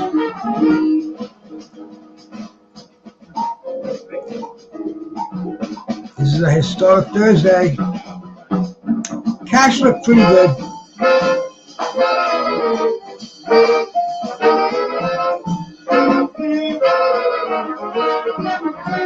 I didn't watch those undercard fights like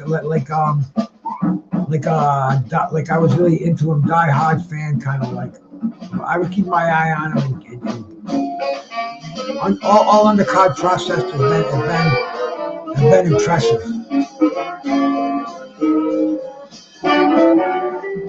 Robson Conceicao and Navarrete should be a good fight, but I think Navarrete is gonna try to come out and storm him.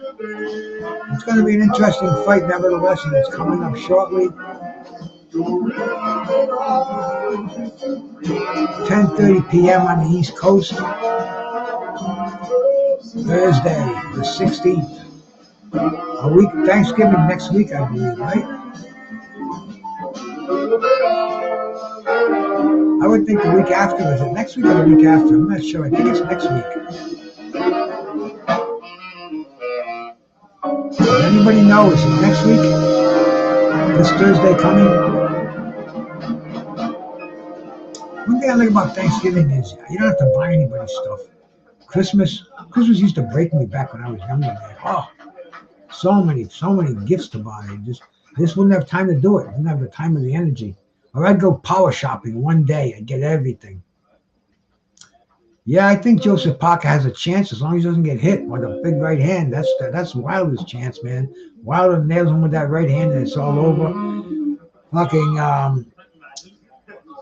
Joe Joyce nailed Parker and took him out of commission, but Joe Joyce has a little more better repertoire than Wilder. But man, can he elude that right? That's what makes it so interesting.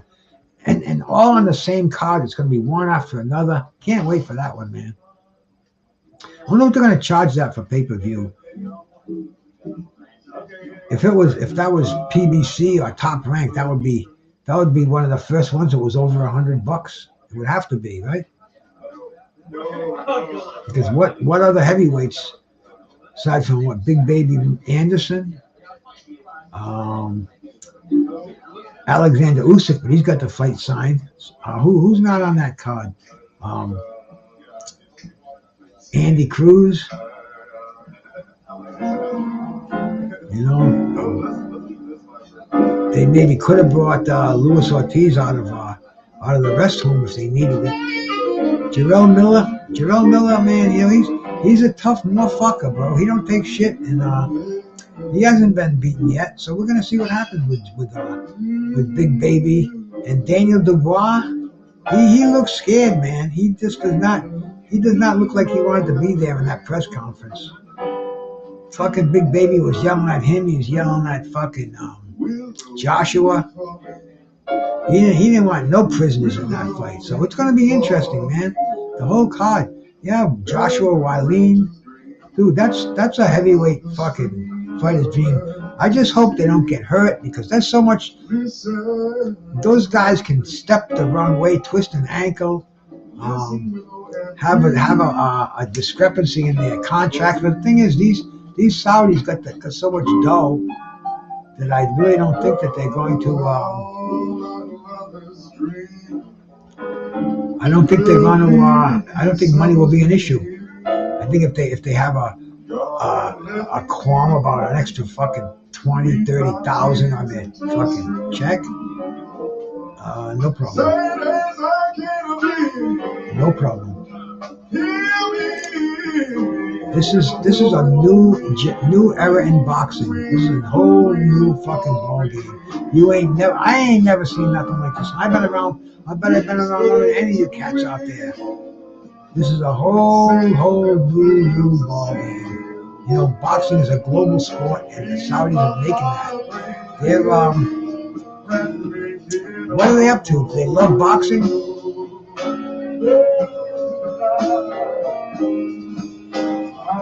Do they want to pull one over on us? Because man, you know, when we were watching Tyson Fury and Nagano, they said they had Fury and Usyk signed for the 23rd.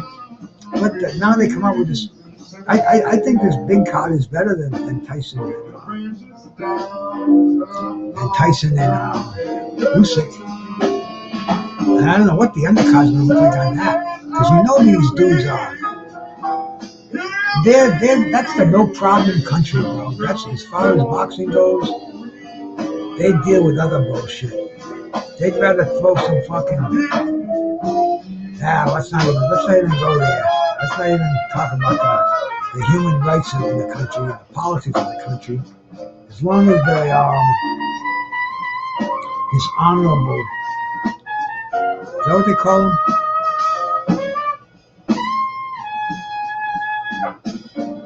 honorable, the most high.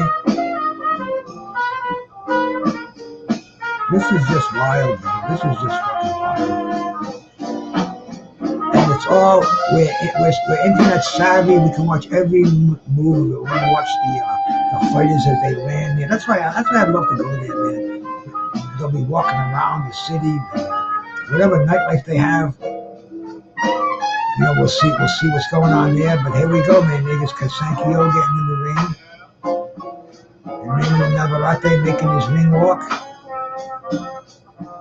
28 years old. The WBO junior lightweight champion.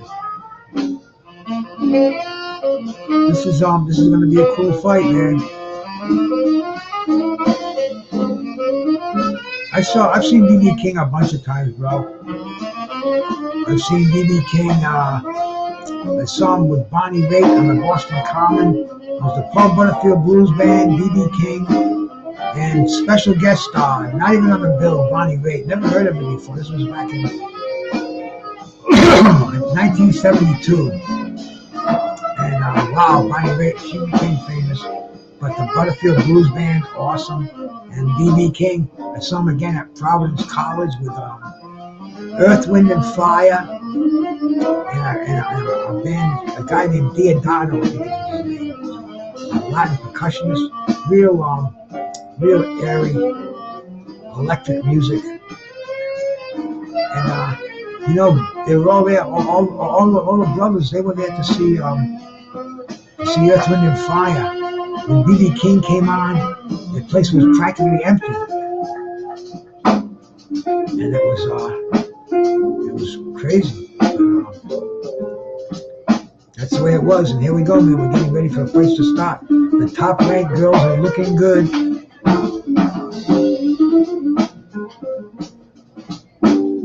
Announcing the WBO title.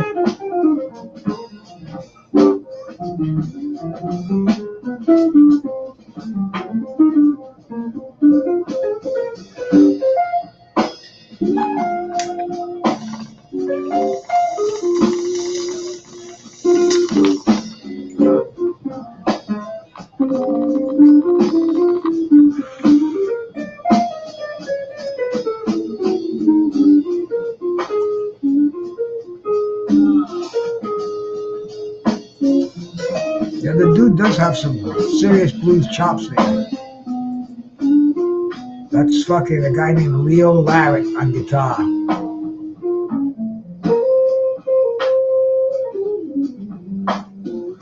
He's got a nice blues sound. Oh, we got two guitars up there, man. I think it's Leo Larrett.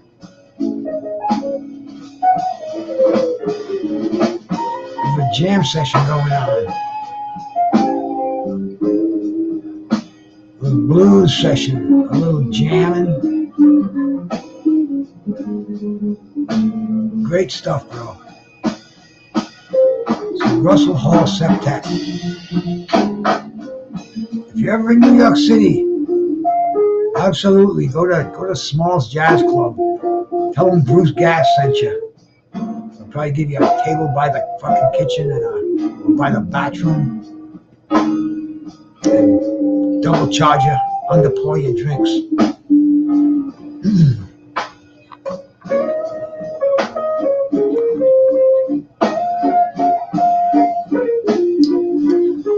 Love that water, man.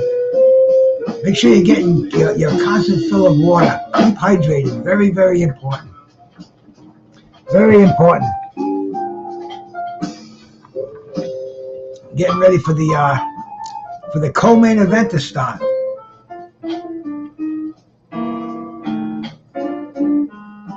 Looking at Emanuel Navarrete.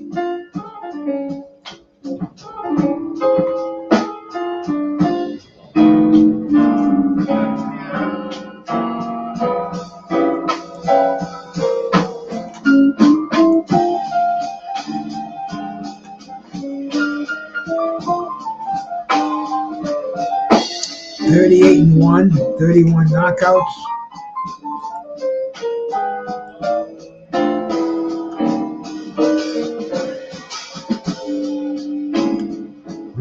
#1 in the world at 130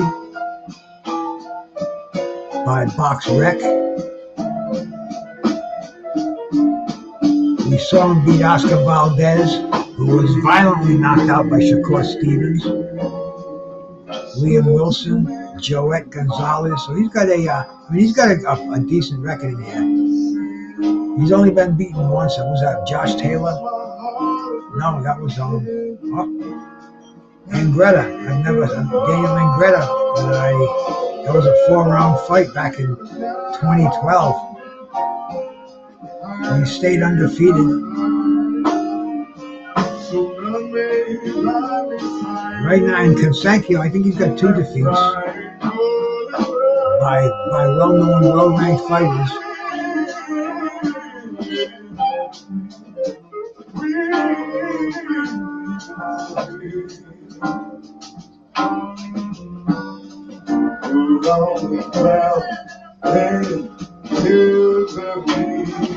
They're both exchanging jabs in the center ring. Navarrete looking for an opening. Conceicao doing good wings. He's bobbing and weaving, coming in behind a jab. Just went downstairs with a hook.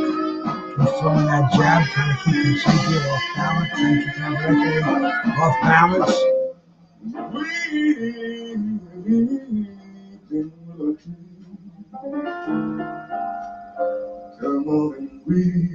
That's a classic jazz tune, Willow Weep for Me. I think that's I think Ron Carter wrote that song. I'm not sure. One of the classics, really.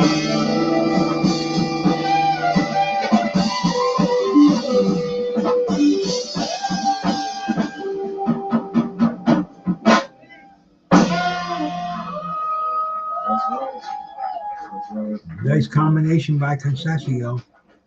Thanks, Terry Nicole. Thank you so much. All my adoring fans.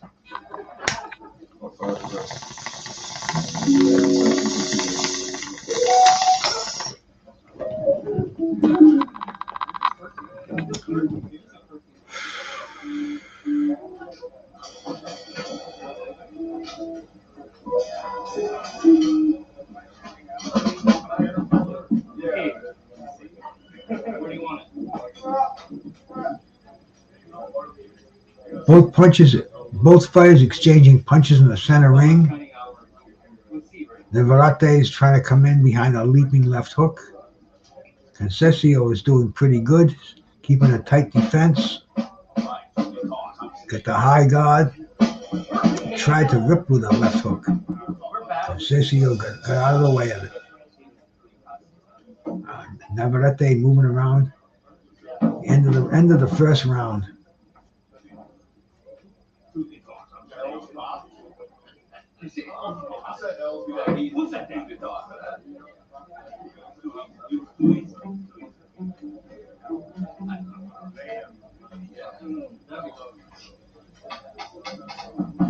Conceicao, maybe get that first round. I'm not going to start scoring the fight because I won't score it, and then I'll need to. It'll be over, and I won't have the scores out. I'm just going to go round by round. But that first round, I would give to Conceicao.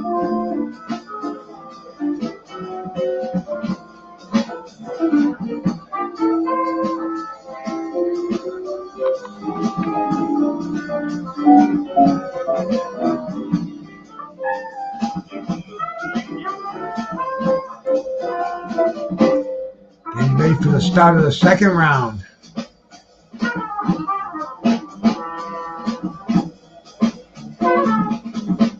They just showed in slow motion a combination they both landed with good punches.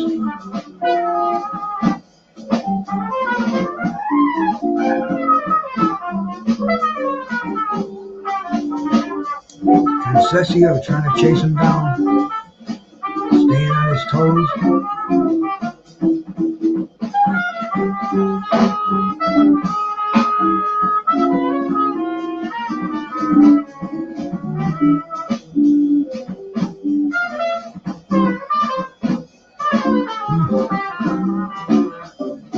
Both of these guys taking chances. Navarrete moving inside, an uppercut. Conceicao trying to drop the bomb in there. Navarrete lands inside with a jab, and inside with a hook. And a right hand by Conceicao. These guys are going back and forth. This is a good second round. A lot of action.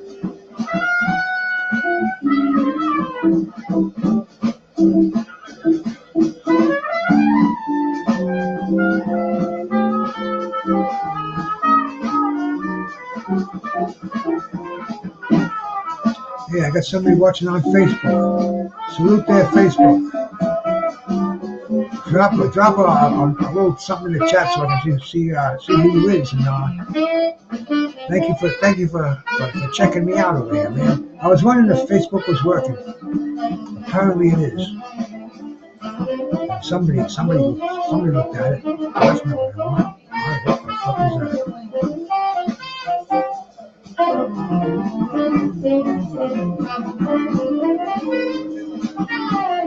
Something just came up on the screen. I want to just get rid of it, man. What the fuck is this? What the fuck is this? There we go. I got rid of it. That was scary for a second. I just want to look at the Facebook thing.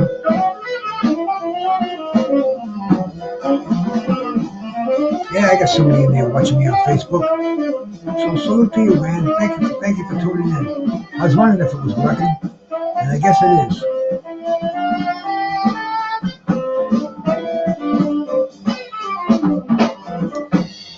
We are in Las Vegas.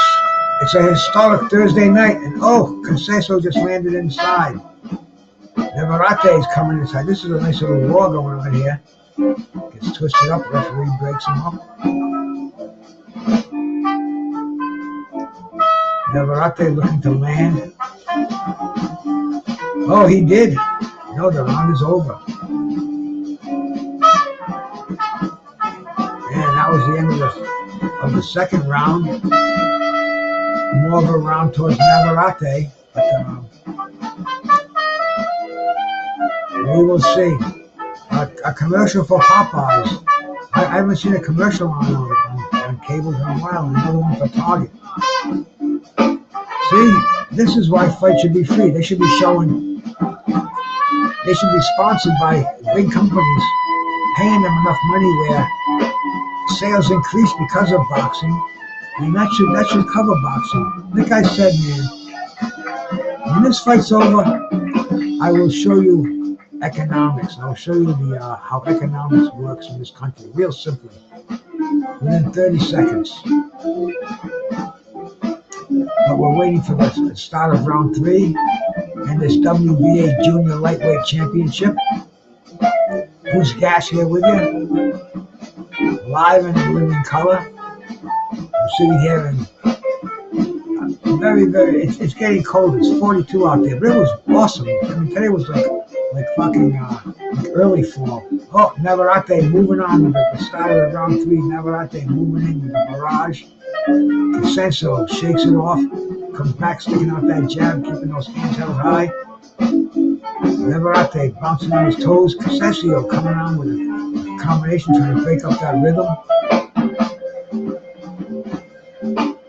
Trying to counter that jab. But both of these guys are very smart fighters. Move their head out of the way.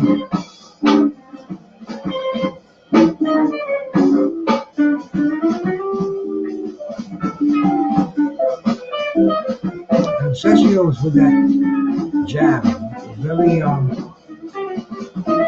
very smart, keeping that jab out all the time, working behind the jab. I think if Navarrete would start working behind the jab, it would be a little more effective. He's throwing some major punches from the outside.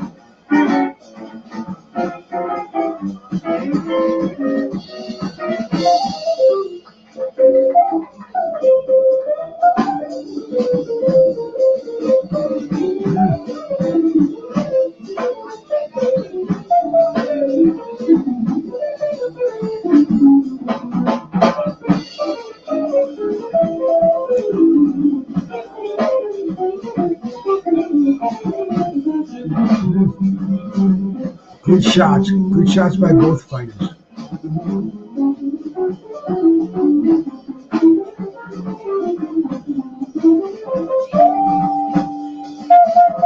Oh, Navarrete tried a big, wide right hand from the outside.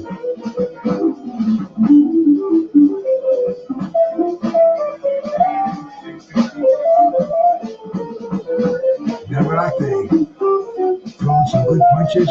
And Sergio just landed a nice counter, sent him back.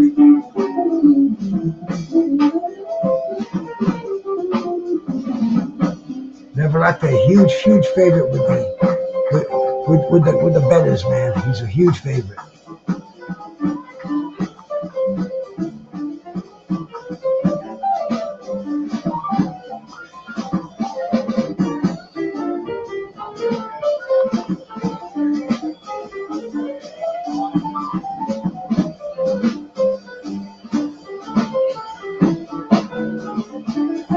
Navarrete on the offense, pushing Conceicao back.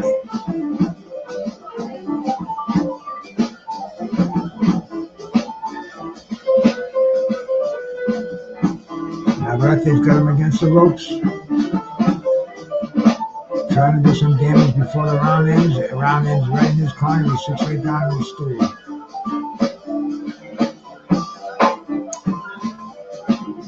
Close fight, interesting fight. I thank anybody who's still here, man. I appreciate it. Make sure you give me the thumbs up. Make sure you sub to the channel if you're not already. We're here to talk boxing, man. It's been a good long night so far. I've been here for 4.5 hours. Holy shit, man. Wow. Longer than I thought. But hey, time flies when you're having a good time. And, we're having a good time. A good time for a long time. No wonder I'm so stoned. I've been smoking non-stop for 4.5 hours. Well, no point in stopping now. We still got another couple of fights to watch. Edwin De Los Santos getting those hands wrapped, man. Look at those. He's got those wrapped up nice, man. Expertly wrapped up.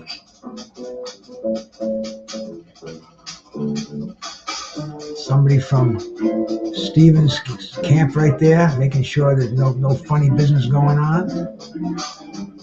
Sure we got Nevada State Athletic Commission officials there.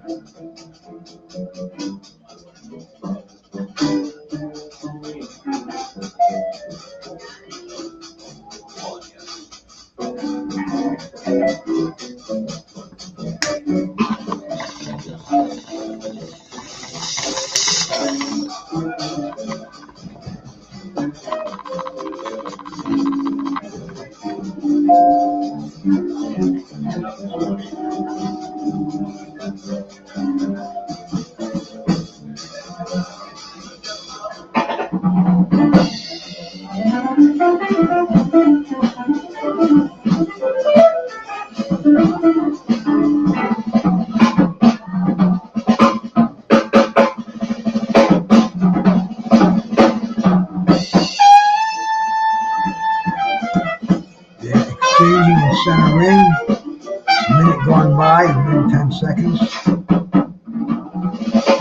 In the fourth round of a pretty even fight, looks like Navarrete is landing the more effective punches.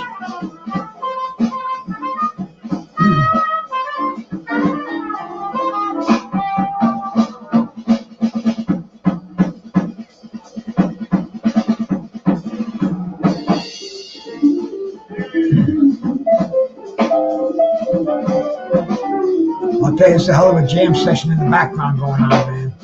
I'm getting lost in this. Russell Hall Septet.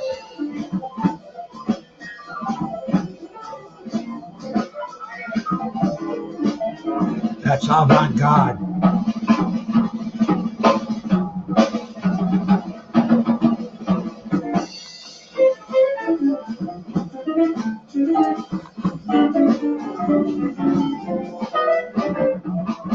Standing 8 count for Conceicao. I'm sorry, he went down. That was an 8 count. Here we go, man. Navarrete moving in.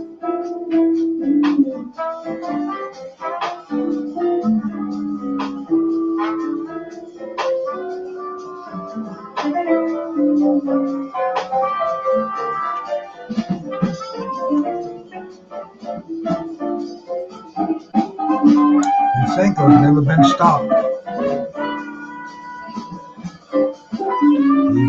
He's in trouble in the 4th round. 10 seconds to go. He'll survive this one.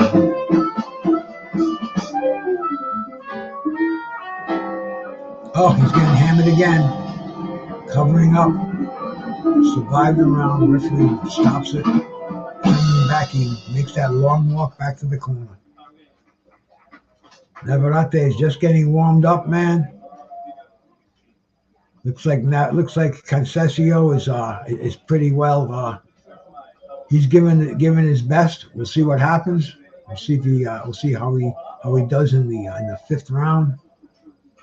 Bang, left hook.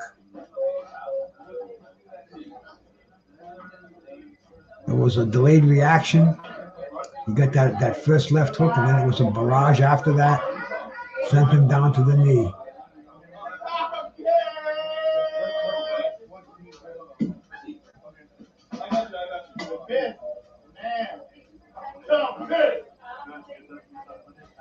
Okay, simmer down.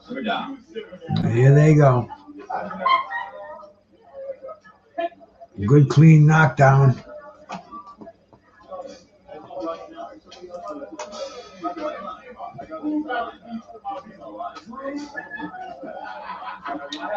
I gotta get back to the jazz room here. I gotta see who's playing, see if they started playing. Oh yeah. This is the Benny Bennett Quintet. This is live going on right now as we speak. This is live from Smalls Jazz Club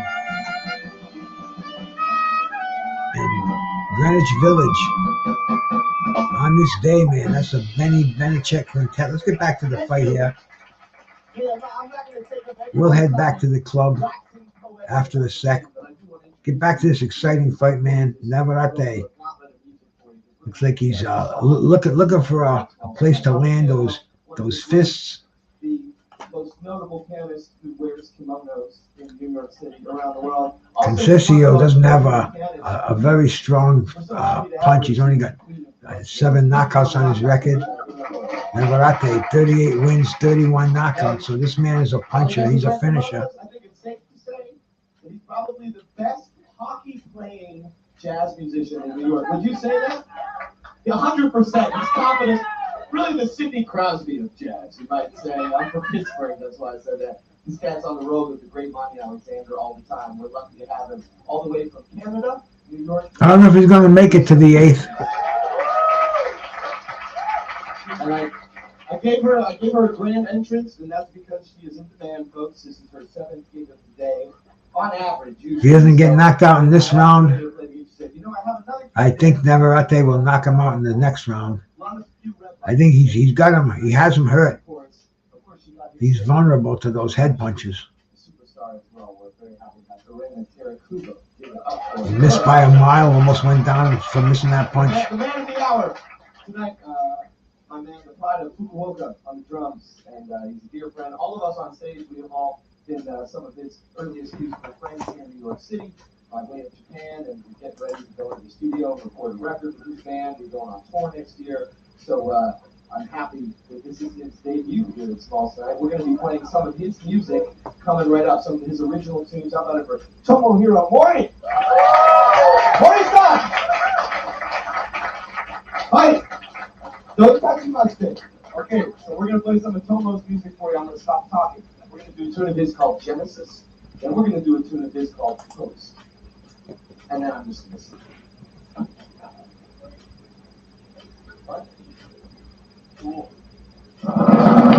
The Conceicao will survive this round.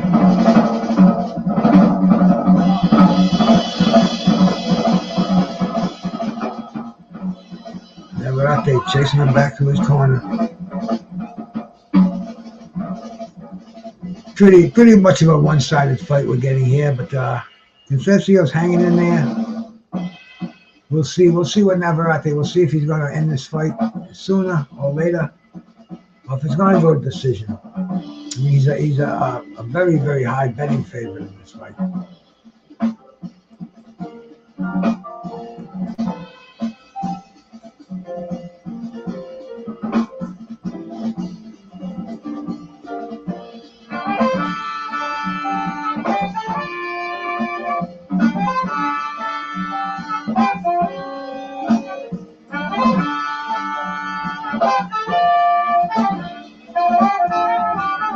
see if my Facebook thing works if it comes in here.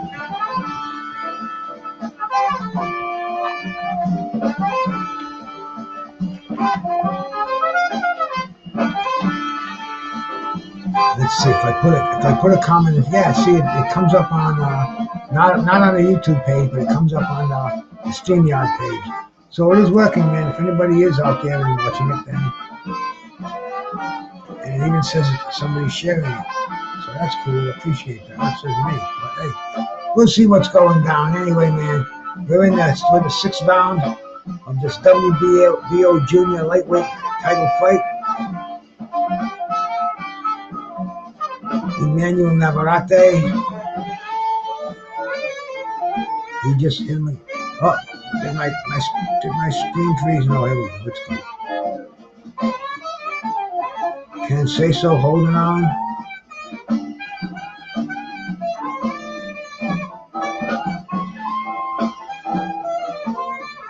Conceicao tries a feeble hook. Not doing too much.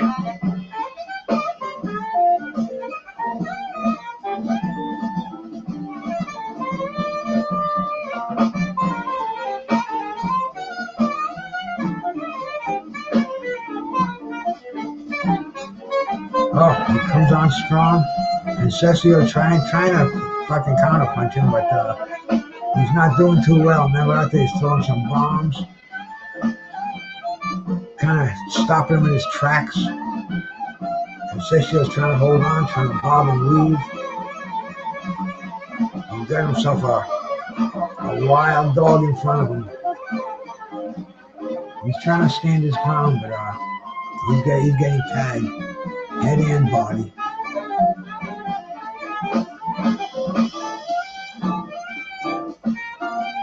You don't want to be on the ropes against Navarrete. He's holding on.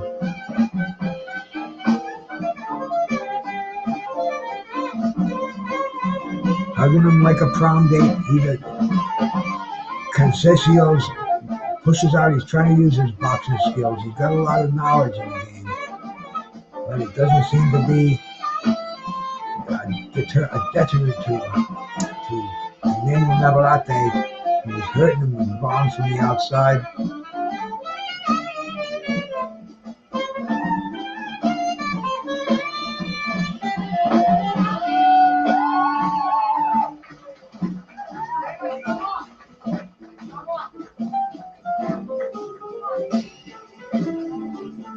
Sergio got a right hand in there.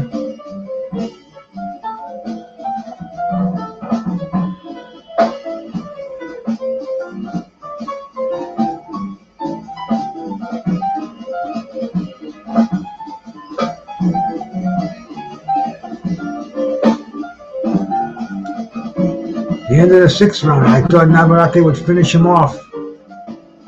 Not yet, man, not yet.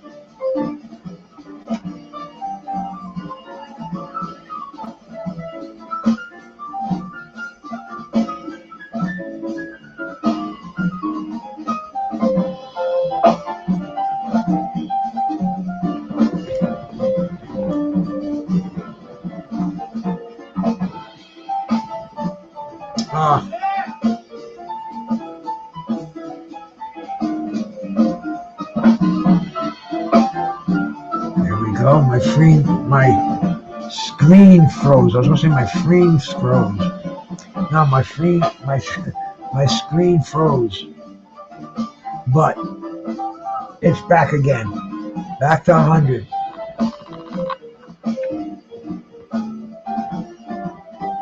A lot of boxing action tonight, man.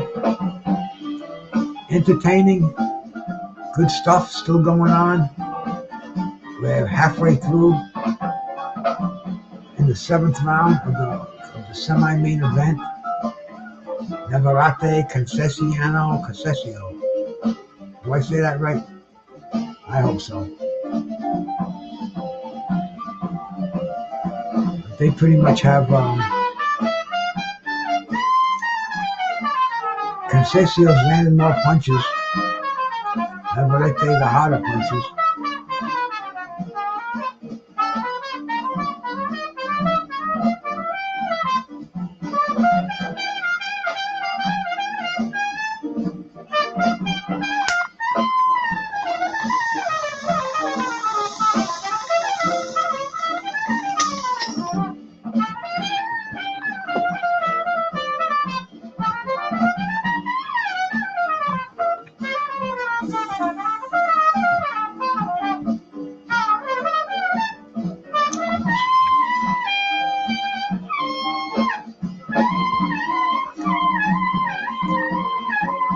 Conceicao is down. Fucking shot to the. He's not really in pain from a freaking. It must have been right in the freaking bread basket because if it was a liver, he'd be on the ground. He'd be on the mat quivering.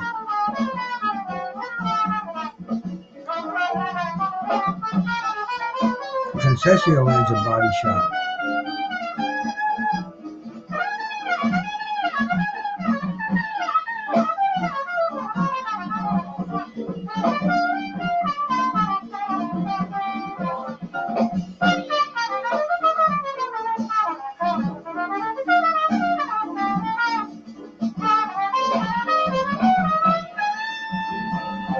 Navarrete has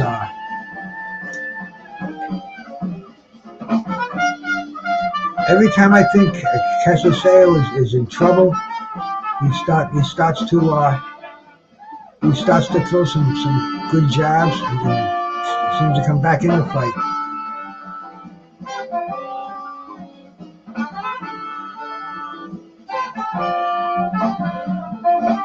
Navarrete landed a nice right hand.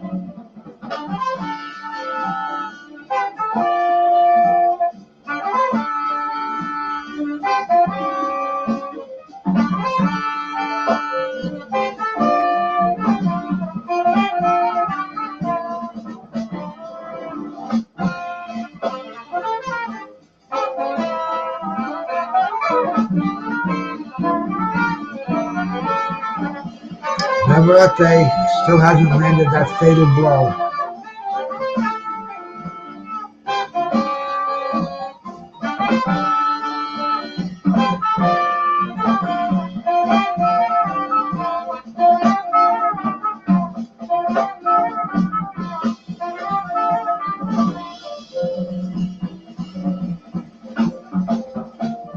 All right, man.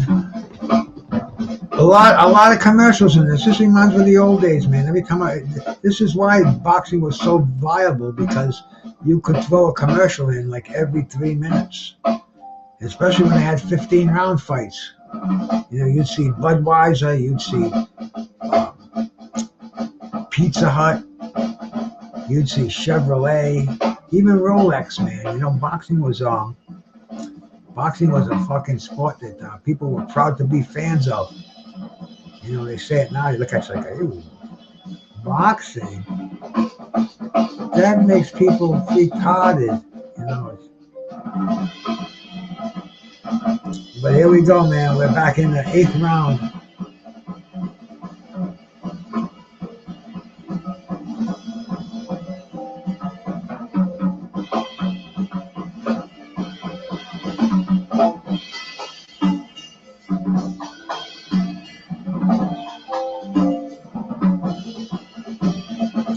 Navarrete has got some power in those fists. They just showing that body punch knockdown. I mean, this is the equalizer with these fighters, man. You just got that cock and lock, bone, shoot.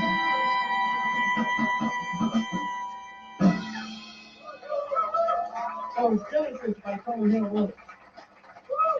Right out on a fire for me too.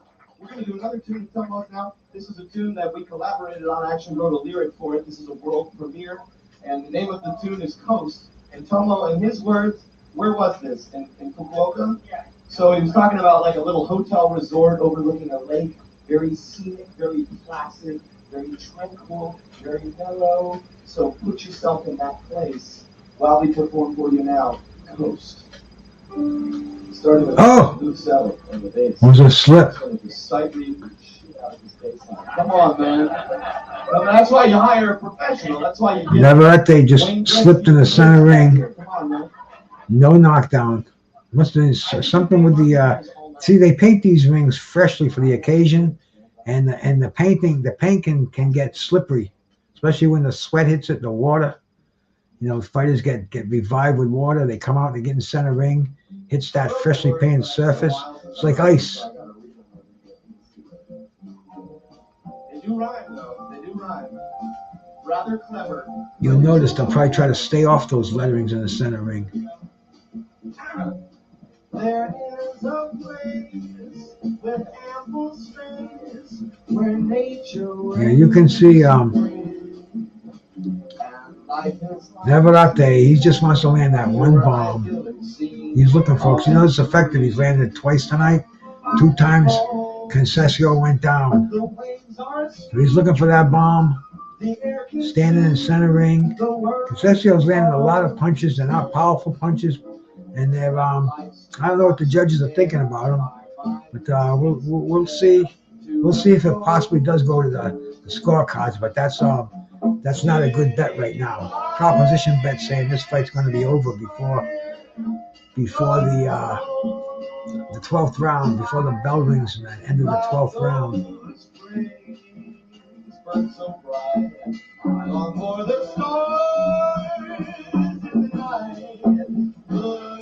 We're kicking back over here, man, in Bristol, watching this fight, getting ready on it. This is a historic Thursday night, man. You don't see boxing like this on any other time in the career. The boxing's gone crazy right now. Boxing's going nuts, man. We're fortunate enough to be parts of it. We're gonna have this huge shit going on in Saudi Arabia, which is gonna just blow boxing away. 2 days before Christmas, December 23rd, man. And you know that's gonna be like, it's gonna be an accessible. Last time I think the main event started, it was a crazy. It was around 5 here. I think it was like 2 o'clock in Saudi, and I think they're probably gonna tone that down a little bit more. And the fights will probably start in the afternoon and run all the way to the evening because we saw so many classic fights there. I got a feeling it's going to. It's strange because you never know with the time zones. You never know how they're going to want to sell this fight. What audience they're going to want to attract? The West Coast audience, because you know how many pay-per-views they think they're going to sell, which I don't even think it's an issue anymore, especially with the Saudis. They should fucking make it free. Make it goodwill. It's a drop in the bucket, bro.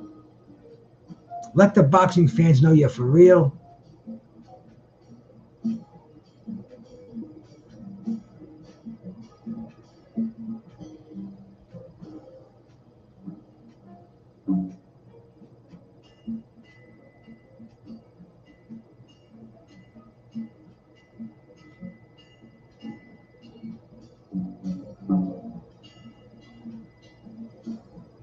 Oh, Navarrete landed some solid shots. Conceicao, they're coming back, bro. You cannot count him out. Got that amateur experience. Only been beaten by elite pros.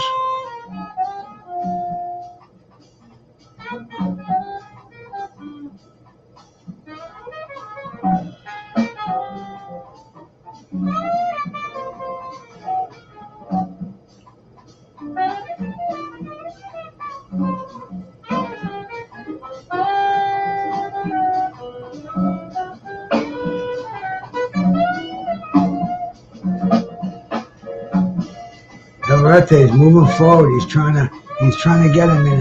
He's trying to back him up into the ropes and unload on him. But Conceicao is a smart fighter.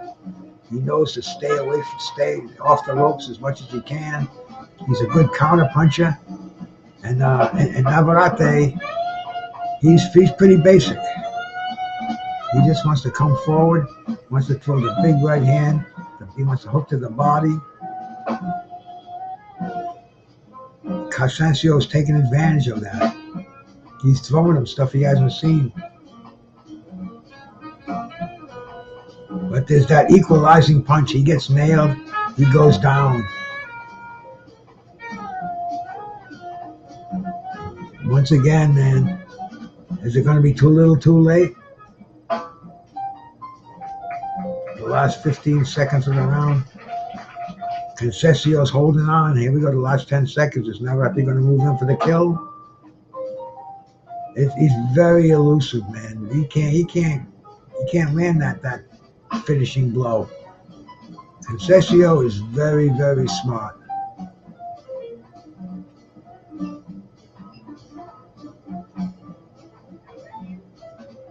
He's surviving, man. I don't know if he's going to survive much longer or if he's going to make it to the end of the round, but right now he's surviving.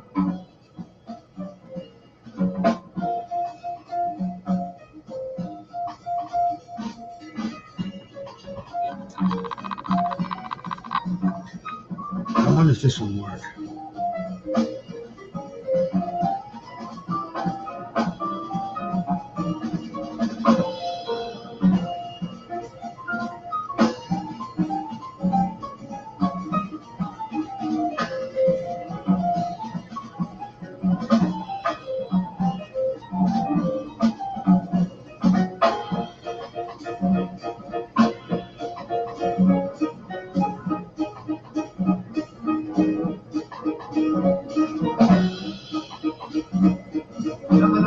Give it up for Vicky on the piano, ladies and gentlemen.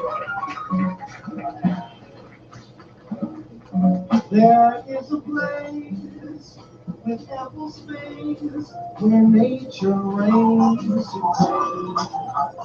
And life is free, your eyes are the sea, all that's remains.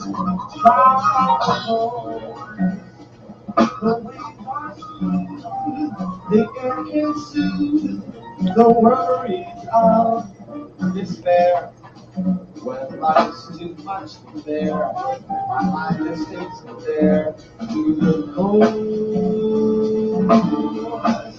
city lights can inspire your soul's fire. But I long for the sunlight, looking out at the sea, sets my spirit free. As I sing the nature song, walk along the walk around the coast. Fukuoka. They're exchanging heavy in the ring, man.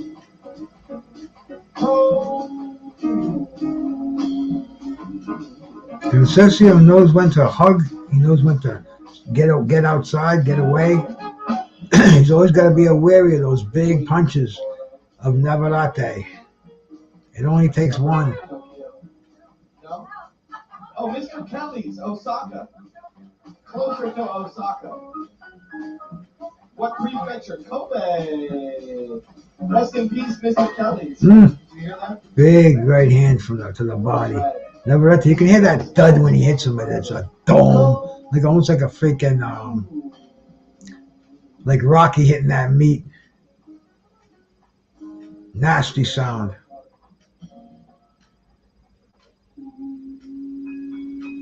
Conceicao, he's in this fight. He's scoring points.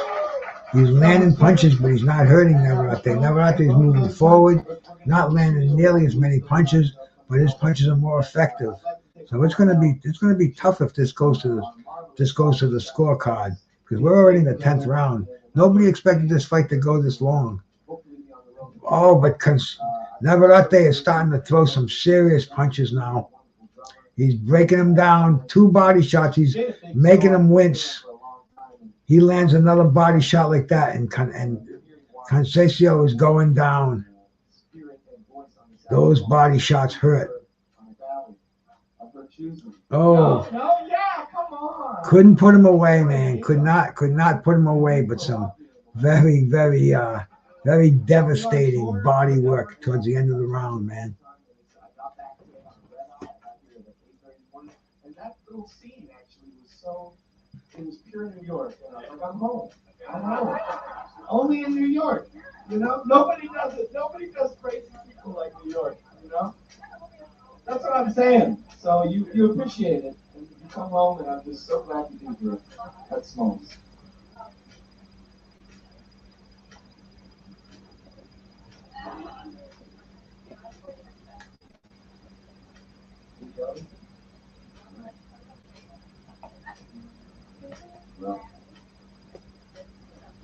song.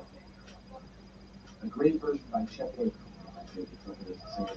I might have to sing, but I'll do it with my head out. We'll give you the head. All right, man. Let's get back into this fight because it's a pretty exciting fight. Here we go, man. We're in the 11th round, man. This is for the WBO junior lightweight title.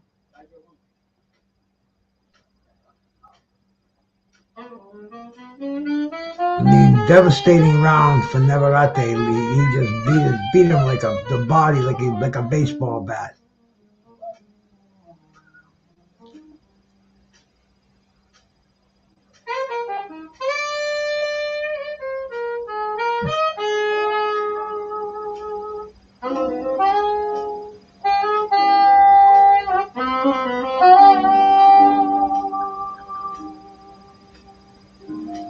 I'll tell you though, Conceicao is on his toes.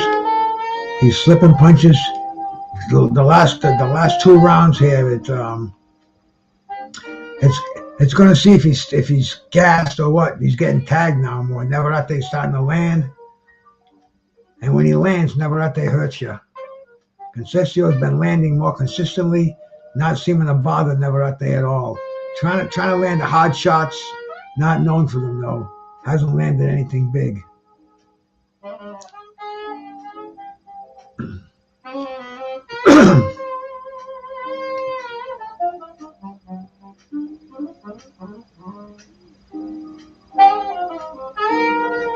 And both exchanging hard punches. Conceicao is doing an amazing fight. Oh, Navarrete just pounded him with a vicious combination. I don't know how Conceicao can go on any longer. He's getting hammered. He looks like he's wincing with these punches. Oh, another devastating body shot. His hands go down to protect him from another one. I mean, he's covering up. Navarrete is landing head and body. Conceicao, I don't know what's holding him up, bro. Man, this is one tough fighter. He's still trying to land some punches, man.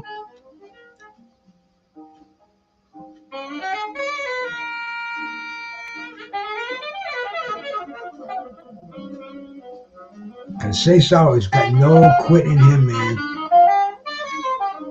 He has been hammered.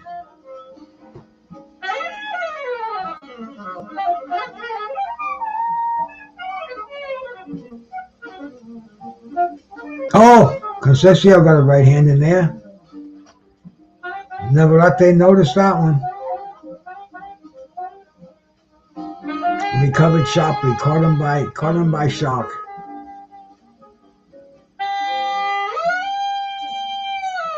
And Conceicao is dancing on the outside now, doing some good work.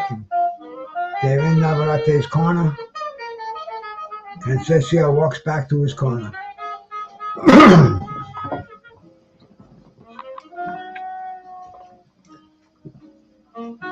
That's it, man. I gotta go get some more water. Hey, Dree, how you doing, my brother? Salute to my Uncle Dree Finest out there, man. Thanks for stopping in, bro.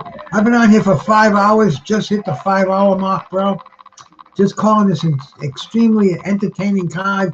We're over here from Bear Boxology. Salute, man. Thank you, Bear. Thank you for coming by, man. Appreciate you. Unc, I came on here 5 hours ago. I didn't think the fights were starting till 10 o'clock. It's 11:30 now. The whole undercard was televised. I said, fuck it. I just went live. I've been puffing on some good weed over here, digging on some good jazz. Right now we're listening to some live stuff from Small's Jazz Club. When the fight's over, we'll go and talk about that because there'll be a break in the action. But I've been kicking it over here for 5 hours plus, man. No sign of slowing down. We're watching a great fight here, man. Conceicao is putting on an amazing exhibition, bro. He's been dropped twice, back on his feet again, man. This is one tough kid. He does not. This is probably his last opportunity at gold. He doesn't want to blow it. He's still coming on, still trying to win this fight. And who knows what these judges are watching, man? Yeah, this This is gonna be a I'll tell you, he's saying to hell with it, man. He's just throwing all his punches. He's gonna get nailed with a counter punch, or he's gonna get timed by Navarrete. But man, I'll tell you, he is giving the fans an amazing show over here. Courage, just cool stuff, bro. No about it, doubt it, man. This is kick-ass shit going on. So my Uncle Dre Finest, thank you, brother, so much for coming in, man. And that's my brother, that's my uncle. I've been rocking with Dre Finest for years, bro.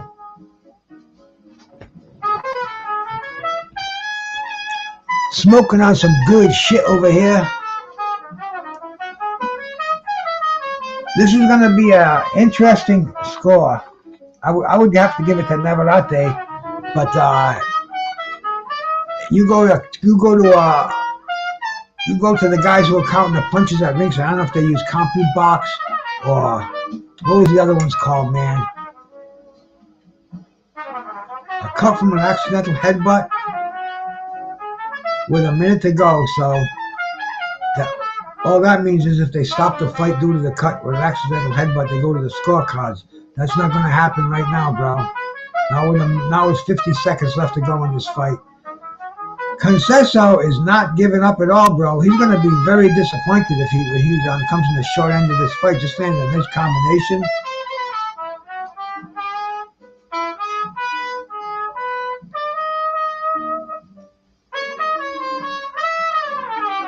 They are just going toe to toe. Conceicao is not giving him a shot to throw a big punch. He's just letting those fists fly. Fucking A+ effort over here on both of these fighters. This is like fucking Conceicao. Oh, I just lost it. Oh no, what the fuck, man? My illegal stream just crashed. I gotta get it back again. Shit, man. Fuck. I gotta go back to the boxing. They got me. Come on, man, get back on there. Don't fuck around.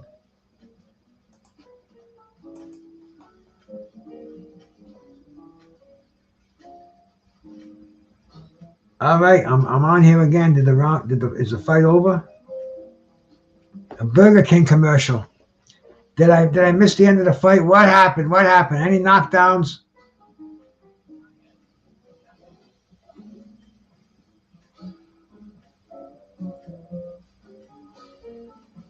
I should have had two streams that going at the same time, but we'll go to the scorecards, and I think Navarrete will win it, man. I mean, those two knockdowns, but he got slapped around, bro. This Conceicao, he did himself proud in this fight, man, and I'm sure it's going to be a close decision.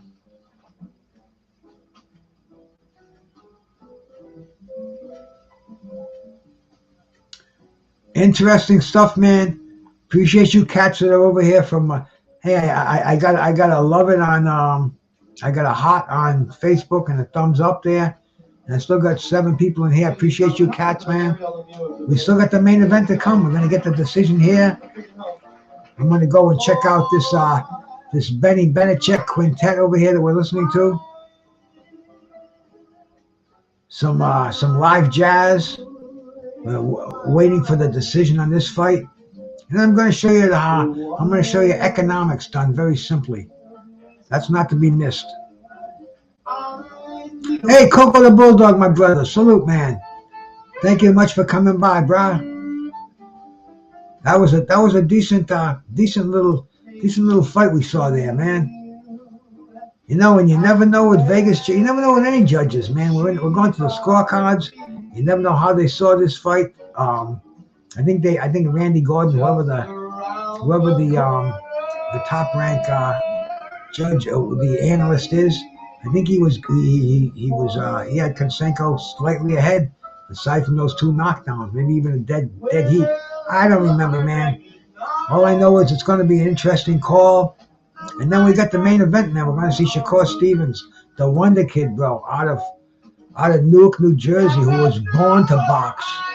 When his schoolmates took a right and went to school, He took a left and went to the gym and got his boxing education. Yeah, Coco, bro, I do too. But you know, I'm cool with it. I kind of thought about it was going to be a dull fight. I think Shakur is going to overwhelm him with his talent. But man, anything can happen with the inactivity. And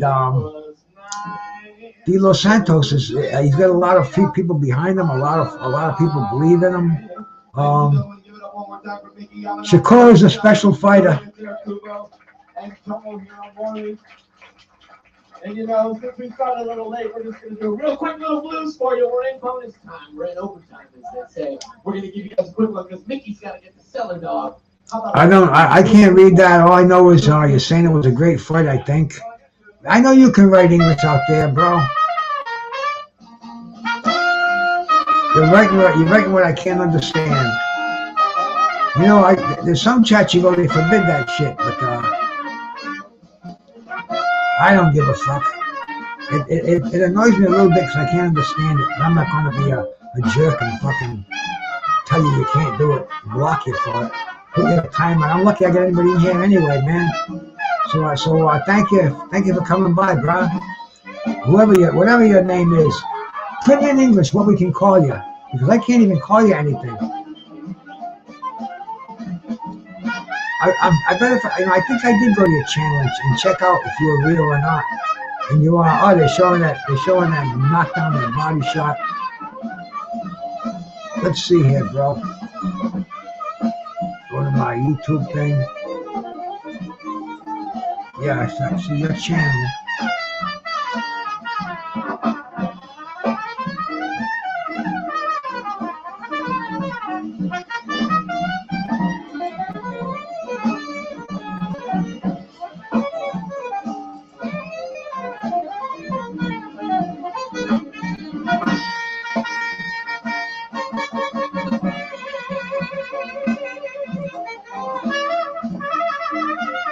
Get this decision.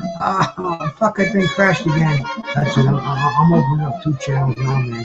Breakout Boxing must be getting hammered or something. Or else they must know that I'm watching it. And again. Come on.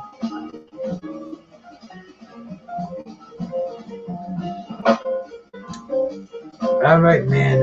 Mark Krigler's scorecard. He favors Conceicao by 2 points. Let's get the decision here.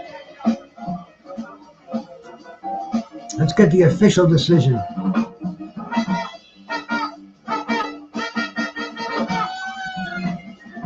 I get me a fresh glass of water. Maybe change the bong one more time.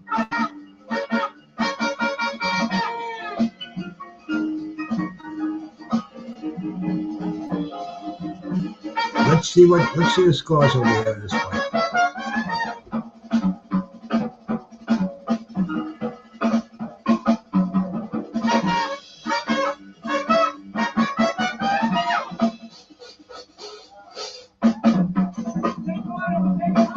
Majority draw. Wow. Wow. Wow.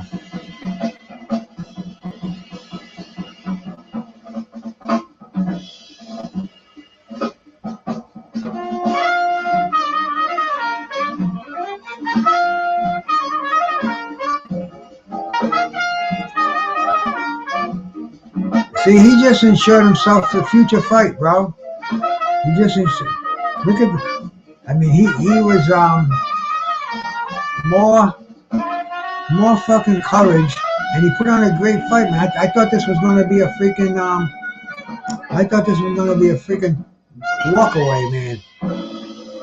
I thought Navarrete was going to end it. I didn't think Conceicao had much left. One more time to take that quick tap. Yep, man. Cool stuff. Cool stuff for sure. Now Navarrete can go further up in that lucrative 130 to 140 pound division. See if he wants to move up or clean it out himself. But I mean, it was a very interesting fight. We got the other one coming up, and like I said, I was gonna show you cats. Let me see if I can find it. Did I put it? I'm not too good with Facebook, so I'm gonna have to go and look in here.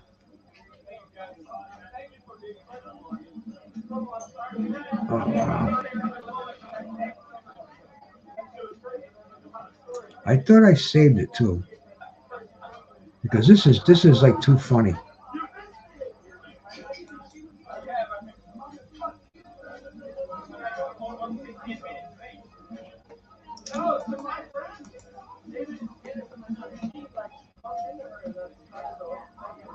Okay, this could be it right here.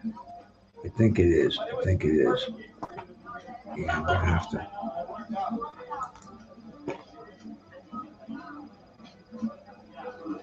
No, that's not the one I wanted.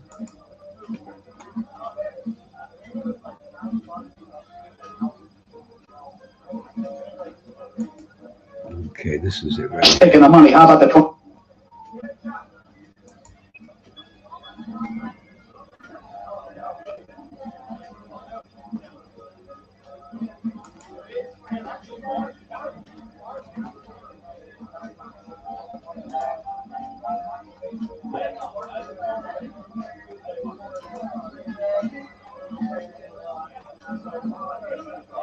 Okay, I'll have this in 1 second.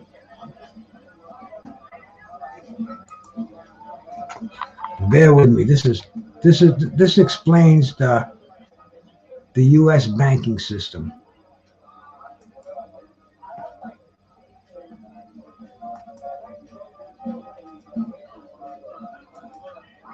Oh, wait a second. I want to get it in the right spot. Okay.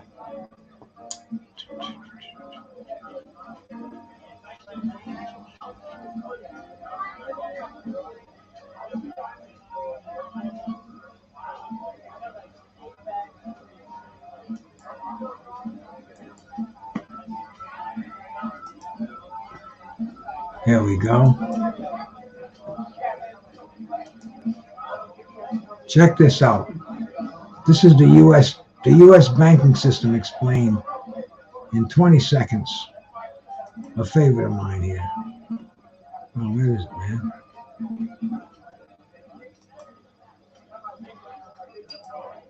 There we go. Check this out.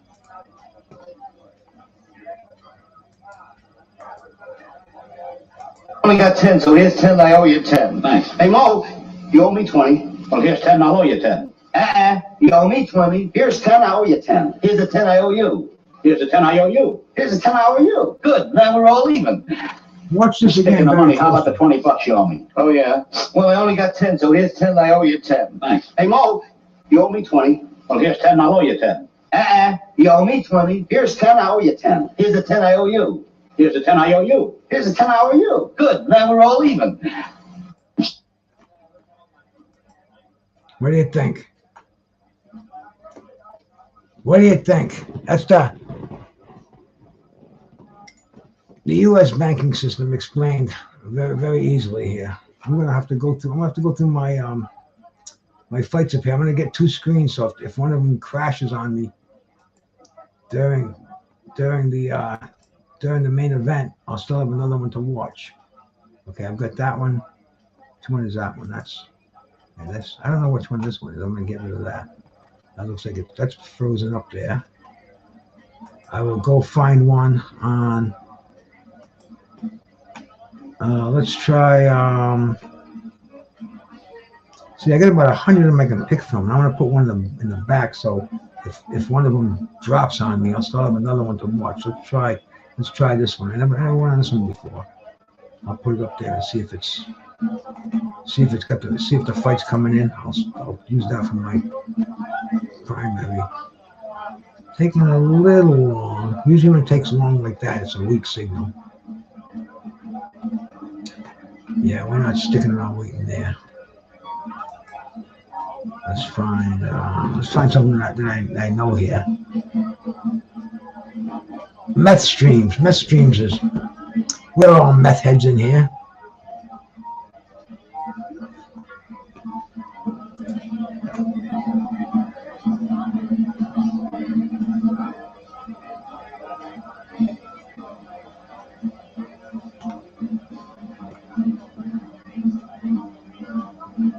shit, that one's not coming in.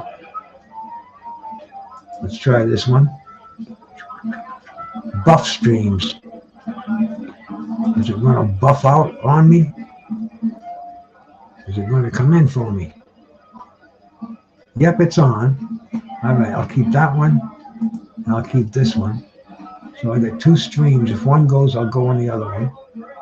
Let me use this one as my primary. And use that as my secondary. Yeah, that one is already fucking up. But you can always go back. Just hit that button. Should come right back on in a second. It should. You never do know. But we're getting ready for the main event. That was a good fight, huh, Kolomik? How do you pronounce your name? Or what would you like to be called? That's a tough one to pronounce, bro. Even for a multilinguistic cat like myself. I can put my tongue in anything.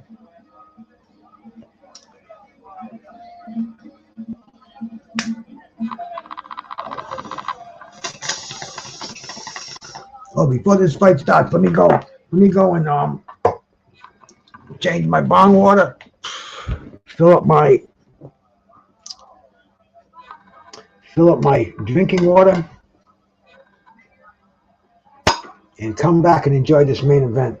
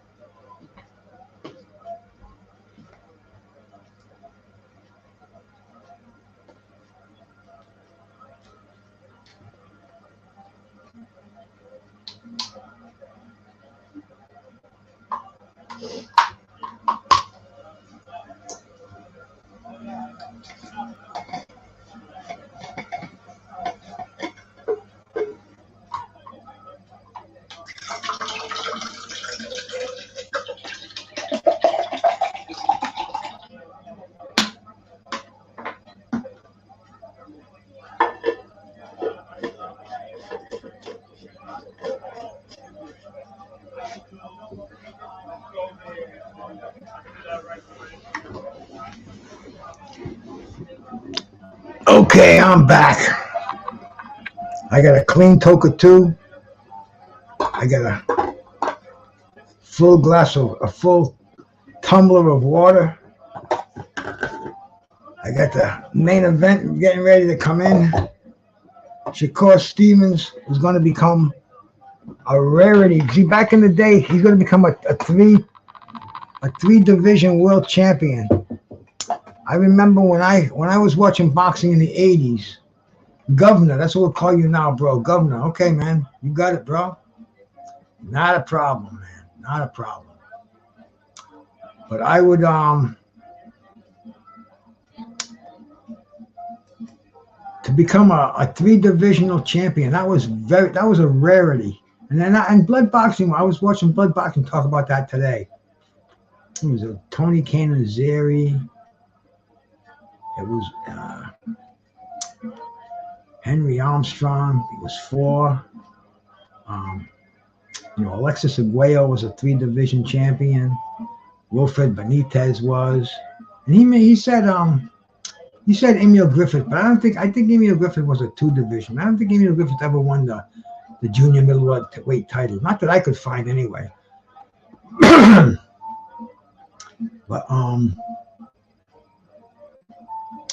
But to become a 3-division champ today, it's definitely not the same as it was back in the day. I mean, it's just not the same thing at all. Right now, there's been many 3-division champions, many 4-division, even 5. I mean, dude, it goes on with the super divisions, the junior divisions, and just in the fragmented titles. Just crazy. You got it, hash face, eh? See what the old hash man says up there?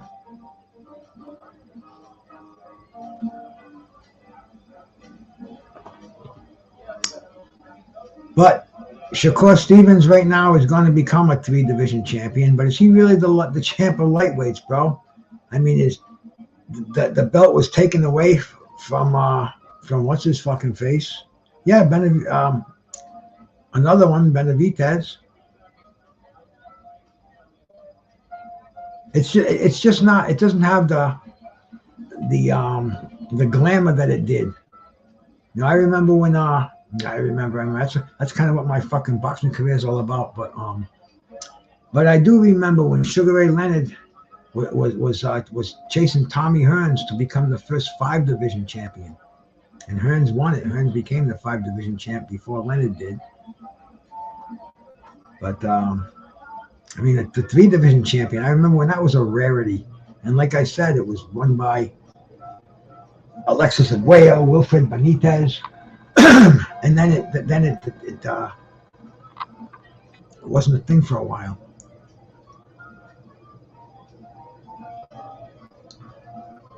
Not yet, Teddy. No walking yet, bro, but they're getting ready, man. De Los Santos is ready to make the move.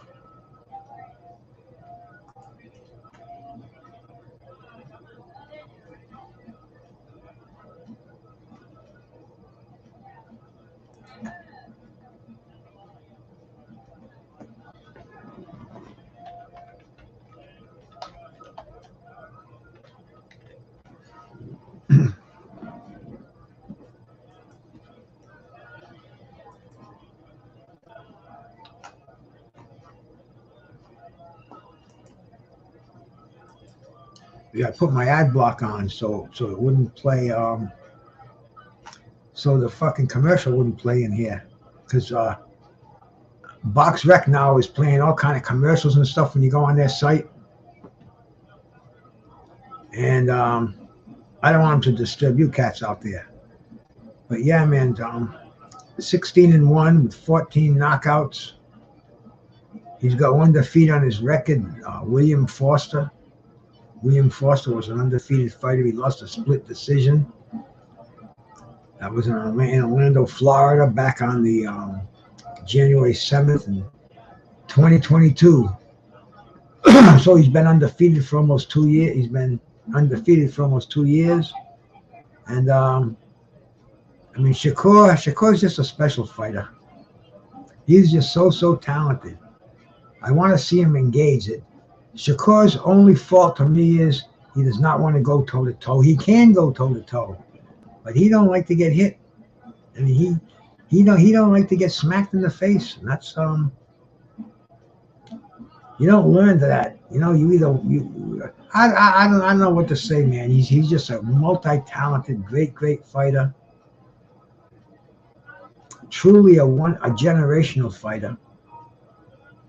And I think he's going to walk away in this fight. I think he's going to put De Los Santos. I think he's going to fucking either confuse the hell out of him, slap him around for 12 rounds.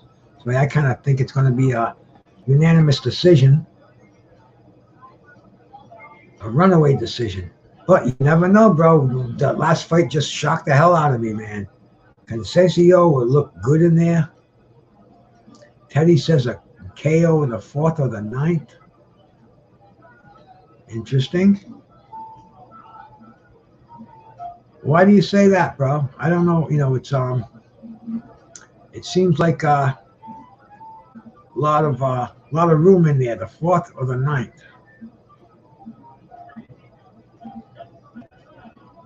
If anything, Shakur would have more luck in the later rounds, but we never know, man. We never know.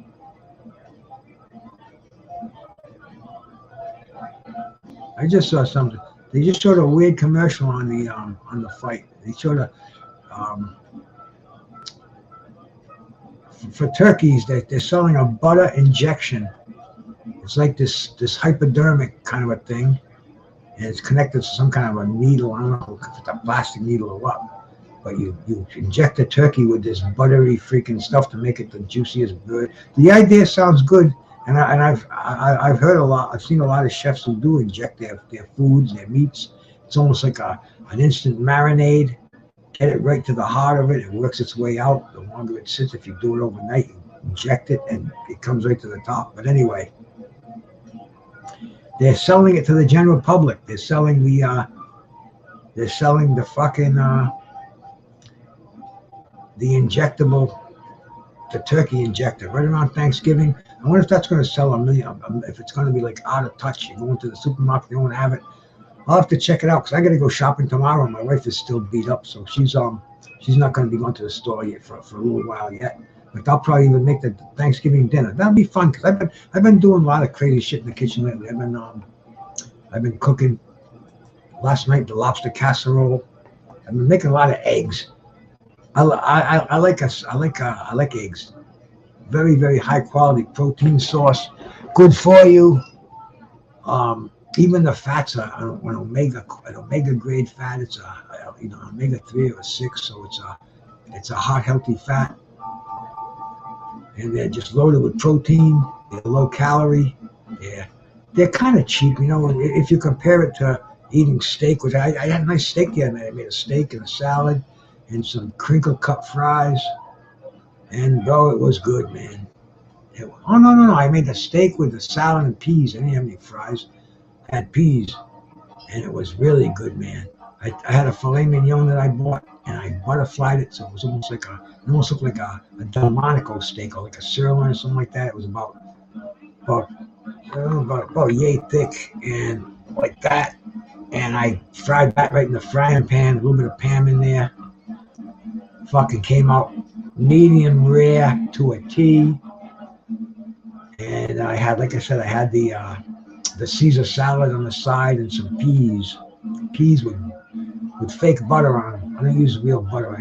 I do use it sometimes, but on the vegetable I use can't believe it's not butter. I was doing that when I was bodybuilding, just for calories. It's really 0 calories and just has a lot of flavor, and I got to like it. So I still use it to this day. Yeah, bro, they're going fucking crazy with that racetrack in Vegas. They're doing the trials tonight. They're having the first run, the eliminating trials at 11:30 after the. They're probably having them right now, bro. There's Floyd over there, bro. Floyd's making the scene right in his backyard. Michael B. Jordan. Let's see who else is at ringside. Because everybody's in Vegas. Oh, this fucking character. Big Baby. Keyshawn Davis. Smoke a joint with me, brother. You're in Vegas. You can fire right up. Shaki Foster. Wow. Couple of women boxers, 3-time champion, 2-time champion. A Super Bowl NFL player. A member of the New York State Athletic Commission, Mark Davis, owner of the Oakland Raiders.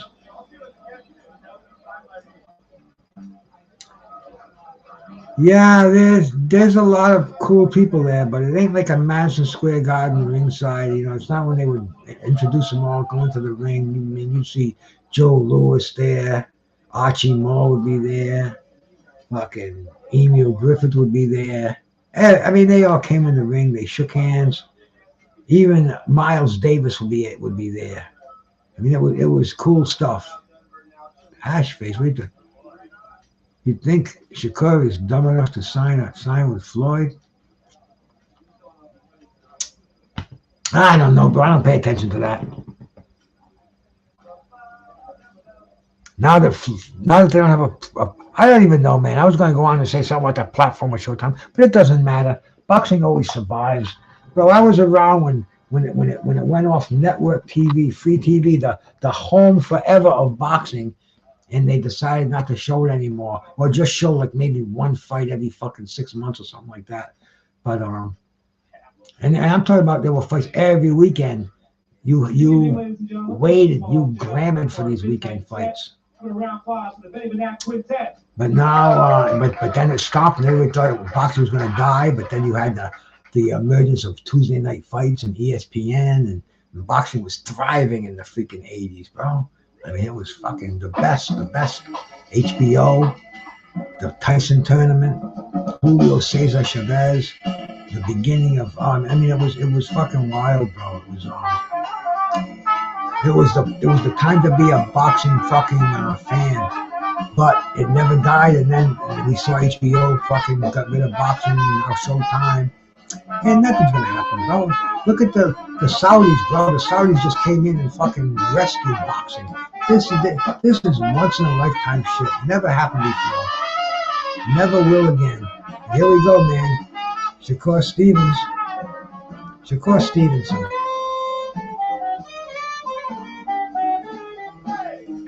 Getting ready to make his ringside entrance. I guess De Los Santos must already be in the ring. You get that prime gold chain that those cats had when they signed. I don't know if that's what it is, but who the hell wore one? Bud Crawford had one on when he fought too. I don't know if they fought on prime once and they got that as a bonus. Because man, bonuses are crazy, man. I hope you cats read my On This Day page, because tomorrow is a very special fight. That's when Lennox Lewis. That's when he came back and beat Hasim Rahman in the rematch. I need some chapstick. My lips are dry. But yeah, that's when Lennox Lewis came back and knocked Hasim Rahman out with a tremendous shot. And when Hasim Rahman upset Lennox Lewis, he signed with Don King. Don King gave him a $500,000 signing bonus. And that was a check for $450,000 and $50,000 cash. No, it was... Anyway, it's in my On This Day. I underestimated the figures, but it's crazy. 7-5 Shakur.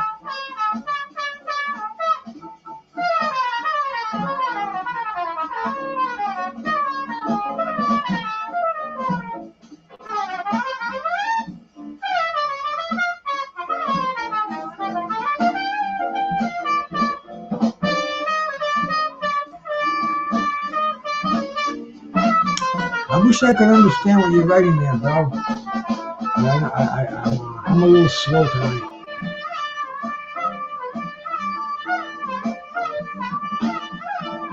But here we go. Finally, we're going to have another lightweight champion, one who presumably will defend the title. Shakur made one defense. That was a rematch with Kambosos. He could have run that lightweight division if he wanted to, but I don't know, weight, money, whatever, man. They say Shakur was offered he had the 25% story. Shakur turned it down, only to take this fight for a fraction of the money. I think it's been explained or something. I read something today where it was explained now, but I didn't have time to read it. But today was a busy day for me, bro. But not now, man. I've been kicking back here for 5 hours and 37 minutes, man. And we're talking boxing, bro. Almost like I did a fucking hit on the meth pipe or something, man. And, yo, yeah, the ring girls for fucking Top Rank, they are definitely fire.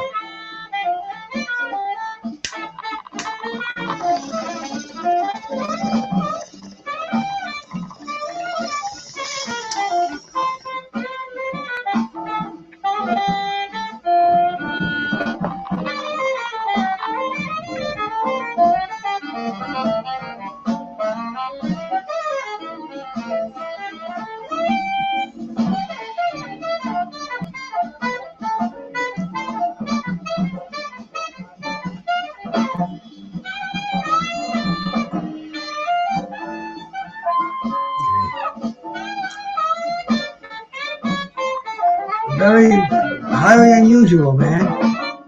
Shakur, the A side, coming out first. Usually the A side fighter comes out last in the ring walk introductions. We'll see because like I said earlier, I really don't want to hear the I don't want to hear the ringside announcers. I just want to watch it. They got some jazz. And remember, this is a live concert going on right now. Benny Benachek. I think it's Benachek. Yeah, Benachek.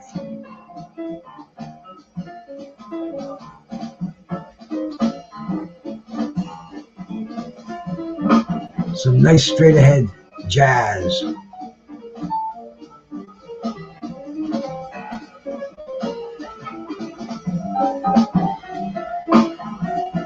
Shakur in the ring already, man. Weighing 133.8 pounds. Had no trouble making the weight.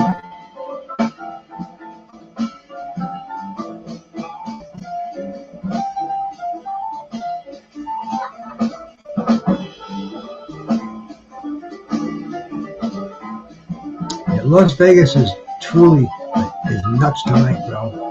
That's a hopping place to be.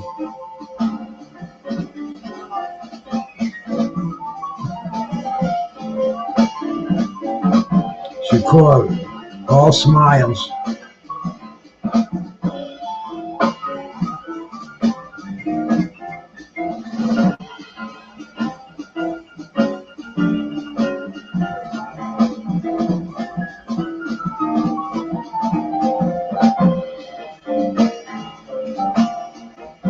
De Los Santos, managed by Antonio Talva.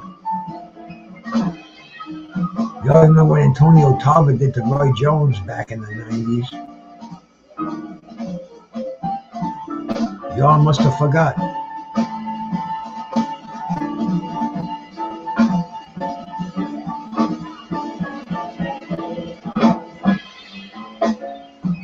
Harvey Dock, good referee.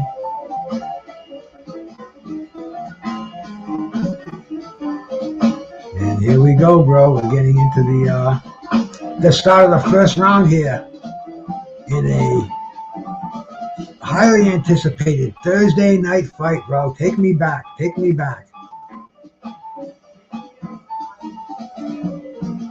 seems like I'm more energy on a Thursday night than I would on a freaking Saturday night.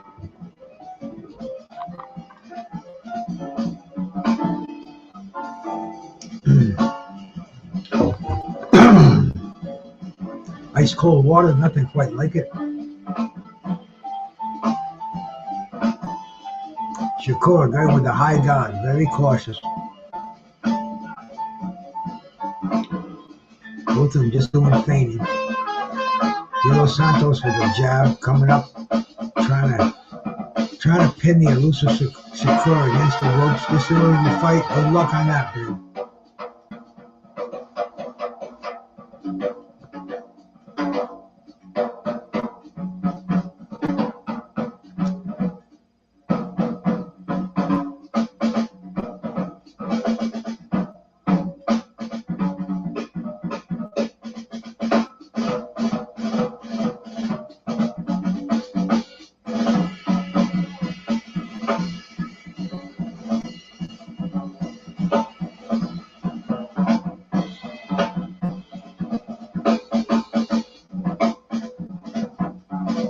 Uneventful first minute and a half of this fight.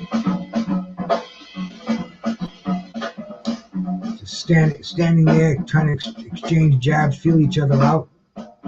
And we had a long 12-round fight here, and like I said earlier, I'm not expecting a lot in this fight, but please prove me wrong.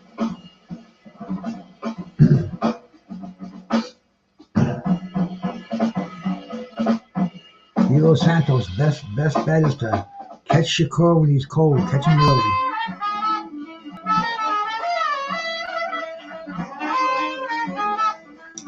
This is a classic jazz tune called "A Night in Tunisia." Dizzy Gillespie song.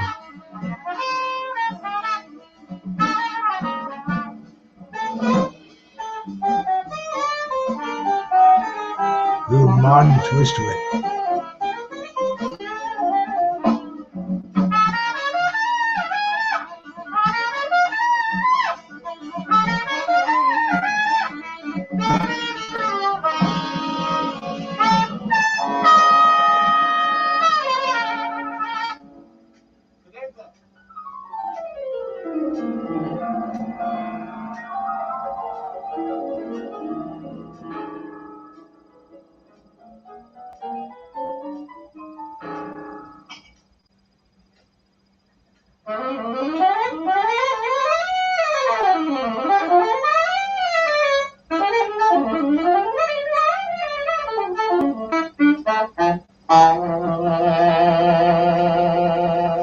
Uneventful first round. Got something in my throat here. I always tell me that anyway, but now I do. A little bit of water. Once again, water is good for almost everything.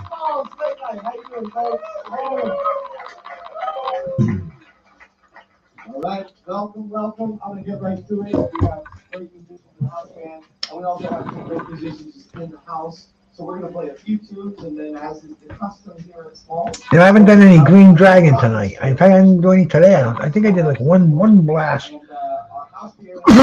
earlier today.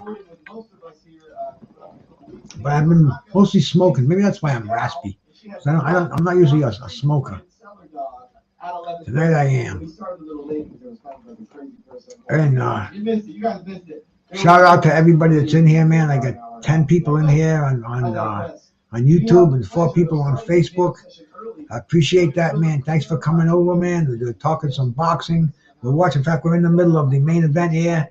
Shakur Stevenson going for his 3rd world title, a WBC lightweight title. He's going up against number 6 contender. My friend and yours, Mr. David Mescatine on the piano.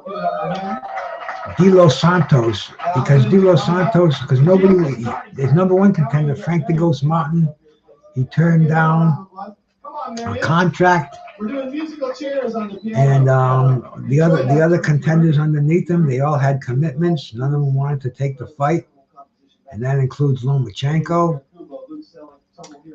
But this is a world title fight. This is for the vacant WBC title. It was stripped from Devin Haney for not defending it, and they stripped. De Los Santos got a shot in there. Devin went back on his heels. I don't know if that was a legit shot or what, man. He was just off balance. But this is a fight of meaning, especially the way the titles are all pretty much of equal low value. That if you have a belt, you are considered to be on top in your division. Even if there's 4 people that are, you're still going to command big dollars. And this is the crazy business of boxing.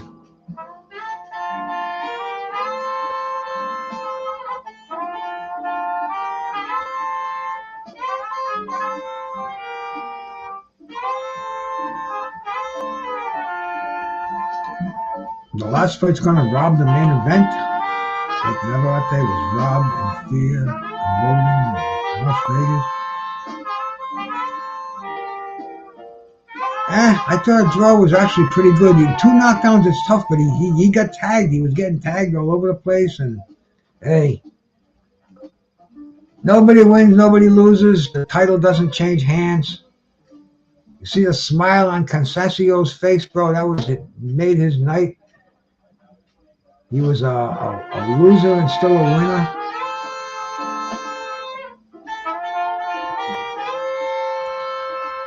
We might even get a rematch out of it. Who knows? Not that I care, bro. I'll take anything they give me in boxing. I'm not a matchmaker. Do what you got to do, bro. I'm going to be sitting here watching it, maybe talking about it with my peeps out there, toking and smoking and digging out some good jazz, bro. This is what I do.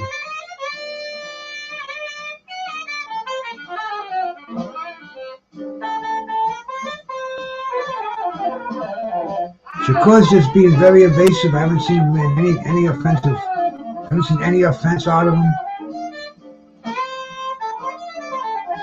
He's using angles and defensive tactics, feints.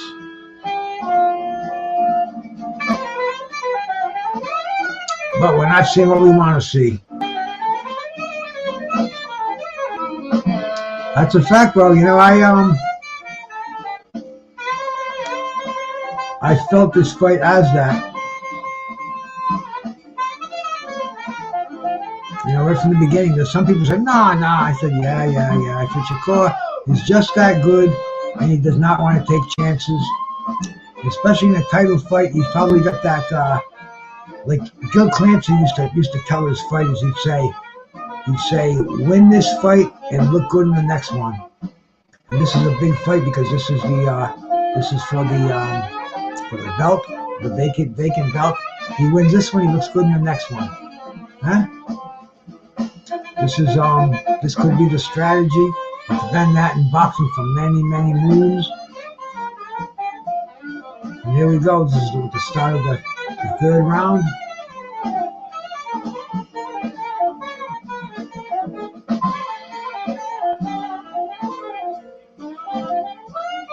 De Los Santos is just pretty much standing straight up, not taking a lot of chances right now. I think he's probably tried to fire a few of his best bombs.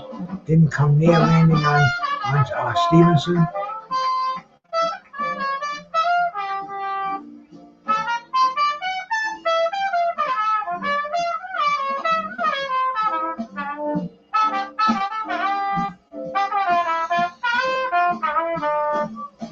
Even though Edwin's got a high knockout percentage, man. He's knocked out 14 of the 16 victories have been by knockout, so he packs power in those hands.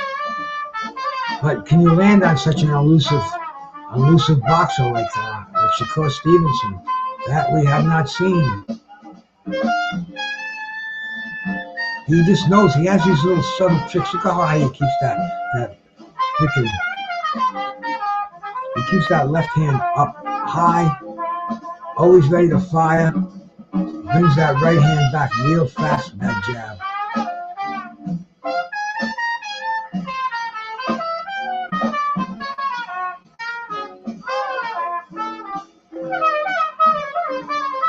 Somebody was telling me he had shitty head movement. I was like, I never heard that before. I never noticed that. Like, oh, you watch it.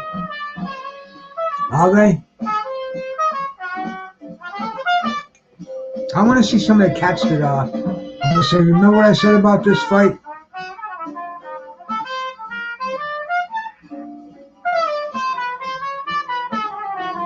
And people throwing tomatoes.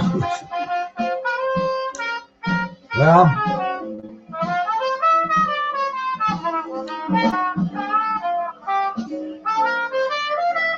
yeah, look at these guys, bro. They're not throwing any punches whatsoever. This is such a letdown of the previous fight, bro. It's crazy. This is such a letdown.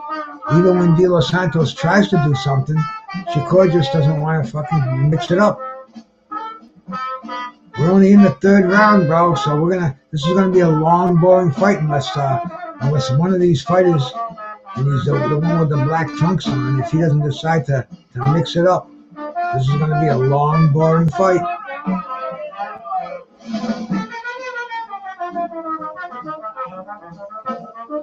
Shout out to anybody watching this on Facebook over there, man. I see four people in there. Appreciate you catching there. First time I did a live on Facebook that went through. And of course, the YouTubers. This is where I live, bro. This is my home territory, man. I get up, I watch YouTube from pretty much when I get up in the morning till when I go to bed at night. Even if it's not boxing, there's always all this other shit that I watch on there, mob stuff and documentaries and even movies, bro. Right? It's almost like a one-stop shop. You know what I watched last week? I watched the Billy the Kid series. I don't know if it was Netflix or one of those. But I get them on this movie site that I go on. And it was the Billy the Kid. Hey, my brother Electro Jed, man. Shout out to you, bro. And it was on, it was new because I binge watched it and I watched series 1. I think it had like 6 episodes or 8 episodes, and then series 2 had about 4. And they still have more to come there. And I watched it right till the end. But real cool, man. You know, it was a Billy the Kid thing, and I like westerns anyway. So, but here we go. We're back in the fight again, man.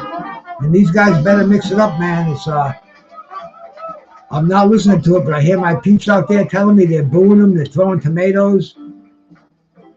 Jed, my brother, salute, man.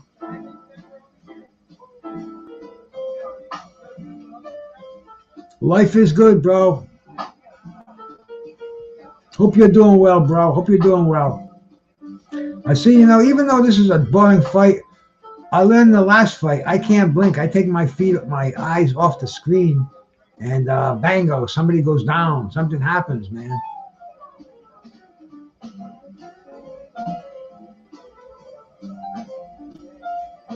Yeah, the music is better than the fight. I hear you, bro. Yeah, this is live at Small's Jazz Club right now, bro. This is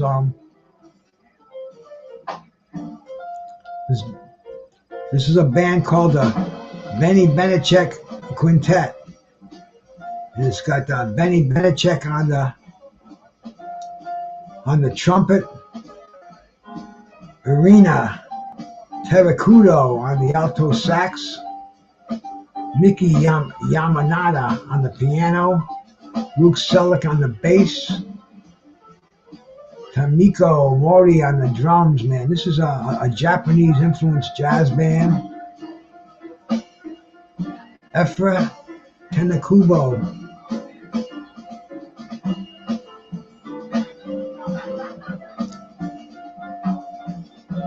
Interesting jazz mix. It's like a trio setting there where you got a bass, piano, and drums. The trumpet and the alto kind of went off the stage and let the trio do it in there. I mean, trios, that's your most classic jazz combo. You see them everywhere, bro. You go to weddings, you go to fucking Holiday Inns, whatever. You get some dude playing a Fender Rhodes, another dude on the bass, and you got a guy playing the traps, and you got a jazz trio. You can play pretty much anything, man. And I've seen so many real talented musicians put on in trio settings. Guys like piano players like McCoy Tyner, fucking even like Stan Getz will put on a trio album, just a bass, a drum, and a tenor sax player. But yeah, man, they like it because it cuts down on the how much you got to pay musicians. So traveling trios are always cool, and you can even get a singer in front of you. But man, this fight is I don't know if Shakur's going to pick it up. Another round down. Another round down the drain. I'll have to listen and see. Are the fans booing this? Let me put it in my...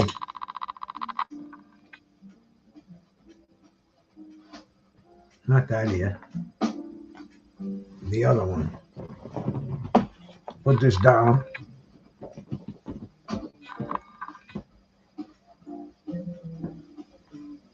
Listen to see what's going on when the crowd comes back. See if they...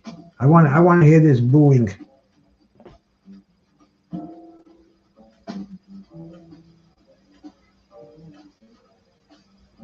Yeah, this is ESPN, so they're doing commercials. That's why I was seeing commercials on here. Even had a local one there, Greco Chevrolet. That's a place right in Rhode Island. So this must be the Cox cable signal that they're getting on this channel that I'm watching. That's weird, because the site's like somewhere in fucking Sweden or something. And I just hope I hope my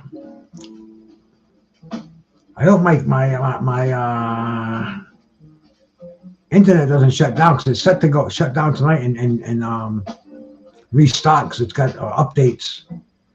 But yeah, Stevenson, they got him ahead when they shut out.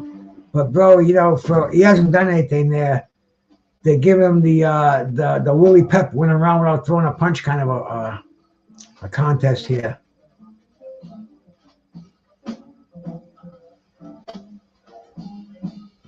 Who did I go on? What site did I go on and tell them about this? My prediction for this fight. Oh, Renee Box Young. That's where you want to hear my prediction? Go on Renee Box Young. I was on there a couple of days ago. When I first started doing this about 2.5, 3 years ago, I started my first time on. Yeah, it was more than 3 years ago. But I did my first thing on Renee Box Young. In fact, LeVar Cooper, he gave me the microphone I have right now. Set me right up, man. Sent it to my house, UPS'd it. Cost him like $1. Just to send it here was like, kind of blew my mind, more than I give the church on a Sunday, But anyway, Renee just started doing his lives again, and he's on my notification, so I put it on. And he says, "Hey Bruce, come on, why don't you come on over?" I said, "Fuck it, yeah, man. I'll go see Renee, my old buddy." So I went over there, and we talked a lot about. Had a good boxing conversation, man. It was cool, bro. The spirit was moving me on that night. And he asked me about this fight, my prediction. And I said, "I think it's gonna be a boring fight, Renee. In fact, please go pull it up, man. Renee Box Young, and check out my little predictions in that fight. Now with YouTube too, you can go back down. They have the table of contents kind of a thing, I think now. But yeah, man. I just didn't see. I didn't see a real a lot of action going on in this fight, man. I don't see Shakur wanting to shine, bro. I think he wants to just get by in his ability. He doesn't want to get hit in the head. Maybe he's had the headaches. Who knows, bro?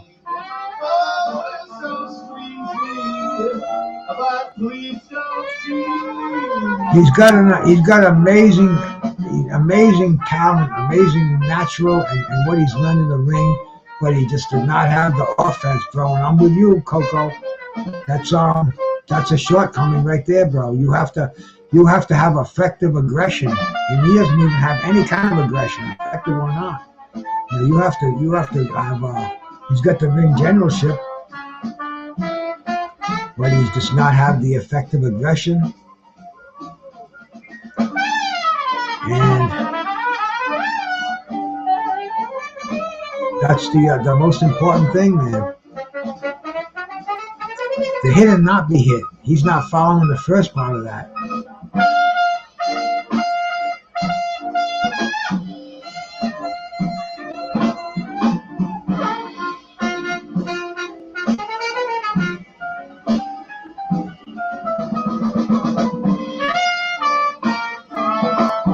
That would be a very interesting fight. Let's see if Navarrete wants to go up and get that 135 belt, which we know Shakur's going to walk away with.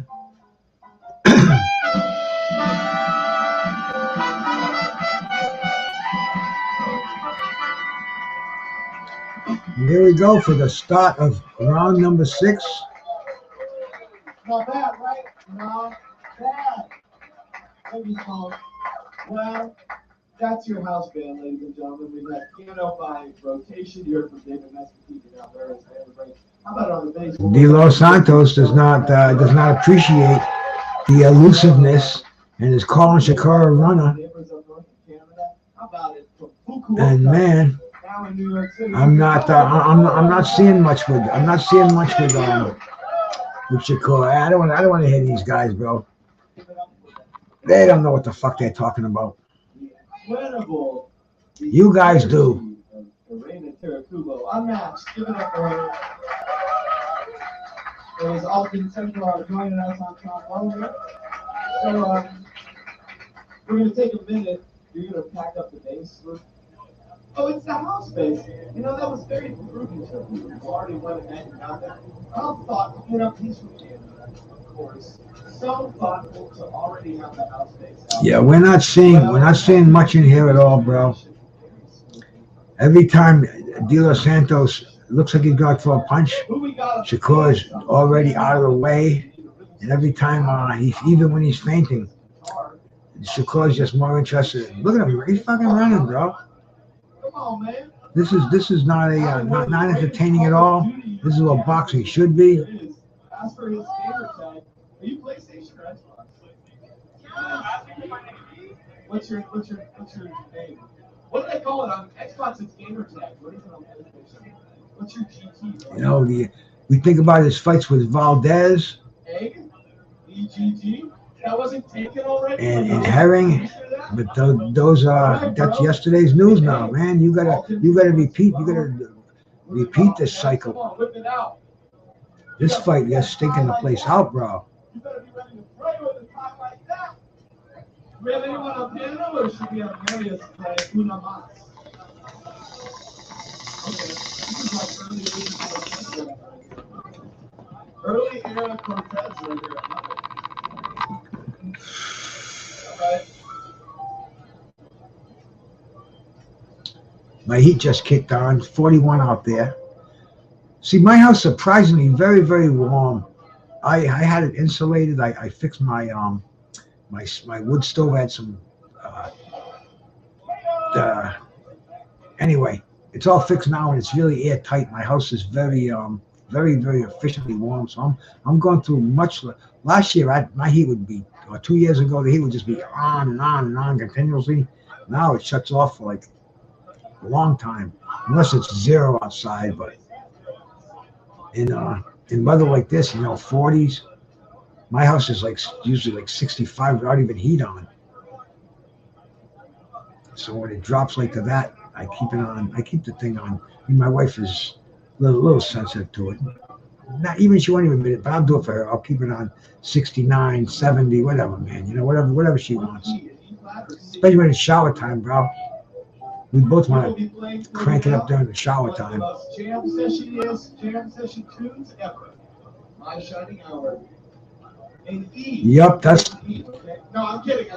That's a good idea, man. Because Shakur is really a letdown here. I'm on 6 hours. I want to go out with a bang. I'm going out with a whimper. This was the main event for this freaking historic Thursday night card. They're fucking with us, bro. Shakur's fucking with us, man. He came out, but he didn't shell out, man. He showed up, but he didn't shell out.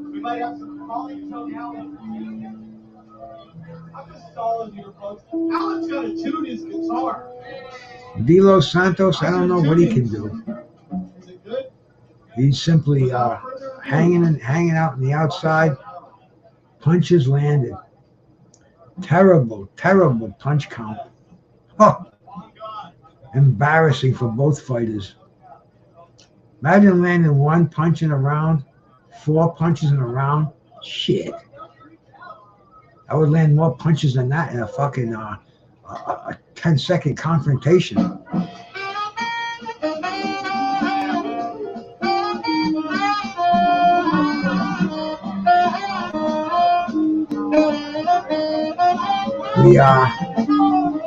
De Los Santos just charged up a little bit, moved forward. Shakur ducked everything. I think I said how this fight was going to go on Skywalkers too, so I will certainly go back there and let them know that I finally got one right.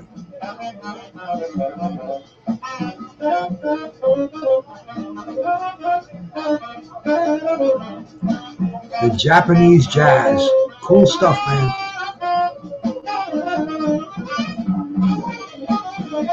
And they're playing that right now. That's live going on. At Smalls Jazz Club, Greenwich Village, New York City, bro. The city that never sleeps. I haven't been there in years, man. What's going on TMZ?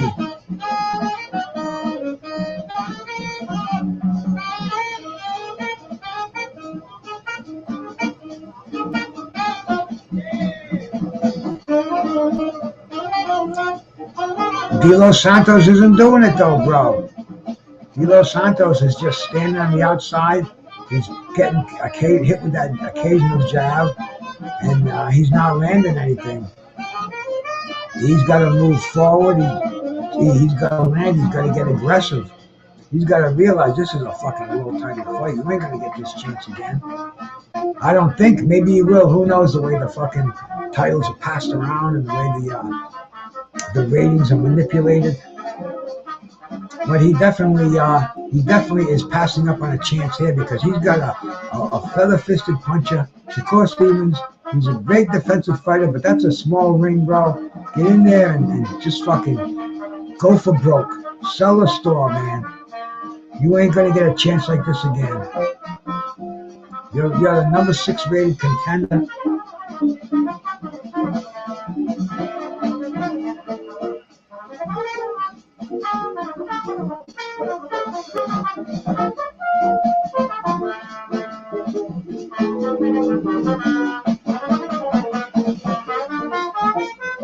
If something doesn't happen, it's going to be a decision. It's going to be a boring unanimous decision for Shakur.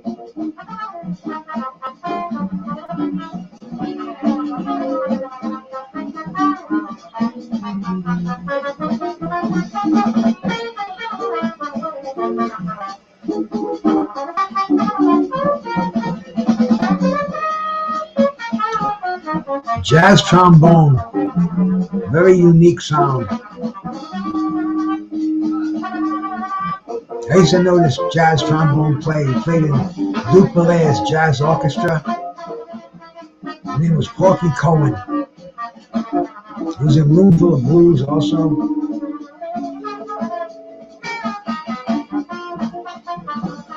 I snorted coke with him. The first time he snorted coke, I laid some lines out for him. The guy was 60 years old when I was 30.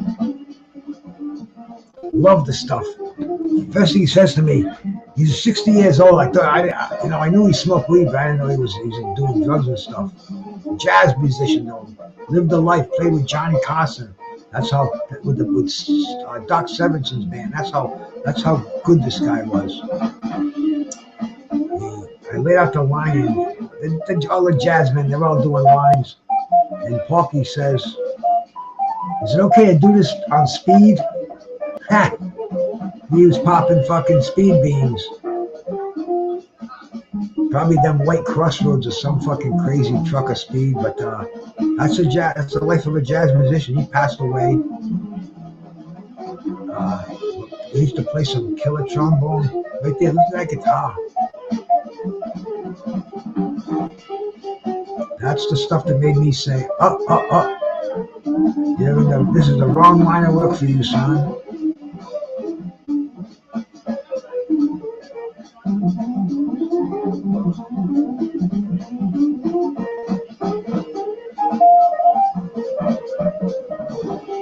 standing in front of each other and fainting.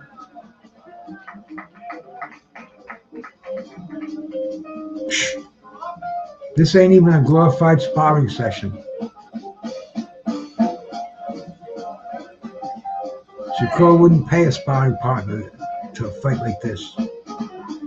Neither would De Los. This is Harvey Doc breaking him up. The invisible third man in the ring.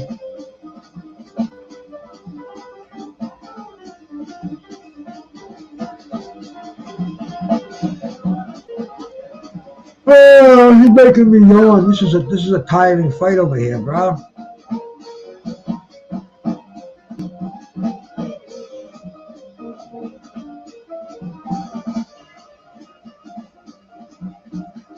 This was if you knew Shakur Stevenson and you watch a couple of the De Los Santos fights, you would have known this fight was not going to be a freaking barn burner. You know, not enough aggressiveness from De Los Santos, and definitely not enough action, and definitely not taking the lead. See, now Shakur is coming on. Look at maybe even, too little, too late, man, for me anyway. Let's see him start the round like that, looking like Ali. You get it on the Mike Tyson show.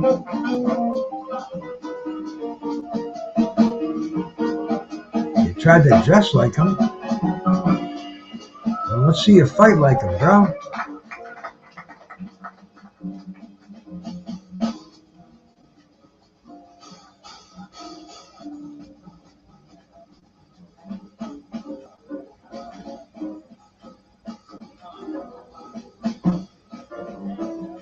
Shakur landing a jab, and what it's doing is it's winning them the rounds.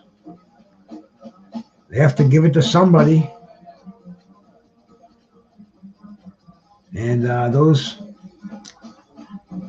light jabs, they're packing them up to points.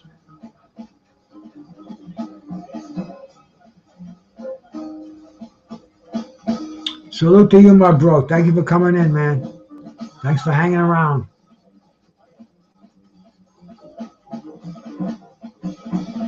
Jabs landed. After 8 rounds, De Los Santos has only landed 16 jabs. 2 jabs per round. Whoa. Well, 1 a.m., that's not too bad. I'll get to sleep at 2. Dog's already been out. I didn't eat anything tonight, though. Usually I grab some peanuts. Something to munch on. Tonight didn't have the urge to, which is cool. I'll probably lose a pound tomorrow and get in the scales. It's weird. It's not. See, eating, it's all timing. It's more when you eat, aside from what you eat, because your body's either breaking down calories, metabolizing calories, or it's burning calories. Your metabolism is never stagnant. It's either moving or slowing down. It's either revving up or slowing down. And when it's slowed down at night, that's the worst time to eat. When you're sedentary, when you're kicking back, that's when you put the pounds on. If you eat like a breakfast and then you move around a lot, have something. You know, during the day, have a nice healthy dinner. Have the fibrous vegetables in there. Have a good complex carbohydrate in there. Sweet potato or some brown rice or even a baked potato, or whatever it may be. Some people metabolize them differently, and the key is not to eat this stuff late at night. You know, I was a certified nutritional technician for many years. I've dieted hundreds of people. They've all achieved their satisfaction. I've never had anybody who stuck with me that didn't achieve their goal.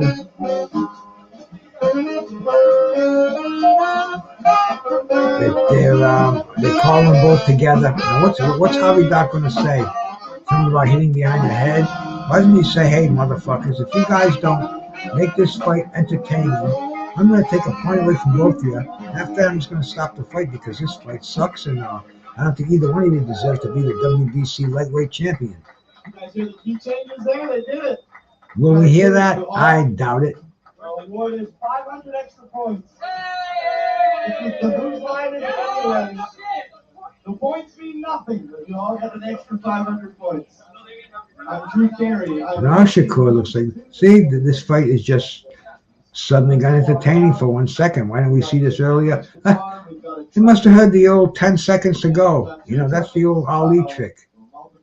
Steal around. Sugar Ray Leonard would do it too. He did it with the Marvin Hagler fight.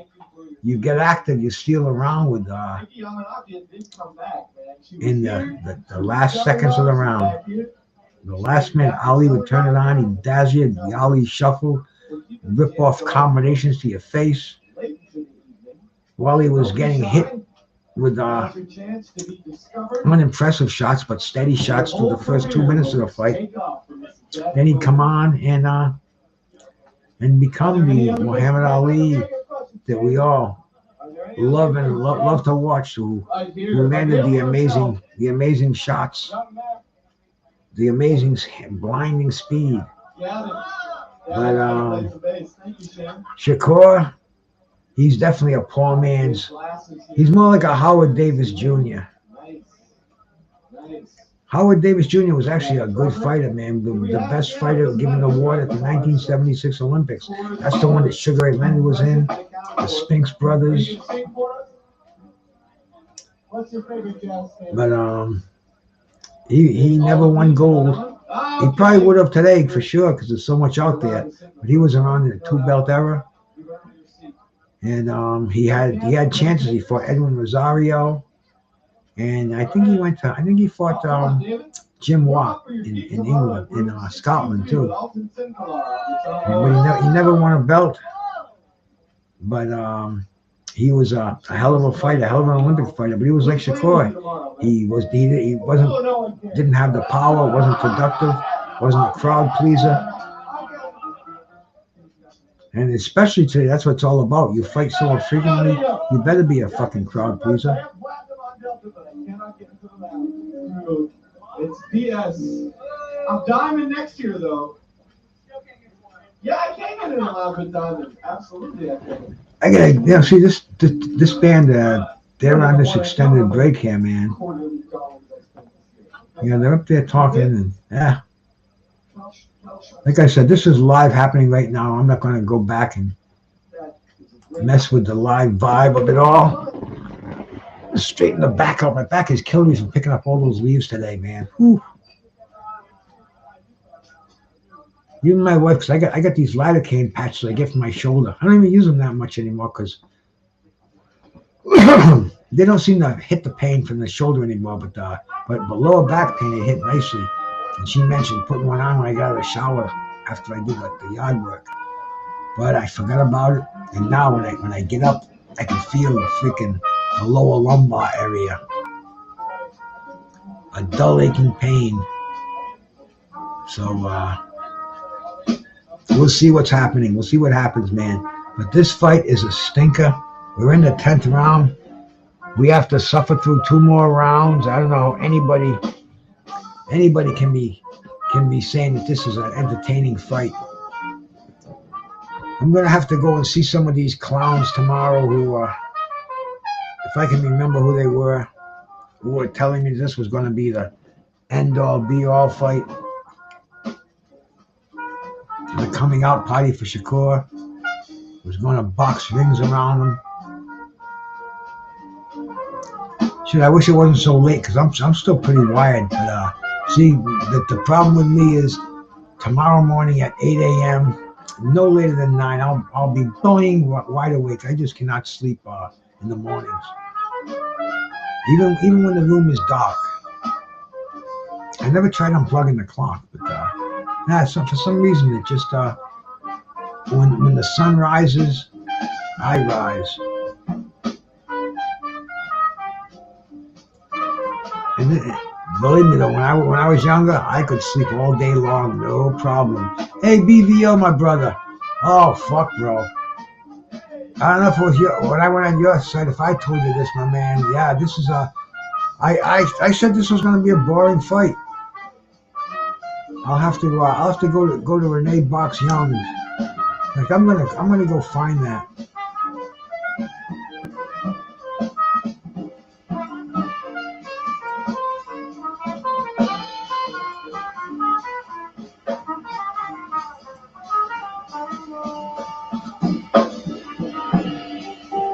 Oh no, my stream went down.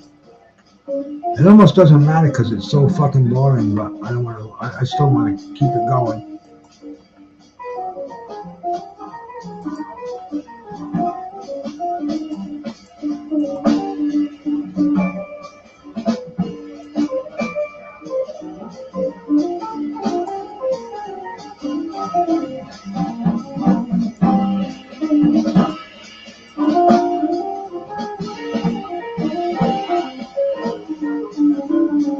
Okay, the fight's back on again. At least they look like they're both throwing punches or standing there looking like they want to. Exchange of a couple of jabs to an otherwise boring. People are booing. Yeah, man, I'm not listening to the sound. I'm just watching the fight. But that's what they're telling me, man. And I was on Skywalker's the other night, BVO. Go play back that fight, that chat, bro. I just did not see this fight as anything but a boring fight, man. You know, Shakur's just not, he's not fighting up to par. He's got to go in there with some of the killers right now. If he's at 135, he's got a belt. There's no excuses. You know, you've got Lomo, you've got Tank. You know, even Kambosos. That would be a boring fight, but and that's probably one that they'll make. You know. Huh.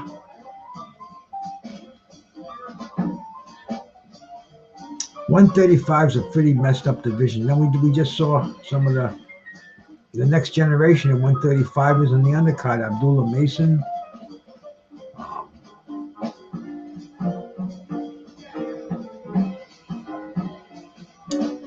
This fight is a boring fight, man. I'm not pleased with the outcome of this, but like I said,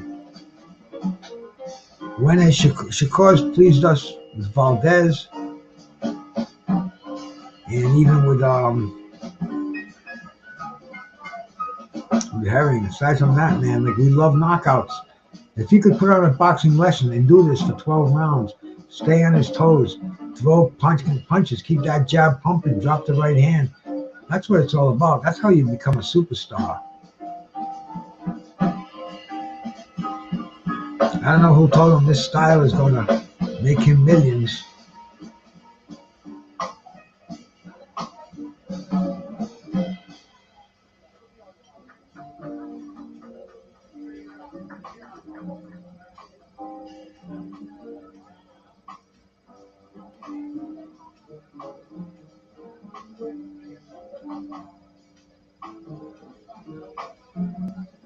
Look at this bullshit, man.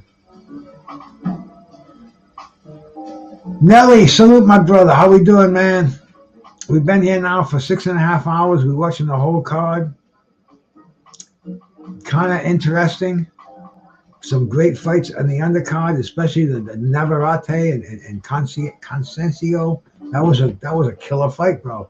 Conceicao rose to the occasion. Navarrete was landing bombs. He dropped him twice. Kept it exciting right till the final bell. And then we're put over here with this snoozer, bro.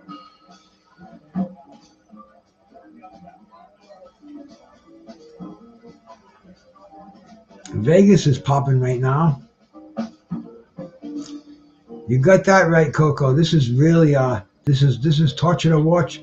I don't want to close it down now because I want to watch the whole fight, and I'll be ready to take. Hey, I'll tell you, man. You know, now that I'm watching this is almost like Sominex, almost like taking some NyQuil. This is definitely This is definitely making the eyes kind of heavy.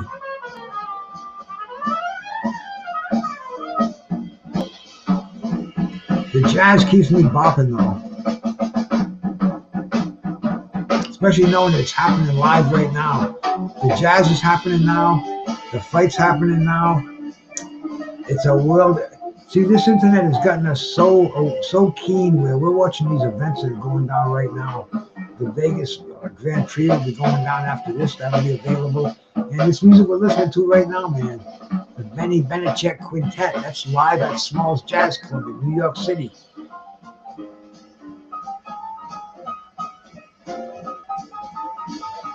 I don't know how long they keep it on for, bro, but because I'm usually in the sack at this time.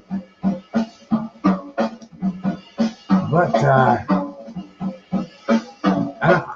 bars in New York City usually close at 4 o'clock. I don't know if they keep playing. Maybe, man. I haven't been in New York City in a long time.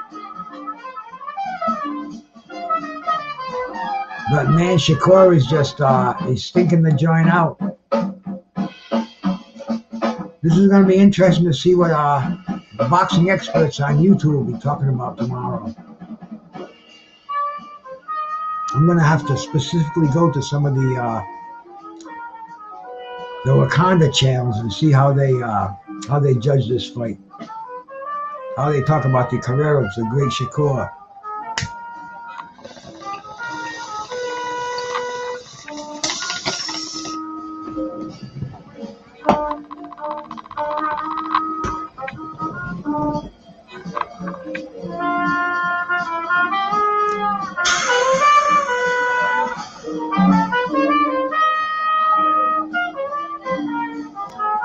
The last minute. Well, if anybody bet Shakur for the unanimous decision, you would have won.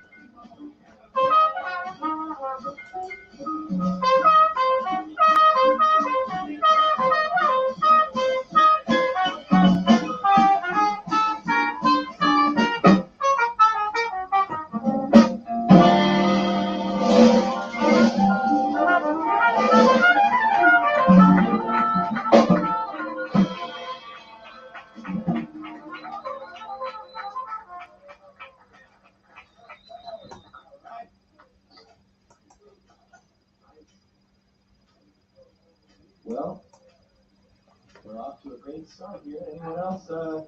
We've got so many great musicians that have graced and stayed. The end of the fight, they're not even going to hug. The rhythm section. Just a little touch of the gloves. Right? Nope. The fans are, I'm sure they're booing. Let me listen to this right now so we can get the decision here. Fresh pianist? Come on now. I don't know. Probably, yeah. That's a good one. There is no greater love. Probably. Maybe not the same tempo. We'll vary up the tempo. Yeah, Dave. My boy Stitch Duran is in Shakur's corner. So I don't know, man. This is guaranteed a decision. We've got drums. We've got guitar. You might have to play. Yeah, H Money is a fan of Shakur. I think I haven't been to a channel in a while. I've been there just to give him a thumbs up, but there's just too much when you get this free smoke going on and too much bullshit for me, bro. I've mellowed with age. You don't see me on a lot of panels that just go at it for no reason and just fucking bullshit stuff. I'm too old for that, bro. I'm more the educated boxing panel talk when some of the OGs can get together and talk some serious boxing. What's going on today? What went on yesterday? What's going on tomorrow? This is the atmosphere that I thrive in. I mean, not fucking free smoke. That's just not my thing, man. But we are gonna get the decision here. I'm gonna wrap this up. It's been a very interesting night. It's been an unforgettable 6 hours. I'm gonna check out how many people watch this show. It'll be pretty easy. I just go to the let's see if I can do it right. Let's try to do it right now. It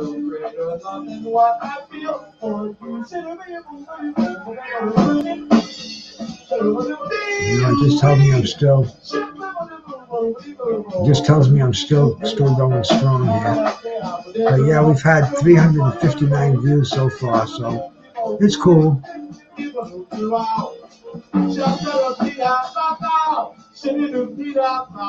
That's a lot of cats in here. You too, my brother Nelly. And Nelly was on a strange schedule. I see him answering my. Well, you're New York, bro. So I mean, you're West Coast, bro. So it's different, man. Appreciate that, Coco.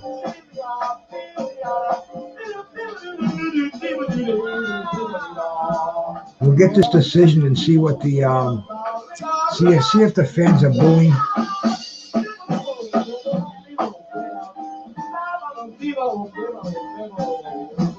See this is how the voice is an instrument.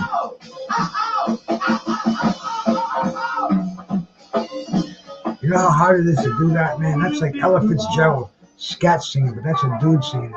Like Al Jarreau, Michael Franks. There's a few jazz singers that are some pretty cool stuff. Male jazz singers. One of my favorites, a guy named Johnny Coleman. Johnny Hartman, I'm sorry. He played with John Coltrane. Got a voice like it's like satin.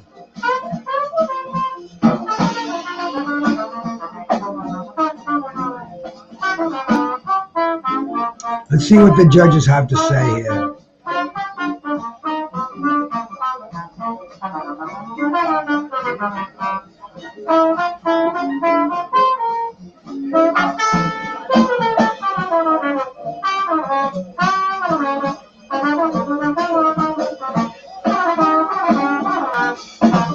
And the news.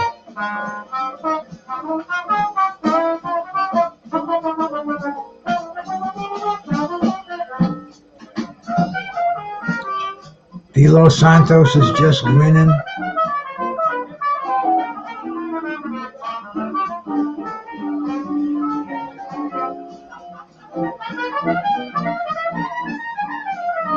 Terrible fight. It's 1 o'clock. I'm gonna cash it out now, bro. I've had a interesting evening here. Time for me to retire. Come back again tomorrow and do it all over, man. Thank you, cats, for coming in. This is BruceGas, boxing, jazz, and more. I gotta end it with my boy 150, bro. He was in here tonight. This is my man. My theme song. Thank you for coming in, man. Shout out BruceGas, aka Toka 2. You know I had to drop a track for my boy. Hey, where you at? Yeah, camping in your wrestling boys out here telling favors. I'm the hardest young nigga, I ain't signed to no label. Hey, BruceGas putting no fights on the table. Calling that boxing since Kane versus Abel. Smoking so much gas, you would think that shit was fatal. I'm the people's champion like Muhammad Ali. Shout out BruceGas, one day we gon' meet. Yeah, we gon' blow it down, we gon' smoke hella weed. Yeah, we gon' blow it down, take a hit out the Toka 2. Slipping hella shots, feel like Tyson with the peak. A little Glock on my side, but it hit just like Isaac Cruz. Shout out Mad Chad, real shit, that's my fucking dude. We always cooking on the panel. Strapped to my side, I ain't talking about no sandals. Bruce passed me the blunt, I'ma light it like a candle. Ayy, non-stop bars, man, I always spit flames.